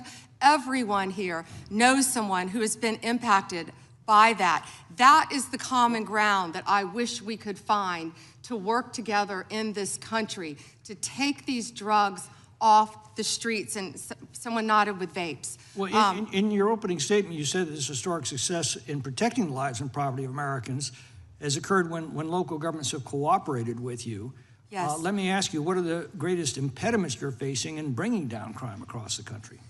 Well, when local governments, of course, do not cooperate with us, and that's where criminals flee, in jurisdictions where they know they will be protected by local governments. And this is all about working together, and we have shown that in what we did in D.C., what we're doing in Memphis, working together with Democrat mayors in these cities, right here in D.C. And very quickly, if you could tell us about the Safe Cities program and give us your read on what cities that avail themselves of this program can expect? Yes, so far, of course, we've been working in Washington, D.C., right here to do everything we can, working hand in hand with the mayor, with Metro PD, to keep everyone safe in D.C., and it's been a tremendous effort. And now we're in Memphis, working with the mayor in Memphis, as we talked about earlier, doing everything we can. These are iconic cities in our country, and we want to help every city in this country who wants and asks for President Trump's help to make America safe again. Gentlemen, Mr. Chair, I have, you see. let the record show that Democrat was applauding the Attorney General's answer there. The unanimous consent? Yes, please. All right, the gentlelady is recognized. Mr. Chair, I have a few unanimous consent requests. I would like to submit into the record this New York Times article titled "Alex Pretty's Friends and Family Denounce Sickening Lies About His Life." I also would like to submit this Daily Mail exclusive interview with Vice President J.D. Vance titled "J.D. Vance Refuses to Apologize to Alex Pretty's Family After Spreading ICE Assassin Claim." One more. My last submission request is a New York Times article titled "FBI Agent Who Tried to Investigate ICE Officer in Shooting Resigns." Without objection. Thank you. The chair now recognizes the gentlelady from North Carolina. Thank you, Mr. Chairman. Attorney General Bondi, I think you and pretty much everybody else here and throughout the country believes that convicted sex offenders don't deserve special treatment or privileges in prison. And yet, Ghislaine Maxwell, Jeffrey Epstein's co-conspirator, received perk after perk in prison. In July, she had a 2-day interview with your deputy and President Trump's former defense attorney, Todd Blanche. Just days after that, Maxwell was transferred from a federal correctional institution in Florida to a minimum security camp in Texas, which she, as a sex offender, would normally be ineligible for. At this new facility, as the ranking member talked about, and by the way, it's nicknamed Club Fed, we've heard reports that she's been afforded special privileges: puppy time, private workouts, personal mail, secretarial services. Attorney General Bondi, does a convicted sex offender like Ghislaine Maxwell deserve special treatment and privileges in prison? Yes or no? Let me be crystal clear on this. No. And Thank you. Let me keep going. No, let me keep going. Perfect. Well, I did not know she was being transferred. I asked you yes or no. She was not transferred to a lower Mr. Chairman, level. please stop the clock and remind the witness of the rules. One rule she needs to understand here. And I'm glad that we're agreeing. So when we're agreeing, we can move on to some other things. But I want you to know that every time she does get these perks, and it's been publicly reported, that her the folks she's abused, the survivors who are sitting here, they see themselves as being denied justice. They feel re-traumatized. And I'm glad that we agree on that. But she should not be in that prison. And she needs to be moved back to a maximum security prison as soon as possible. But what she has told another committee here is that she won't cooperate with them unless she gets clemency from Donald Trump. It's just crazy to consider that she can be wielding this kind of influence within the administration. But that begs the question, who ordered her to be transferred to the minimum security prison that she was ineligible for? Who signed off on the special privileges? Was it Mr. Blanche? Was it one of your other subordinates? So please, can you tell us who sent her there, since you don't agree she should be there? I said I do not agree she should receive special treatment. She was transferred, I learned after the fact, to the same level facility, and that is a question for the Bureau of Prisons. I was not involved in that at all. The same level facility, I don't know why, but you know, instead of talking about Ghislaine Maxwell, who hopefully will die in prison, you should be talking about Irina Zarutska. I have a couple who of died other on a subway. Right, and I absolutely... You don't talk about that. I have been talking about it and actually helping with these issues. But we're going to move back to you. I bet we are. Yes, of course, because you're here to testify. That's what the whole point of this endeavor is. So of course we're moving back to you. It is all about you. So as we've heard, she took the fifth in response to every single question in that committee hearing. And her lawyer dangled the offer of clemency. Should Donald Trump pardon or commute her sentence? Should she be released from prison, yes or no? You said you hope she dies there, so I'm hoping the answer is no. I already answered that question. Good. I'm very glad. I really like this bipartisan agreement about when what it should agrees happen with with you. her. But you don't want to talk about Irina Zarutska. You don't want to talk about I talk about murdered her all by the a time, violent crime but offender I am not in here your to jurisdiction. testify before Congress. You are. That is your job today. You are That's what you're getting paid for. obsessed with attack. I want you to know that your own DOJ employee, he's recently been demoted and had some other problems, advises on pardons.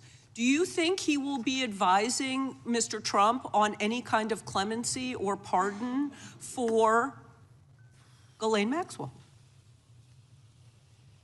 I'm not going to speculate, and you couldn't even identify properly. That's why you don't want to talk about Irina Zarutska.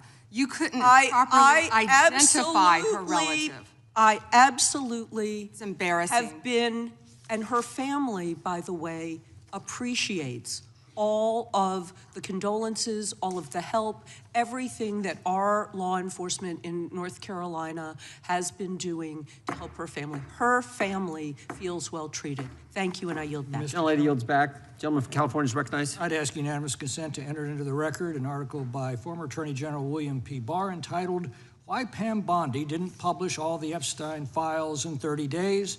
The answer is simple. It was not possible, from the Wall Street Journal. Well said. Without objection, the gentlelady from Florida is recognized. Thank you, Mr. Chairman. May I respond 20 seconds to something that Congresswoman Ross said? Go right ahead. Thank you. She also opposed a sex offender registry as head of North Carolina ACLU. Thank you. Thank you, Madam Attorney General. And I'd like to pick up where you left off a moment ago, because we convene here today as a committee for the stated purpose of conducting oversight of the Department of Justice. And so it's critical for us to focus first on the mission of the department and assess your success in discharging it. So the mission of the department is to enforce federal law, defend the rule of law, and protect the American people from violent crime, terrorism, drug trafficking, fraud, and exploitation, to promote public safety. And what we have heard today unequivocally is that President Trump's Department of Justice, under your leadership, Attorney General Bondi, is doing exactly that. Just a moment ago, you shared with us some incredible statistics that the United States under your leadership has achieved the lowest murder rate in 125 years. That in the first year of this administration, murder is down 21%, robbery is down 23%, carjacking down 43%, and gun assault down 22%. That is what public safety looks like. Under your leadership and that of President Trump, you've located more than 6,000 child victims of trafficking and exploitation, arrested 1,700 child predators, and apprehended more than 300 human traffickers. Significant increases. And those aren't just statistics, those are precious lives that your department and the men and women of federal law enforcement have saved. Madam Attorney General, you've mentioned a couple of specific criminal trends during this hearing that I'd like to discuss with you further, because one of our important roles in Congress is making sure that our laws and our law enforcement stay ahead of predators as technology evolves. I lead legislation in the House along with bipartisan co-sponsors on this committee to make sextortion a clearly defined criminal offense. We actually passed that out of the House of Representatives. We have a bill to promote Operation Renewed Hope to help rescue more child victims, and the Defiance Act to provide legal recourse to victims of deepfake AI intimate images. I would love to hear your perspective and what you are seeing related to these technology-based criminal trends, sextortion, and AI deepfakes. What are you seeing at the Department of Justice, and why do you believe that efforts to combat these types of crimes are important? Sextortion, and thank you for supporting that, Congresswoman. I think that was a bipartisan effort, actually. I think many of you on both sides of the aisle supported that. Thank you for that. You know, as a career prosecutor, it's horrible seeing that and seeing that young women and often young boys have been exploited with sextortion. And I see, thank you, both sides of the aisle nodding on that. It's horrific. The suicide rates go up. And that's why we have to do everything in our power to protect not only young girls, adult women, boys and men from sextortion, because it is happening and we're doing everything in our power, thanks to your legislation, all of you, to stop that. I'd like to hear a little bit more about some of the Department of Justice programs like Project Safe Childhood and the Internet Crimes Against Children Task Forces, partnerships that bring together federal, state, and local law enforcement. Sometimes the work between those law enforcement groups together really creates some incredibly powerful outcomes and some great success stories. I know you, as Florida's Attorney General, had a tremendous amount of leadership in our state trying to make sure we were taking care of children, also the elderly, protecting them from fraud, ending drug trafficking. Tell us a little bit about some of those departments within DOJ. Yeah, when you talked about Project Safe Neighborhoods, we've done a lot of that in Florida when I was state AG, and actually back when I was a state prosecutor prior to being Attorney General. That is so important. I feel like what we've been doing in DC too, with the Take Back DC and Make DC Safe Again, is similar to that. Going into the neighborhoods, working with the community, seeing law enforcement officers out there playing basketball with kids who live in the neighborhood. It's pretty remarkable what we've seen firsthand. Citizens in Memphis saying that they appreciate, they can walk outdoors now and they feel safe. People coming up thanking law enforcement and working hand in hand with them.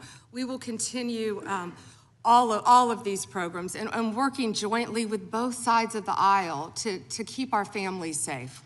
Thank you for that, Madam Attorney General. Mr. Chairman, I yield back. Gentlelady yields back. Gentleman from Tennessee is recognized. Thank you. I'd like to introduce for the record a letter to Director Gabbard from Mr. Warner and Mr. Himes, and a letter of response from her to them about who invited her to Atlanta, and a copy of the search warrant. And I'd also like to just make clear for the record, the reason people in Memphis weren't going out was because the ice was on the ground and we were afraid we'd fall. But other than that, we go out all the time. Gentleman Without objection, there's unanimous consent. The gentlelady from Vermont is recognized. Thank you, Mr. Chair. Attorney General Bondi, according to your department, a child is sexually abused in the United States every 9 minutes, and the vast majority of survivors never get justice. And that's one of the reasons why I think the Epstein case has resonated so deeply with so many Americans. And the other reason, I think, is because it has revealed a two-tiered system of justice. And the powerful are protected, and the survivors rarely get any accountability. And the Epstein files contain evidence of a multi-decade international criminal conspiracy involving some of the wealthiest and the most powerful people in the world. There's evidence of financial crimes, political corruption, sex trafficking, and of course, horrible sexual abuse. And I want to remind everybody, this isn't a game. These are real people, people who have suffered, who are sitting here with us today, and they deserve answers, and they deserve accountability. And I'm here to try to get some for them. Now, I've seen some of the unredacted Epstein files, and obviously, as you know, President Trump's name is all over them, but so are the names of other senior Trump officials: Howard Lutnick, Secretary of Commerce; John Phelan, the Secretary of the Navy; and Stephen Feinberg, the Deputy Secretary of Defense. These men were appointed by President Trump to senior positions in his administration. All of them have clear and confirmed ties to Jeffrey Epstein. Attorney General Bondi, yes or no, has the Justice Department asked Secretary Lutnick about his ties to Epstein? Excuse me.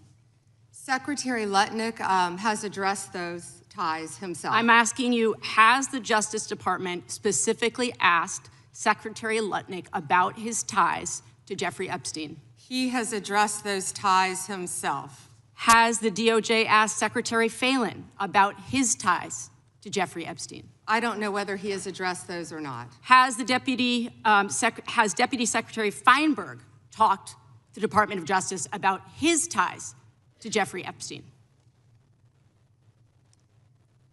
Yes or no? Has the Department of Justice talked to Deputy Secretary Feinberg about his ties to Jeffrey Epstein, which are clearly spelled out in the files? It's a very simple question. It's not a trick question. I'm just asking you. Yeah, I'm stunned that you want to continue talking about. Oh my gosh. Epstein Okay, I'm reclaiming my time. I'm asking you not a trick question, a simple question. Okay, so what is clear is we have evidence. Do you know who Chris Malin is? We have evidence that 3 senior officials within the Trump administration have ties to Jeffrey Epstein. And what I can mean? I can conclude from what you are saying that you have not talked to them. What does ties mean? I think Americans would be shocked to learn that you are not interested in talking with these officials who have ties to Jeffrey Epstein. What does ties mean? Can you define that? Across the world, prominent men who've been exposed in the files have resigned their jobs in disgrace. And that's a good first start. And that same standard, not saying the word Chris Malin. Standard should apply here. And Americans want accountability. Who is Chris Malin? Was the president aware? Please stop talking. It is not your time to ask questions. It is not your time. I'm reclaiming my time, Mr. Chair. Time belongs to the gentlelady from Vermont. Was the president aware of Secretary Lutnick's ties to Epstein when he chose him to lead the Department of Commerce? Was he aware? Chris Malin was a Border Patrol agent. Okay, so I'm going to conclude that the president, in fact, did know about his ties because he was the next door neighbor. Shame on you. Oh, for goodness sakes. You're this from is a tiny, pathetic. beautiful This is state. pathetic, Mr. Will be Chair. in order. I am not asking trick questions here. You The got your American 5 people minutes. have a right to know the answers to this. These are senior officials in the Trump administration. This is not a game, Secretary. I'm Attorney General. My apologies, I couldn't tell. By 2008, we knew that Epstein was a convicted sexual abuser. And we now know that Lutnick went to Epstein's Island in 2012. How was that not a deal breaker for the president? And why aren't you asking questions of the Commerce Secretary about what he saw when he was at the island, which he lied about not ever going to? Why are you not asking these questions? And I see that my time is almost expired, so I will say this. Do the right thing, Attorney General. Meet with the survivors. They have been asking for a year. Meet with the survivors. Do the right thing. I yield back. Gentlelady yields back. The gentleman from South Carolina is recognized for 5 minutes. May I have 20 seconds of his time? So that'd be up to the gentleman, but. Absolutely, Madam Thank you. Thank you. I was curious if you, Congresswoman, asked Bill Clinton that. Didn't see one tweet, not one. I didn't see one tweet when Joe Biden was in office about Bill Clinton. Didn't ask Merrick Garland anything about Epstein, not once when he was Weak sauce. And also, I want the record to reflect that, you know, with this anti-Semitic culture right now, she voted against a resolution condemning. Oh, he is Jewish. I just want to be clear. Do you want to go there, Attorney General? Or do you want to go there? Are you serious? Talking about anti-Semitism to a woman who lost her grandfather in the Holocaust? Really? The committee will be in order. Talk to Jared Wise about anti-Semitism. The ranking member knows that. Can I get like 30 seconds back, you know? Yeah, I've been, I think the whole committee knows I've been very generous in making sure everyone gets their 5 minutes in the same. Attorney General, I'm going to talk about sanctuary cities for a second, which limit the federal government's ability to enforce immigration law. They're kind of a new thing that Democrat jurisdictions are doing. They're in violation of federal law. During President Trump's first term, he rightly targeted sanctuary jurisdictions to try to force them to cooperate with federal immigration law. Federal immigration law, mind you, that was voted on in 1996, most recently, in a bipartisan Congress, signed by a Democrat president. But they are in violation of that law. These states and jurisdictions feel entitled to certain grants, of course. Y'all are combating that. Do sanctuary policies limit the federal government's ability to accurately estimate how many criminal illegals are in the country? Yes. Thank you. This means that the number of illegals could be higher, probably higher.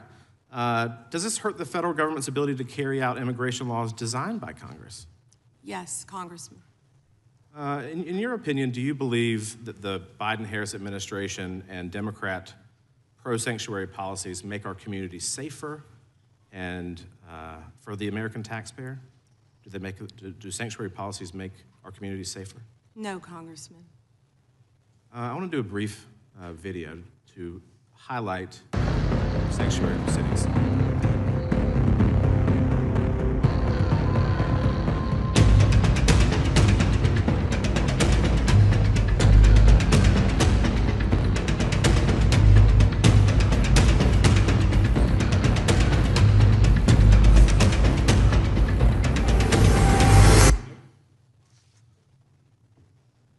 So what's strange to me, if you look at this board behind me, in New York, there are 7,000 criminal illegal aliens since January 20th of last year that have been released into the public because New York is not honoring detainers requested by ICE. California, similarly, has released 4,500 criminal illegal aliens. There are 33,000 under detainer in California alone. And of the people released, I think it's remarkable that those released in New York, 29 homicides, 2,500 assaults, almost 200 burglaries. These are people that are released into our community by these states that refuse to cooperate. Last August, Michael Jordan Castellano Fonseca, a criminal illegal alien with ties to Tren de Agua, shot 2 people in front of 5 children in the sanctuary state of Colorado. DHS lodged a detainer on him. He's awaiting trial, but the question is whether Colorado's sanctuary policies will prevent him from being removed from the country. Yes or no? Do you think that sanctuary jurisdictions, if they cooperated with ICE, those illegals in custody could be transferred to ICE properly instead of being held in taxpayer-funded jails and then released into our community? Yes, Congressman. Wouldn't it be more efficient and safer then if Democrats simply cooperated with the federal government, these sanctuary jurisdictions cooperated with the federal government and honored ICE detainers? And why? Why do you think? Of course, because so many criminals are running to sanctuary jurisdictions. Many of your colleagues across the aisle who we've seen speaking today about Epstein don't want to talk about the illegal criminals in their own jurisdiction for that reason. And yes, we need to do everything we can to work together to make America safer, and they're not doing that. This is not a partisan issue. People want to feel safe in their communities.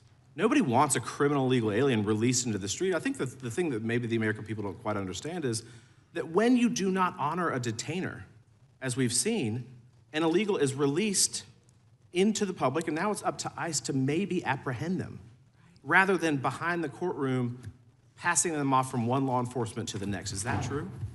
Absolutely. What do you think what is the Department of Justice doing right now to combat sanctuary policies in our country? We're doing everything in our power, obviously, to combat that. Donald Trump is doing everything he can because we are going to make America safe. We are going to get illegal criminal aliens out of this country. We're going to get the gangs out, TDA, MS-13, all of the gangs in this country. We're going to get the drug dealers out and the drugs, and that's what we've been fighting to do. And I wish we could do it on a bipartisan basis, but they just can't do it. And the decrease in numbers speak for themselves. Thank you for your work. Gentleman's time. Mr. Chairman, we have some UCs, if that's okay. That is okay. Mr. Cohen. Thank you. You see on the National Institute of Justice's study on undocumented immigrants having an offender rate lower than U.S.-born citizens. I'd like to enter this in the record from 2024. Without objection. And I have several myself, Mr. Chairman. The Guardian, January 26, 2026, why is Trump granting clemency to convicted fraudsters? Objection. January 20, 2026, NBC, Trump's pardons forgive financial crimes that came with hundreds of millions of dollars in punishment. Objection. Washington Post, December 19, 2025, Trump's pardons wipe out payments to defrauded victims. Without objection. And finally, May 30th, 2024, Trump found guilty by Manhattan jury on 34 felony counts of fraud. Without objection. The gentleman from Illinois is recognized. Thank you, Chairman. Attorney General Bondi, glad you finally made it here after hiding for 4 months from this committee. I understand why you're hiding from us. Chairman? You're one of the worst attorney generals in our history and an instrument of Donald Trump's lawless authoritarian agenda, and I'm glad the American people are seeing who you are, how you act, and the lack of good values. You weaponize the Department of Justice to target immigrants, working families, and anyone that Trump deems an enemy of the state, all to protect real powerful criminals, including in your administration. My Democratic colleagues have focused on your cover-up of the Epstein files and your passion for protecting pedophiles and child traffickers. That alone is grounds for impeachment. But there's so much more to your corrupt tenure as Attorney General. You directed prosecutors to investigate elected officials in welcoming jurisdictions, and you got thrown out of court when you sued Chicago, Cook County, and Illinois.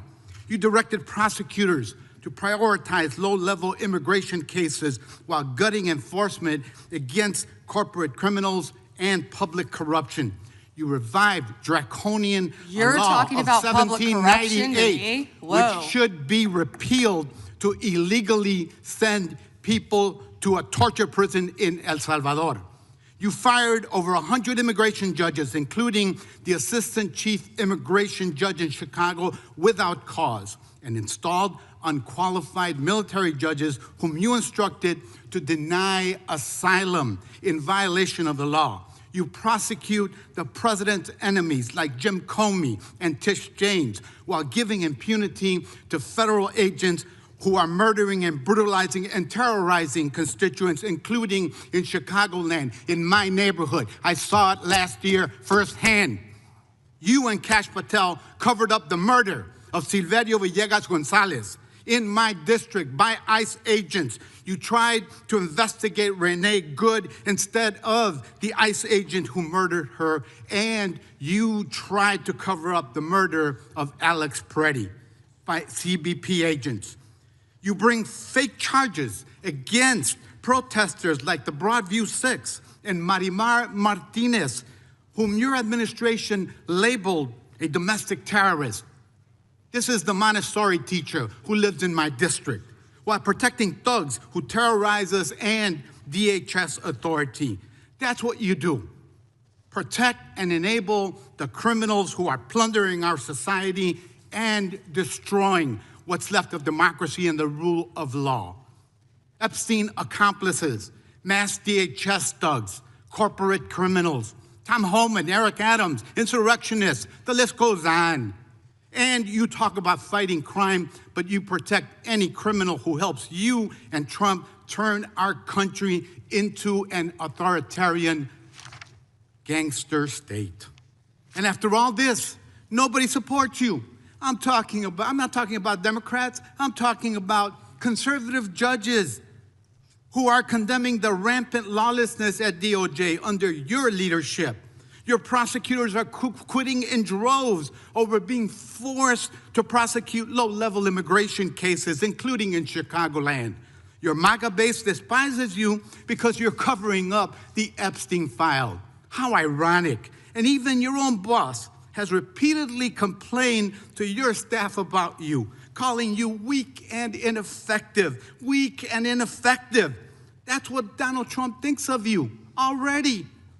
You will not win, however. Chicagoland rejects you. The American people reject you. Our communities have demonstrated our strength and resilience in the face of cruelty and cowardice.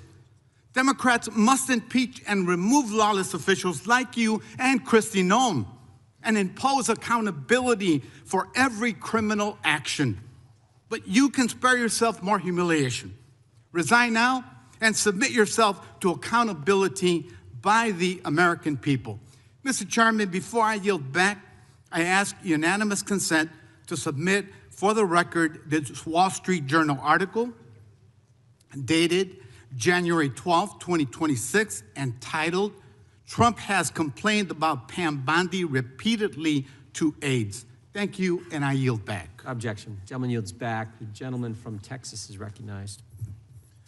I thank the chairman. May I have 20 seconds, please? Yes, ma'am. Thank you. Let's hear the opposition research. Thank you. That's absolutely right, that they're not running for, he's not running for office again because, well, I don't know why you're not running for office again, but after the filing deadline,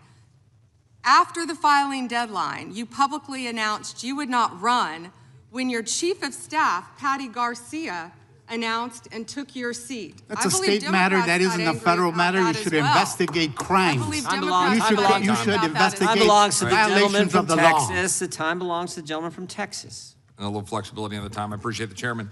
Madam Attorney General, am I correct that under your leadership, the Department of Justice has prosecuted cases of non-citizen voting? So it's false, as some of my Democratic colleagues have claimed, that it doesn't happen. Yes. I ask that today because we're voting on the Save America Act today to enact common sense policies to ensure only American citizens vote in American elections and enact federal voter ID laws. But it's true, for example, that in just this month, a federal grand jury in Newark indicted 2 men with illegally voting in federal election and making false statements. Mohammed Mazammel and Mohammed Shakil were non-citizens at the time they registered to vote. This happens, it happens regularly, and you're prosecuting those crimes, correct? Yes. But does that prosecution of those criminals overturn their previously cast votes? That's all pending. But it does not overturn votes that they've cast, right? So passing the Save no, America Act would help deal with that problem. Yes, Congressman. Second question. As Attorney General, you're in charge of the Executive Office of Immigration Review, correct? Yes, Congressman. The Biden-Mayorkas regime caused the immigration court case backlog to explode, correct? Explode. Does that sound about right that in September of 2020, 4 months before President Biden took office, there was a backlog of 1.5 million cases, but by the time President Biden left office, the backlog reached nearly 4.2 million cases? It sounds about right, but I don't have the exact numbers. It would be accurate to say that most individuals who file for asylum have a meritless or fraudulent claim? Most. I don't have the numbers. Oh, so does it sound correct that of the asylum cases adjudicated in FY 2023 under the Biden regime, that only 14% resulted in an asylum grant and only 12% in fiscal year 2024? Does that sound correct? It sounds correct. I'm sorry, I don't have the numbers. Could you get that information to us to verify that data? I'll get all that information to you. Under the Trump administration, immigration judges complete an average of 65,000 cases per month, the highest average completion rate in at least a decade. Does that sound correct? That sounds correct. Ms. Bondi, how many new cases under EOIR received in fiscal year 2025 have you all had? And of those, what percentage have been granted asylum? Do you know? I can try to get you those numbers. I thought I had those. That'd be great, because my question is whether President Trump's decision to pause asylum in the wake of the shooting of a National Guardsman by an Afghani here in Washington, D.C., in the nation's capital, helped to stop the backlog in your office. Does that sound correct? Yes, Congressman. My point being that the leadership of this administration is ending the backlog, reducing the backlog, making sure that we don't have fraudulent asylum claims clogging it, and keeping Americans safe. Is that correct? Yes, Congressman. So a couple other quick questions on another important topic that has been raised by colleagues on both sides of the aisle with respect to the Epstein case. A few questions. One, Jeffrey Epstein was charged in July 2019 for sex trafficking under the Trump administration in his first term. Is that correct? Yes, Congressman. And that Ghislaine Maxwell was charged in 2020 also under the Trump administration, correct? Yes, Congressman. So it is safe to say that the administration led on that issue and that there was silence in the previous administration. Is that correct? Yes, Congressman. Almost complete silence from everyone who's been trying to still talk about Epstein. They didn't say a word under the Biden administration. Nothing. And I want to make one other point and then another question, though, that is important. I want to make one observation, and that is that we've heard the information today, which is troubling, that Jane Doe's, that victims' information was made public and was unredacted in the files that were released on Friday. So my question is, some of us had argued when we were dealing with the discharge petition in Congress that when Congress inserted itself into the process, that we needed to be very careful to ensure that we were protecting victims. So a question that is both, I just want to make that clear that some of us were fighting for that here and we didn't get a chance to amend it or change it. So that was concerning. But a question a little more pointed, I have to say, is why, though, were the victims' names released that shouldn't have been? That there were names in the files, that these Jane Does, that their names shouldn't have been made public when there were some accusers whose names were redacted? That's question one. Mm-hmm. And question two was that Ghislaine Maxwell was put in jail for trafficking minors. Rightly so, and you properly said here at this table, you hope she dies in jail. Well, I want to know, will anyone besides her or Epstein, which I congratulate President Trump's previous administration and this Department of Justice for continuing all of that, but that they were indicted, but will anyone else be indicted and prosecuted under this, given the information that's in front of us? So 2 questions. Thank you for letting me answer that. They didn't want to hear my answer on the other side. Yes, given the tight time frame of 30 days, I believe we got everything released within a little over 60 days. I'm talking as fast as I can. My time is up. We did the best we could immediately. If everyone's been coming to view the documents, if someone's name should not have been redacted, we're releasing it. If someone's name was redacted, we said right away, was not redacted and should have been, meaning a victim, we went back and redacted it. We're doing everything we can based on the tight time frame and over 3 million pages that we released that Donald Trump signed for pure transparency. Second, what was your second question? About whether another individual will be indicted. Oh, absolutely. Thank you for asking that. And they never wanted to hear the answer to that. We have pending investigations in our office. Time of the gentleman has expired. Unanimous consent request from the gentleman from Pennsylvania. Thank you. I have several UCs as receipts. I'd like to have unanimous consent to introduce the National Security Presidential Memorandum 7, dated September 25th, 25. Without objection. The Bondi Department of Justice memo dated December 4th, 2025. Without objection. An article from Newsweek entitled DOJ Deletes Study Alleging Rise in Far-Right Terrorism, dated September 18th, 2025. Without objection. Notice article from October 3rd, 2025. Trump's directive on organized political violence could lead to increased surveillance of his critics. Without objection. Washington Post article, September 25th, 2025. Trump targets domestic terrorists, but only mentions the radical left. Without objection. Idaho Capital Sun, October 18th, 2025. Rest easy, Idahoans. The No King demonstrators are American patriots. Without objection. Attacks on freedom of speech, what nonprofits need to know, published by the National Council of Nonprofits, the largest network of nonprofits in America. Without objection. The Freedom from Religious Foundation warns that Bondi memo weaponizes federal law enforcement against non-Christians and dissenting viewpoints. Without objection. A Ken Klipperstein blog from January 28th, 26, ICE's secret watch lists of Americans. Without objection. And an Intercept article from February 2nd, 26, Trump calls his enemies terrorists. Does that mean he can kill them? Without objection, the gentleman from Florida is recognized. Thank you, Mr. Chairman. Good morning, Attorney General Bondi. Good afternoon. Oh, you're right. Good afternoon. It's been a long day. I wrote this morning. We've known each other a long time, and I'll always be appreciative for your assistance when you were Attorney General in Florida after the shooting at my high school at Marjory Stoneman Douglas in my hometown of Parkland when we passed a bipartisan bill, the Marjory Stoneman Douglas School Safety Act, which was the largest policy response to a school shooting in American history. Your department also prosecuted to the fullest extent of the law a constituent of mine and former felon that had plans to kill me when he was picked up by law enforcement after he was target practicing in his backyard with 2 rifles, a scope, a silencer, 3,000 rounds of ammunition, an anti-Semitic manifesto. My name was the only name on their target list, and my kids found out about this from their friends at school.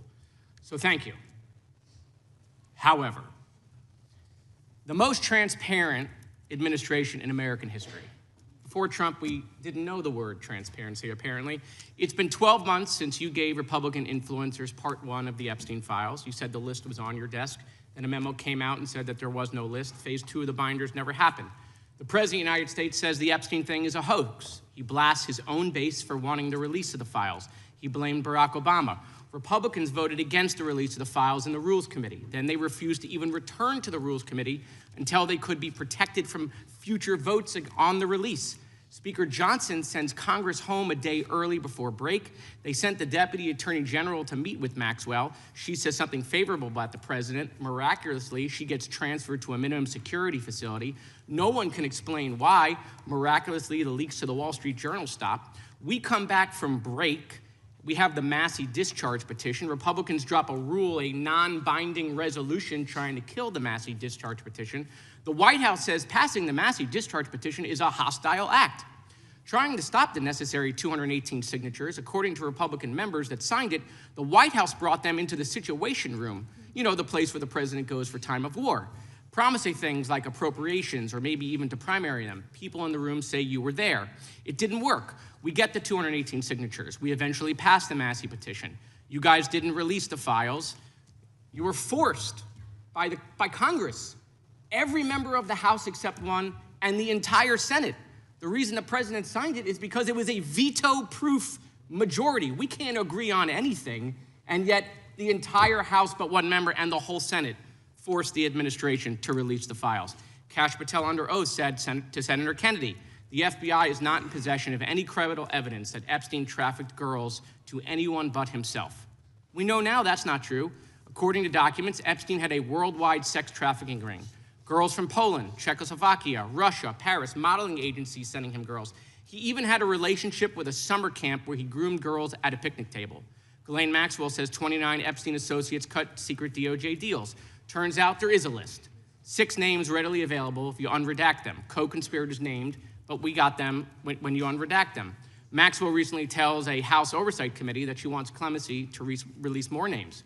Kash Patel under oath said Trump's name appears less than 100 times in the files. We now know that's not true. Trump's name appears more times in the Epstein files than God's name appears in the book about God. Okay, by the way, this is the Trump Bible. Move over, King James. Trump's name also appears more times in the Epstein file than Harry Potter's name appears in the 7 books about Harry Potter. Lutnick says that in 2008, he went to Epstein's home, says he had a massage table in the living room, that Epstein said he got one every day, that it was the right type of massage. He and his wife decide to leave and say they'll never be in a room with him again. Howard then says, I'm sure the Epstein stuff is all on video. He was the greatest blackmailer of all time. Well, how would Howard know that? But now the files are public, and in 2012, we found out that he and his family are on Epstein Island after Epstein pled guilty to state charges. I'm from Florida. I take my family to Disney World, not to Epstein Island. There are documents in the files that dispute the president's claim that he kicked Epstein out of his club. Allegedly, the president said that he asked Epstein to leave. Supported now, that's disputed, though, statements from the manager of the club. Now, Madam Attorney General, I have like 25 seconds left. So because I'm curious, And I'd like to see you flip to the Jared Moskowitz section of the binder. I'm interested to see what staff provided on the oppo on me, and because we're in the Olympics, I'm gonna give it a grade. I just wanna see how good it is. So give me your best one.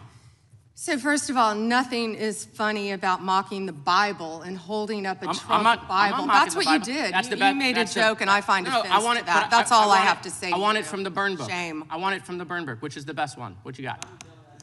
Has expired. The gentleman from Wisconsin is recognized.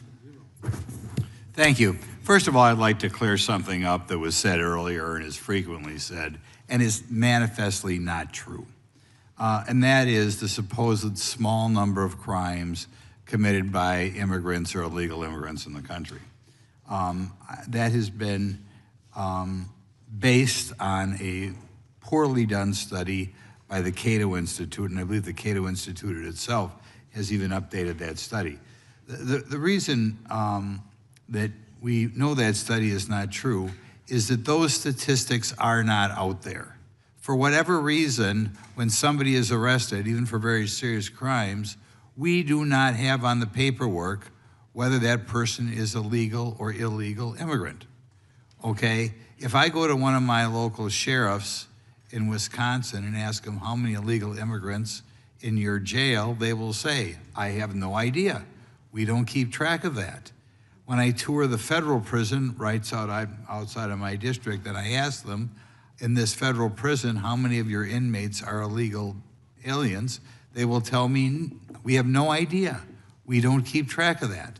So whenever you hear a Democrat or anybody, or a pundit, say that, oh, there's so few illegals committing crimes, it is based on nothing, because those statistics are not available anywhere.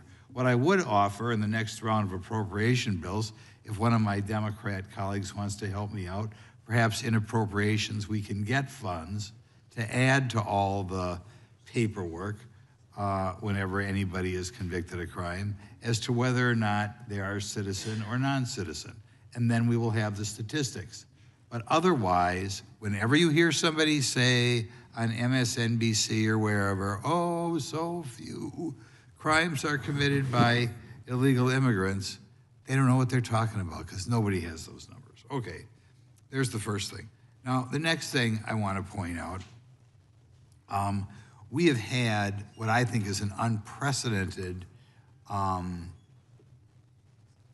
situation in Minnesota in which they are not assisting ICE in dealing with crimes that are going on up there. In other words, ICE is left to its own devices. When I talk to my local sheriffs, they tell me that whenever a federal agency is engaged in work in Wisconsin, they always make themselves available in case that federal agency needs assistance. This could be something like ICE under DEI. It could be drug enforcement. It could be ATF. It could be FBI. It could be Secret Service. It could be the U.S. Marshal. Nobody that I have been able to find, any sheriff in the state of Wisconsin, is aware of any circumstances in which they did not make themselves available to federal law enforcement, either if they need somebody extra to do surveillance, to just park a marked car outside the area, to assist in apprehension of a criminal, if they need assistance with an additional SWAT team, if they need to transport somebody. Local law enforcement is always there. Now, you are not in charge of ICE, but you're in charge of several other agencies. Have you ever heard of anything like what's going on in Minnesota, where the governor or the local mayor refuses to give assistance to federal law enforcement? I have in Portland and some other cities where they weren't cooperating. But as I said, I did spend 4 days in Minnesota. And I believe many of the local law enforcement wish they could work with us to make their city safe. Okay, now we'll switch to something else. And first of all, I'd like to thank you for doing this today. You're obviously very bright, obviously very confident, and something I love. You tolerate fools gladly, so I appreciate that trait. You suffer fools gladly. In hearings like this, we often focus on new initiatives undertaken by the department. Today, I'd like to give you an opportunity to discuss actions implemented under the Biden administration's Department of Justice, such as the Foreign Influence Task Force that you have since terminated. And you know, it's always rare to see anything in the government terminated, but could you elaborate on those decisions and highlight the accomplishments of your tenure at Justice? Thank you for asking that. We are out of time, but may I answer, Chairman? Go ahead. Thank you. The Biden administration weaponized the Foreign Corruption Practices Act, and on February 10th, President Trump issued an executive order pausing that for a DOJ review. Under Deputy Attorney General Blanche's supervision, a comprehensive review was led, and the department issued new guidelines protecting all Americans and protecting against the weaponization that happened under the Biden administration. Time of the gentleman has expired. Gentleman yields back. Gentleman from New York is recognized. Thank you, Mr. Chairman. Ms. Bondi, I went over to the department yesterday for a couple of hours to review some of the unredacted materials. And I am looking forward to your detailed explanation for why you have withheld almost half of the documents, which is required by the bill. Now, obviously, there are 3 million documents, so I didn't get through much. But one thing I didn't see was the client list that you said you had on your desk a year ago. I did, however, find a couple of important documents. An 86-page prosecution memo from the Southern District of New York and a draft indictment from Florida against Jeffrey Epstein's co-conspirators. For reasons that I cannot understand nor are permitted by the bill, they were still redacted, even for members of Congress. So, Ms. Bondi, will you commit right here to immediately providing those 2 documents in unredacted form to members of Congress? Not a complicated question. Well, I guess it is for you because you have a law degree and those are privileged. Okay, they're not privileged, but we will discuss that later. I also found an email that I have right here from Jeffrey Epstein to Ghislaine Maxwell that was unredacted, and it included notes of statements that Donald Trump made about his prior relationship with Jeffrey Epstein. Now, there is no reason for this to be hidden from the American people. There is no privilege, there is no attorney-client privilege, and I see you're checking with your staff, and I can assure you, staff, this is not under attorney-client privilege because it was sent from Jeffrey Epstein to Ghislaine Maxwell. Will you commit to publicly providing the unredacted version of this so that the American people can understand the extent of Donald Trump's lies about his relationship with Jeffrey Epstein? You're about as good of a lawyer today as you were when you tried to impeach President Trump in 2016. Have you apologized for that in 2019? So will you unredact this? Will you unredact this? You were lead counsel on that. Privileged. I'm asking you, will you unredact this? Privileged. Privileged, of course. I look forward to discussing this more. Now, these are obviously improper redactions. And let me stop for a minute. I'm talking. No. I'm if they're talking. Not privileged, quiet. Don't yell at me. If they're not Mr. Chairman, would you stop the clock? This is on your time. It's not on Mr. Gomez. They're not Even though you used your improper redactions. You'll like my answer. To if continue we review them to protect and they're not privileged, time belongs to the member. member. Be happy to release them. We'll stop the clock. We'll stop the clock. Time belongs to the member. Go ahead. Even though you used improper redactions to protect Donald Trump and other predators associated with Jeffrey Epstein, you did the exact opposite thing with the survivors and victims of this scheme. So their identification information was really the only thing required to be redacted, and it was not.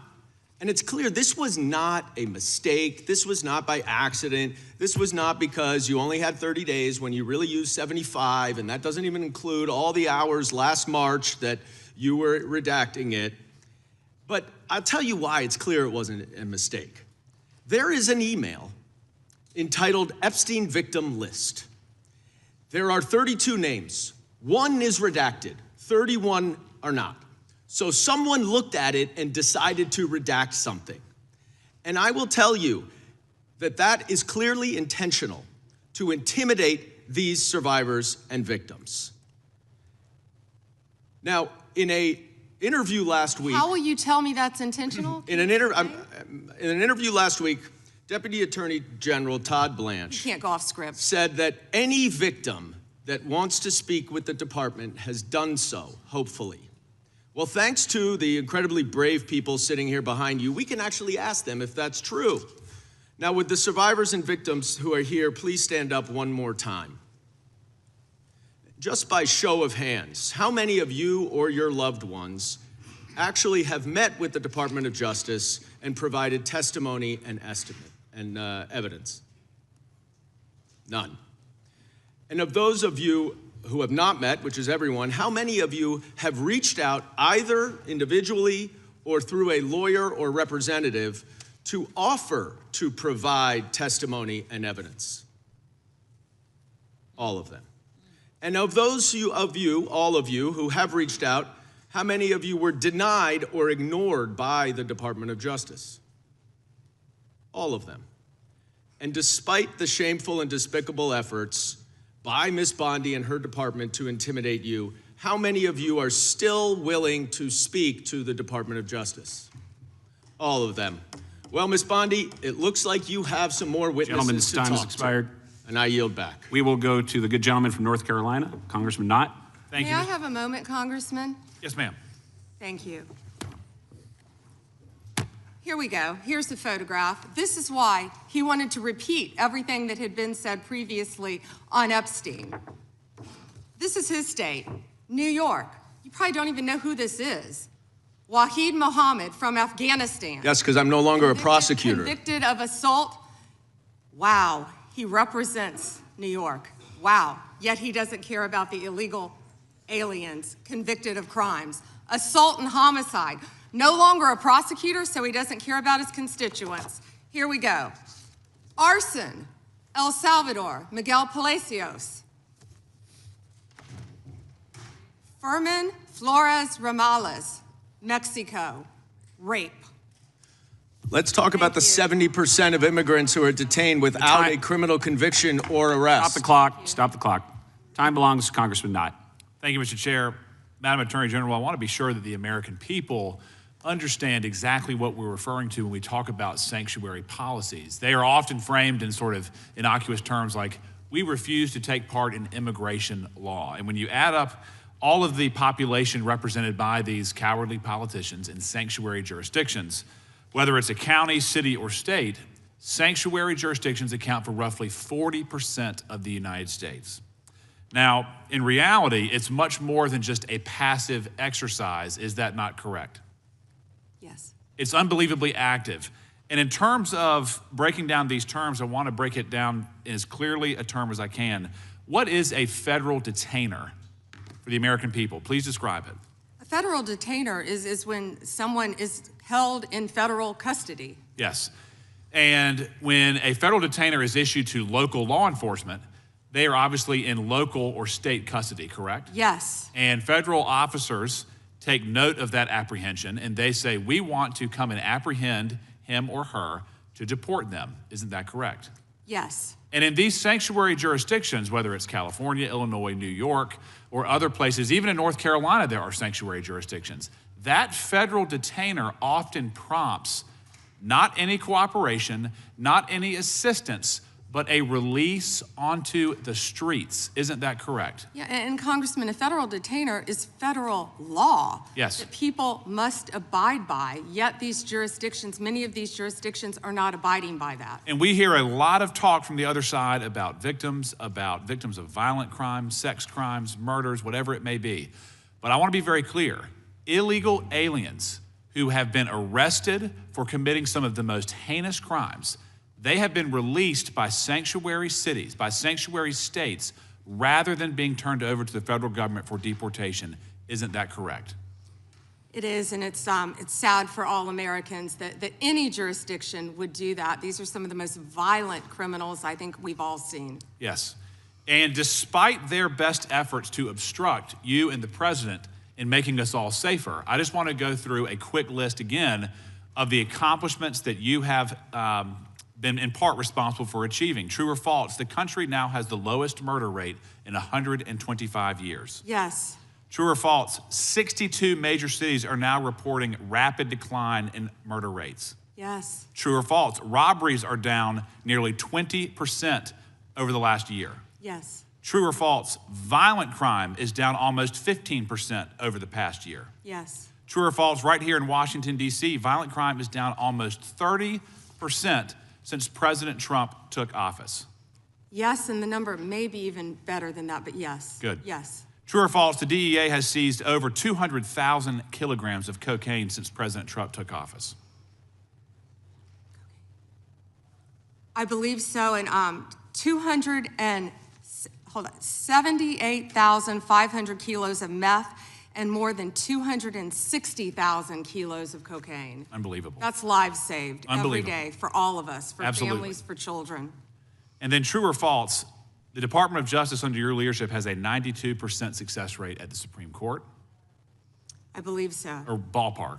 Ballpark. And then true or false, this administration is attacking the waste, fraud, and abuse that we have seen in places like Minnesota that is removing billions of hard-earned tax dollars from this country. Absolutely, and President Trump is committed to doing that in every city in this country. And Madam Attorney General, just to be very brief here, I want to be sure that you know that many on this committee made very serious efforts to try to amend the Epstein petition to give you the resources and the time to protect victims, to go through and to have the necessary runway to thoroughly go through that file. Unfortunately, those requests were met with refusal, and we were unable to make the necessary amendments. But thank you for being here today. Thank you. The good gentleman yields back. We turn to the good lady from California, Congresswoman Kamlager-Dove.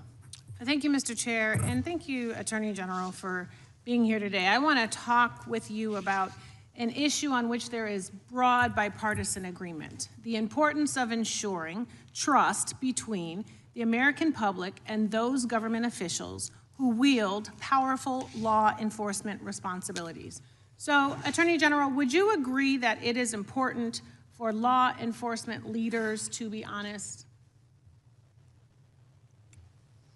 Of course, as well as members of Congress. Thank you. And would you include yourself as a law enforcement leader? Of course. Okay, thank you. Thank you. You know, President Trump has also, he has referred to himself as the chief law enforcement officer of this country. So do you believe that President Trump is honest?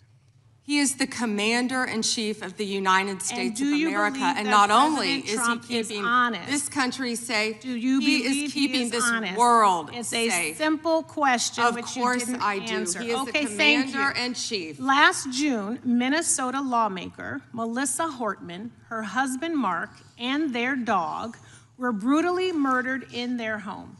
And your USA's office in Minnesota investigated this crime and obtained a 6-count indictment of the murder suspect, stating that he had intent to kill, injure, harass, and intimidate Minnesota legislators. And I have the copy right here. I read through it. Yet a few weeks ago, President Trump suggested publicly that Minnesota Governor Tim Walz was behind these murders, posting on his Truth Social account a video raising this conspiracy theory. And it wasn't true. And you know it wasn't true, or else you would not have brought an indictment against the subject. Do you know what else Trump has said?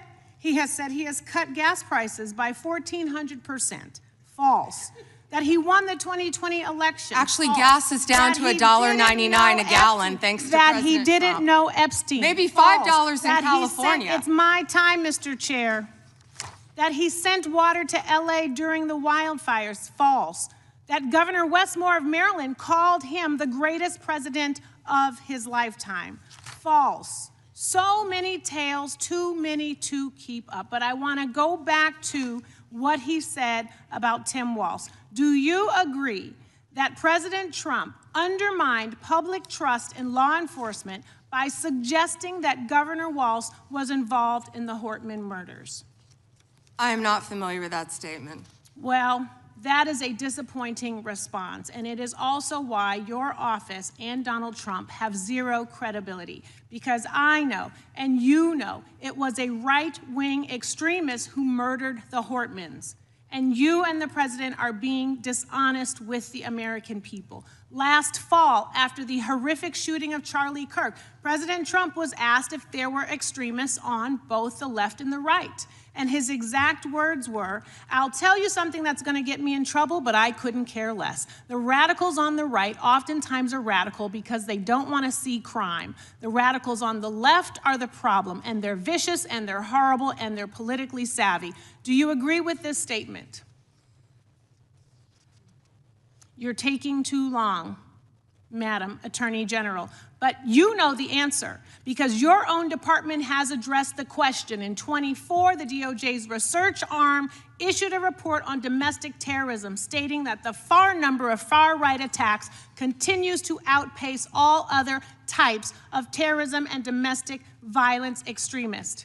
The DOJ published the report, and after the president made those comments, the DOJ took the report down. And I sent you a letter asking you a simple question. Why did the Justice Department remove the data that shows right-wing extremists have killed more innocent people than left-wing extremists? Did you refer to immigration enforcement as domestic terrorism? You should answer my question. Yes. You're on my time, but you won't. And what I am asking you to do is put the report back, restore the data. Stop scrubbing important data from your website. Stop taking down reports that you know the American people need to know about. There are violent, dangerous people out here with real threats, and the dishonesty from your agency comes from the covering up of these threats that could hurt American people and put our lives at rest. Do better. And with that, I yield back, Mr. Chair. The lady yields back. The gentleman from North Carolina is recognized. May I have one moment? You may. Her district includes Culver City, and she's not talking about any crime in her districts, nothing about helping crime in her district. She's not even worth getting into the details. Well, thank you, Madam Attorney General, and we are grateful to have you here today. And let me just say that you've shown great perseverance today, and I think you're coming to the last lap here of those of us that are left, but I applaud your strength and I applaud your resolve. Madam Attorney General, as a pastor for over 37 years now, I take serious issue with any attempts by agitators to disrupt church services or activities at houses of worship. And I just want to take a moment to clarify some things. I realize you can't talk about pending cases per se, but I do want to ask some very general questions for clarification. Does the DOJ consider unauthorized entry into a house of worship to be protected activity under the First Amendment when undertaken by a member of the press?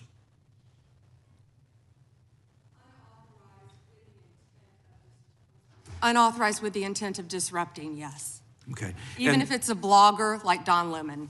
Correct. How does the DOJ distinguish between news gathering activity and expressive or protest conduct when a press defense is asserted? Congressman, I met with the pastor of that church, and what happened there was horrific. Of course, the press is welcome, and I would hope all houses of worship, whether it's a synagogue, whether it's a church, any house of worship. However, what happened here is a pending case again, but within the four corners of the indictment, they were, quote, gearing up for a resistance. They entered a house of worship, and I think the video speaks for itself. What happened in there, what the video doesn't show, is there were approximately 400 parishioners in there on a Sunday morning. Families, grandparents with canes, children upstairs in Sunday school their parents were blocked from getting to them once this resistance took place, and they had named it Operation Pull-Up. It was heartbreaking for those families. They were terrified.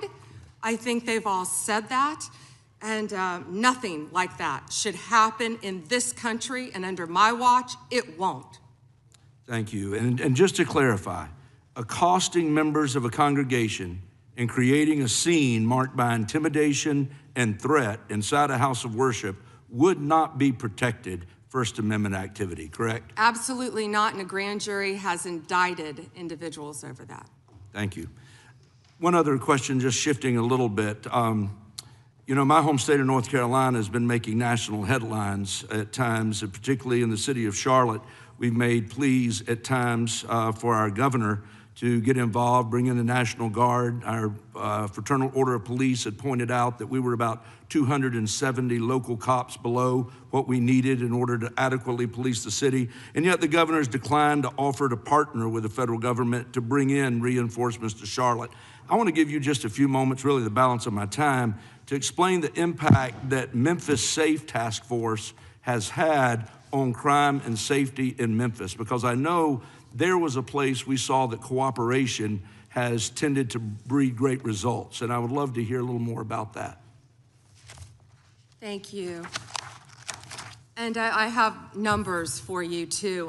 Well, and we're all right here in DC, we're all living right here in DC, and I think we've seen the remarkable impact that it has working with members of the Democrat Party on this, with law enforcement, with the mayor, with the police chief, doing everything we can to make DC safe. As of February 9th, there were nearly 10,000 arrests. This is DC. 1,000 illegal guns seized since the operation began, with carjackings down 81% from this time last year, and violent crime down 42%. DC is safer because of it. We know we had a National Guardsman shot, and we had a beautiful young woman killed. I went to her funeral, and I keep in touch with the National Guardsman who was shot, his parents. He's doing great. He's a miracle. Please continue to pray for him. I know my time is up, but same results I spoke about earlier in Memphis, and we're still working on that with the help of Make Memphis Safe Again. Well, again, I think it just draws an incredible contrast between what we've seen happening in Minneapolis versus what we've seen happen in DC, what we saw happen in Memphis, and what I would love to see in some ways, if we could ever get our governor to work with us in North Carolina, to happen in Charlotte. But with that, I yield back. Thank you. Time of the gentleman has expired. The gentlelady is recognized. Thank you. I seek unanimous consent to introduce into the record the research that Representative Kamlager-Dove and I referenced concerning the threat of right-wing domestic terrorism, which the Department of Justice scrubbed from its website in September. Without objection, the gentlelady from Texas is recognized. Thank you so much, Mr. Chairman. And to be clear, I'm not going to ask any questions of this witness because this witness has revealed that she has no intentions of answering questions. But instead, I'm going to ask some very basic questions really quickly of my colleague, Becca Ballant, if she will answer right or wrong, raping children. Wrong. Right or wrong, killing random citizens. Definitely wrong. Right or wrong, enriching yourself as the sitting president of the United States. Definitely wrong. Okay, thank you, because I probably never would have got that with our witness. Our witness who somehow is a lawyer but does not understand how it works with witnesses. I'm not really sure what law school she went to and what all kind of cases she tried, but typically when you come into a space and somebody's a witness, then they sit there and they answer questions instead of asking questions. And then we also have this objection that we use as lawyers called non-responsive when a witness fails to actually answer the question. But nevertheless, let me address the survivors because that's exactly who they are. They are not victims, they are survivors. Let me say thank you for having more courage and moral clarity in your pinky fingers than the entire Department of Justice. We are currently the laughing stock of the world, partially because of the failed leadership within the DOJ as we see kings and queens falling everywhere around the world. But we don't know the basics of right and wrong in this country because it's not about partisanship. And that's why I applaud Thomas Massie, because he's the only person on the Republican side that has a backbone and knows how to stand up to corruption. But nevertheless, let me keep going.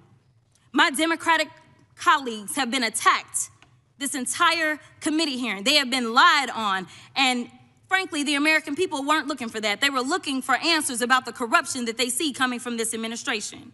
In the written testimony of this witness, of this particular witness, she stated that when she took office, she had two main goals. The first was to end the weaponization of justice, and second, to return the department to its core mission. Not only have you lied about both, you've intentionally done the exact opposite.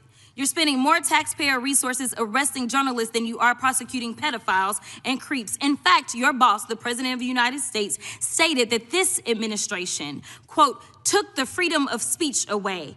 And at your direction, DOJ has arrested Don Lemon and Georgia Fort. And I might add that y'all actually had a judge that rejected y'all for trying to arrest Don Lemon before, just like the grand jury rejected y'all as it relates to Senator Kelly, just like a grand jury rejected y'all as it relates to Senator Slotkin, just like the case against Tish James was dismissed and the case against Mr. Comey was dismissed. I completely don't get how it is that you're sitting at the top of DOJ because you don't seem to be good at your job.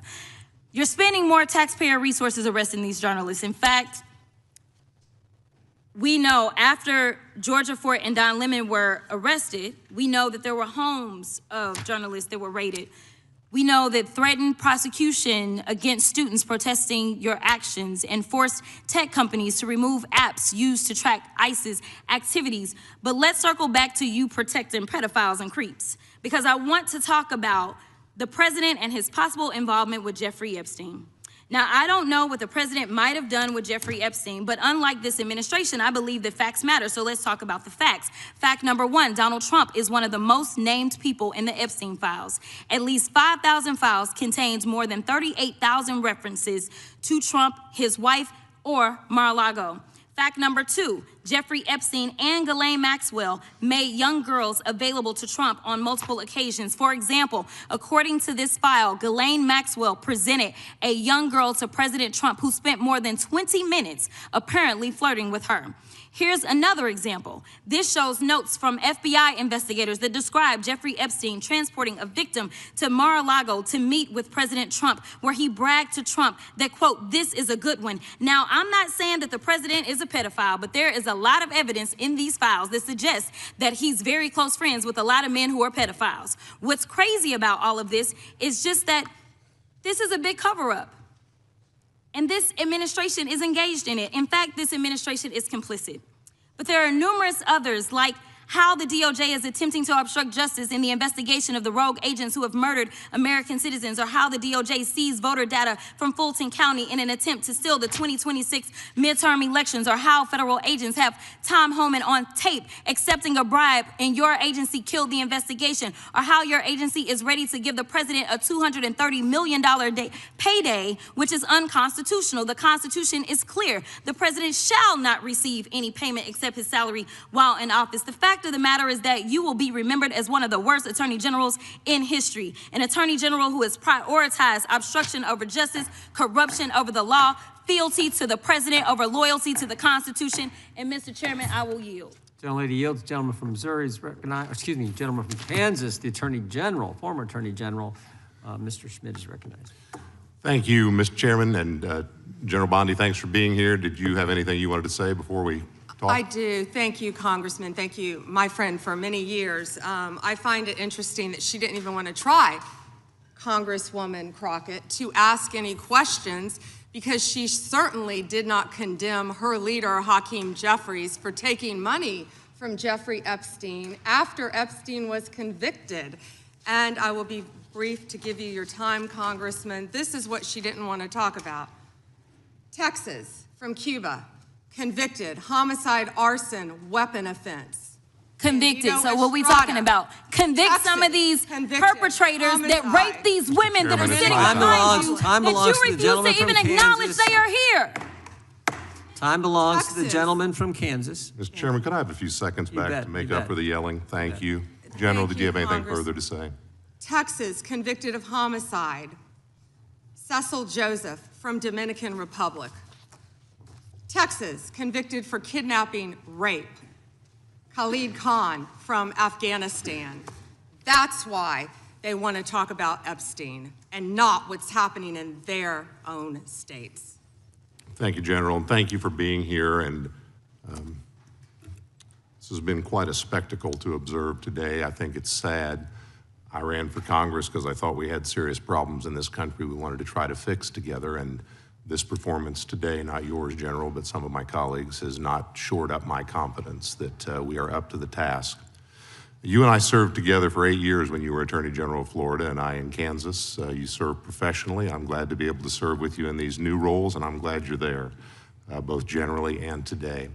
Part of the reason I ran for Congress is because in my former role, I saw in the real world, in my state, the consequences of failed U.S. immigration and border security policy. And I'll spare you the lengthy recitation, but let me give you the short version. I sit here and think about a fellow who was running, I believe it was drugs for the cartels, and shot a police officer in Oklahoma, drove across the border into my state, kidnapped an old man, and then invaded a house and shot at cops before we ultimately neutralized him. He's in prison now for, I believe, the rest of his life. I'm thinking about a drunk driver who was in our country illegally, never should have been here, and one night killed a young deputy on southern Johnson County, Kansas, who was making a traffic stop on another individual. Drunk driver ran into him, never should have been here, shouldn't have happened. Thinking about a guy who was deported repeatedly, came back and ultimately murdered, I believe it was 4 people in Kansas City, Kansas, and then fled to Missouri and killed a 5th guy. He died in prison. I'm thinking about a guy we prosecuted who wasn't supposed to be in this country, who raped a child in a little rural county up north on the Nebraska border, and we sent him to prison for, I believe, the rest of his life. Thinking about a guy who wasn't supposed to be here at all, who murdered, I think it was his wife or his domestic partner in an act of domestic violence in northwest Kansas. Thinking about another guy who was here and joined up with some folks who were citizens and committed a crime spree and then thought he might get caught, so he killed one of his accomplices. And we sent him to prison for the rest of his life. And that's just the ones I'm thinking about sitting right here. And you know what's common in all of those? They all committed violations of my state's law. They were caught by my state's law enforcement. They were prosecuted by my state's prosecutors. They are serving time in my state's prisons. And if and when they ever get out, the United States has said they need to be sent out of this country because of what they did. There's a list, you're holding up photos, General. There's a list on the Department of Homeland Security's website. It has about 280, 290 people like that in my state of Kansas. And you know what? We haven't made headlines like Minneapolis. We haven't made headlines like Memphis. We haven't made headlines like Los Angeles. And you know why? Because our cops are professionals and our politicians, by law, allow them to do their job and to work with federal agents for safe handoffs in order to do everything that's supposed to be done, justice under state law, and the justice of deportation on the back end. So I want to do something that's been rare here today, General. I want to ask you about public policy. Donald Trump won't be president forever. I would like to lock in some of these gains we have made in public safety. Should we be exploring the idea, for example, of beefing up 287G partnerships, or maybe replicating that so that state prosecutors can work more closely with federal prosecutors to get deportation orders as well as state convictions? Absolutely. In terms of sanctuary jurisdictions, when a sanctuary jurisdiction says as a matter of politics, go pound sand to the feds, we won't honor your detainer, so they release those people I'm talking about into their communities. And those people commit another crime of property or violence against citizens. Should those citizens have some type of civil redress against the jurisdiction that as a matter of public policy turned those people loose who created the new victims? Yeah, and Congressman, it's risking the lives of all of the citizens of that jurisdiction. And you've been sued a lot, or the administration has, by folks who don't like your policies. Hundreds of times. You've won many of those. Yes. Isn't it the case that the law says under Rule 65 that when you win those and there's a wrongfully entered injunction that there's supposed to be a monetary remedy for that, so there's a cost? Yes. And didn't the president direct you and other agency heads to start seeking bonds in those cases? Yes. And should we beef up the law in that area by codifying that requirement going forward? I would love to discuss that with you. Thank you, General. Thank you for being here. Gentleman yields back. Well done. Some of the questions he raised, we plan on taking up in a markup in a couple weeks on the whole sanctuary jurisdiction issue. With that, I recognize the gentleman from Texas. Thank you, Mr. Chairman, and thank you, Madam Attorney General, for taking the time to speak with us. We certainly really appreciate it. I've got a series of questions for you that we can get through pretty quickly, I think. Can you tell me, is it true that the Biden-Harris DOJ raided President Trump's home? They did. Did the Biden-Harris DOJ allow Jack Smith to spy on over a dozen Republican members of Congress? Absolutely. Did the Biden-Harris DOJ seize the phone of a sitting Republican congressman? Yes. Did the Biden-Harris DOJ and Jack Smith pay at least $20,000 to confidential human sources to provide information on President Trump? At least. At least. Did the Biden-Harris DOJ and FBI fail to apprehend the suspect who placed pipe bombs near the Capitol ahead of January 6th? Yes. Did the Biden-Harris DOJ target parents as domestic terrorists? Absolutely. Did the Biden-Harris DOJ target pro-life Catholics, going so far as to interview a priest and a choir director? Yes. Did the Biden-Harris DOJ send FBI SWAT teams to arrest pro-life advocates with no criminal histories? Yes. Did the Biden-Harris DOJ use the FACE Act to target pro-life advocates while it allowed anti-life agitators to vandalize, destroy, and firebomb pregnancy resource centers and churches? Multiple times, I believe. Multiple times. Did the Biden-Harris DOJ ever determine who leaked the Dobbs decision? I can't discuss that. No, under Biden-Harris. Got it. No. Did the Biden-Harris DOJ and FBI target whistleblowers for revealing waste, fraud, and abuse within the department to Congress? Not to my knowledge. Did the Biden-Harris DOJ refuse to say whether it coordinated with Alvin Bragg, Fani Willis, and Letitia James in their lawfare against President Trump? They refused. Did the Biden-Harris DOJ slow-walk the criminal investigation and prosecution of Hunter Biden? That's an understatement, in my opinion. Yep. Did the Biden-Harris DOJ determine who brought cocaine into the Biden White House? They did not. They did not. Did the Biden-Harris DOJ cover up the extent? As far as we know, they did not. Right, that's right. Did the Biden-Harris DOJ cover up the extent of the Russia collusion hoax? Absolutely, in my opinion, yes. Did the Biden-Harris DOJ, seek leniency from a federal court for an IRS contractor who leaked sensitive tax information on over 7,600 Americans, including President Trump? Yes. Did the Biden-Harris DOJ sue Texas because the state wanted to secure its own southern border? Yes. And finally, did the Biden-Harris DOJ attack SpaceX for hiring too many Americans? I believe they did. Yep. Unbelievable. It is unbelievable, and I appreciate that a lot of this is being cleaned up under your leadership. So thank you for returning the DOJ back to its core focus, which is on the rule of law. And I think that we see the results of that. I've got a few more similar questions for you. How have, over the past year since President Trump has been in office, how have murders trended in the United States? Since President Trump has been in office, the murder rate has dropped to a historic 20% drop in the national murder rate, lowest since 1900. 20% drop in 1 year. That's incredible, isn't it? And that's thanks to the incredible men and women of law enforcement, FBI, DEA, ATF, everyone working together to solve violent crime, along with our sheriffs, our local law enforcement, working as a team throughout this country, and our great state and federal prosecutors. Yep. And how have robberies trended? Have they gone, even if they've just gone up or down? Robberies, all violent crime, all violent crime has decreased, as well as robberies. So murders, violent crime, the country is more safe now, it's fair to say, would you agree, than it was a year and a half ago under Joe Biden? Absolutely, and Director Patel is working tirelessly to catch those, I'm sure you've been seeing, on the most wanted list. Mm-hmm. He and Deputy Director Bongino from day one said, we're going to get the most wanted list, and that's what's been happening, working hand in hand with all of our agencies. Yep.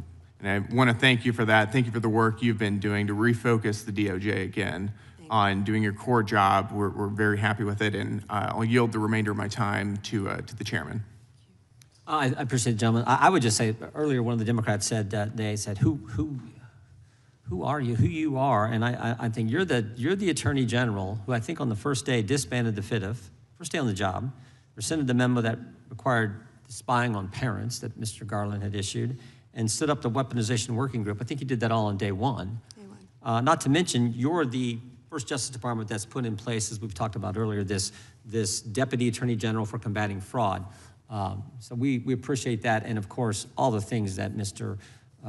Gill pointed out with the crime stats that have went down. So our last question of the day, but not the least, the gentleman, I'm sorry, we're gonna have two more. We got Mr. Onder and then Mr. Baumgartner. So Mr. Baumgartner, well, let's go that way since you're here. You ready to go? Mr. Baumgartner, and then we'll come back to Mr. Onder.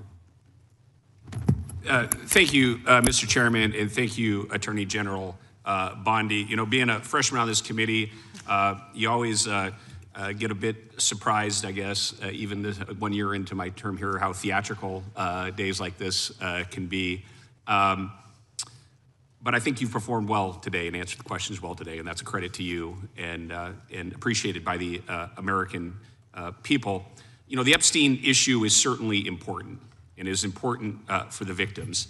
I think both I and the American people have a little bit of trouble taking the Democrats super seriously on this issue when they have been so uncurious about President Clinton's relations with Jeffrey Epstein. And even myself, I had no idea that there was actually a sitting Democrat congresswoman who had taken substantial campaign donations for Mr. Epstein, only when that came to light on the floor with the potential resolution. And you would think there would be more outrage on those types of things if they were going to be taken credible. But we do know the performance value of what goes on in this committee.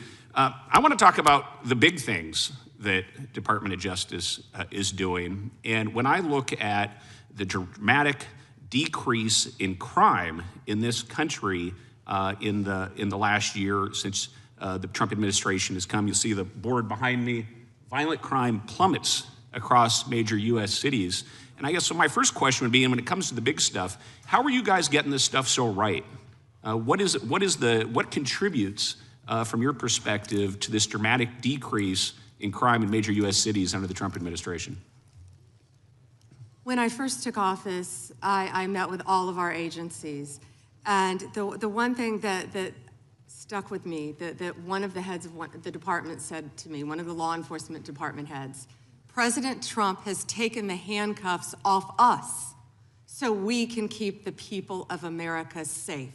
And that's what he's done. He has given our law enforcement officers the tools that they need and the backing that they need, the support that they need to combat violent crime and all crime throughout this country. And, you know, I'd be remiss, we've talked about the FBI, we've talked about DEA a bit, but can I please brag about ATF? Rob Cicada and Dan Driscoll, of course, who has been our acting head of ATF, have done a remarkable job stopping guns from flowing into Mexico, not harassing gun owners. 26,965 violent crime cases have been initiated, including more than 4,300 firearms trafficking cases. More than 1,200 of those are tied to gun trafficking in Mexico. I talk to them almost daily. Thank you. And they're working so hard. Well, thank you, Attorney General. Again, you know, I look back at this last year, and we've had this historic tax cut. Yesterday in the Wall Street Journal, the National Cancer Foundation ran full-page ads thanking Congress, the administration, for doing more for cancer research than has ever been done before. I was just meeting with Habitat for Humanity out in the hallway, and they came and thanked us for doing more than's ever been done for Habitat for Humanity. So there's been so many accomplishments, but I really think this crime is the biggest deal of all. But I do have some concerns on this issue, and those also are respect to how we keep people safe with sanctuary cities and sanctuary states. And I remind everyone, and as I'm sure you know, Madam Attorney General, that when we had the terrible terrorist attacks of 9/11, the #1 recommendation of the 9/11 Commission was to reduce barriers between all levels of law enforcement. They specifically pointed to things like fusion centers, Joint Terrorism Task Force, and getting local law enforcement and federal law enforcement to work together and communicate on a regular basis. And I would just like your perspective, because we have a more complex global threat than any time since World War II. We still have Islamic terrorism. We have spies from China, Iran, Russia, all these things. And what does sanctuary cities and states do for communication law enforcement? How does it make us less safe? Sanctuary cities and states are attempting to prevent communication among all the law enforcement agencies. And of course, that's keeping all of America less safe, especially when the violent criminals are fleeing to those jurisdictions because they believe they're protected. But with all of our joint task forces, I see it every day, Congressman, how well, despite what these liberals are trying to do, Donald Trump's administration is working tirelessly to protect all of Americans, and all of our agencies working hand in hand to keep America Well, safe. you guys are getting the big stuff right. You look at that decrease in crime across the country, you ought to take a victory lap. Well done. Gentleman yields back. The gentleman from Missouri is recognized. Thank you, Mr. Chairman, and thank you, Attorney General Bondi, for being here on this long day. And I want to thank you most of all for your leadership in your whole career defending victims. And now I want to take a moment to talk about you protecting victims from a different kind of child abuse, that medicalized child abuse that goes under the banner of gender-affirming care, that far too many of my Democrat colleagues enthusiastically support and unapologetically support. Shortly after returning to office, President Trump signed an executive order directing HHS to review the clinical evidence and determine whether sex-rejecting interventions caused more harm than good. HHS reached the same conclusion that the UK and Finland and Sweden reached, that the risks are serious and that imposing this so-called care on minors was not appropriate. This executive order also directed you as Attorney General to, quote, work to draft, propose, and promote legislation to enact a private right of action for children and the parents of children whose healthy body parts have been damaged by medical professionals practicing chemical and surgical mutilation, which should include a lengthy statute of limitations. Last September, you transmitted that bill to Congress. It has been my honor to introduce that bill as the Chloe Cole Act. We named the bill after Chloe Cole, who sat where you're sitting just a few years ago on her 19th birthday. During a hearing chaired by now Speaker Mike Johnson, I'd like to play a clip of her testimony that day to remind us of our story. On to puberty blockers and then testosterone. The resulting menopausal-like hot flashes made focusing on school impossible. I still get joint pains and weird pops in my back, but they were far worse when I was on the blockers. A month later, when I was 13, I had my first testosterone injection. It's caused permanent changes to my body. My voice will forever be deeper, my jawline sharper, my nose longer, my bone structure permanently masculinized, my Adam's apple more prominent, my fertility unknown. I look in the mirror sometimes and I feel like a monster. I had a double mastectomy at 15. They tested my amputated breast for cancer. And I was cancer-free, of course. I was perfectly healthy. There was nothing wrong with my still developing body or my breasts, other than that, as an insecure teenage girl, I felt awkward about it. After my breasts were taken away from me, the tissue was incinerated. Before I was able to legally drive, I had a huge part of my future womanhood taken from me. I will never be able to breastfeed. I struggle to look at myself in the mirror at times. I still struggle to this day with sexual dysfunction. And I have massive scars across my chest. And the skin grafts that they took of my nipples are weeping fluid today. And they were grafted into a more masculine positioning, they said. Chloe testified that day that what she needed was mental health therapy, but she never received it. And she was not suicidal until after they did these horrible things to her. She pleaded with Congress to act so that future children would not suffer what she did. Last week was a major turning point in for these medical malpractice claims when a detransitioner was the first to successfully hold doctors liable with a $2 million settlement for what they did to that poor girl. Just days later, the American Society of Plastic Surgeons announced that they would no longer do transgender surgeries on minors, and the AMA followed suit. This proves that if the bill your DOJ drafted were passed into law, these barbaric practices would end immediately, because all victims would be able to hold those who harm them accountable. Could you share with us a little bit about your work in advocating for victims like Chloe and what a private right of action would mean for victims like her and their families? Yes, and first, Congressman, thank you for championing this bill. And also to Chloe, what a brave young woman to come before this body. Yes. And at age 19. At age 19, and talk about what happened to her. It's not about just giving relief to children who have been harmed. It allows victims whose healthy body parts have been damaged to seek relief and obtain relief. And thanks to you, and we are proud to work hand in hand with you on this issue. And I think it's pretty sad none of your colleagues on the other side of the aisle even brought that up. But I hope they support this to protect all children throughout this country. Well, General Bondi, thank you so much to you, to your department, to President Trump. I yield back. Gentleman yields back. I've just saved some UC requests for the end, Mr. Chairman. Okay, go right ahead. Thank you kindly. Record low crime during the Biden-Harris administration. Crime down in every category in 2024 under Biden. FBI report says Trump takes credit for violent crime drop where rates were already falling. From NPR, Trump administration targets ATF with plans to cut jobs and ease gun restrictions. And then a few oldies but goodies, I've introduced these before about the claim that we didn't have anything to say about Epstein before the Trump administration. Raskin joins call for Attorney General to reopen Epstein case and publicly release Acosta misconduct investigation in documents March 1, 2019. Oversight Committee plans hearing with Acosta on plea deal with Epstein July 10, 2019. And finally, 68 House members call for resignation of Labor Secretary Acosta, July 10, 2019. Without objection, Attorney General Bondi, thank you for your service to the country.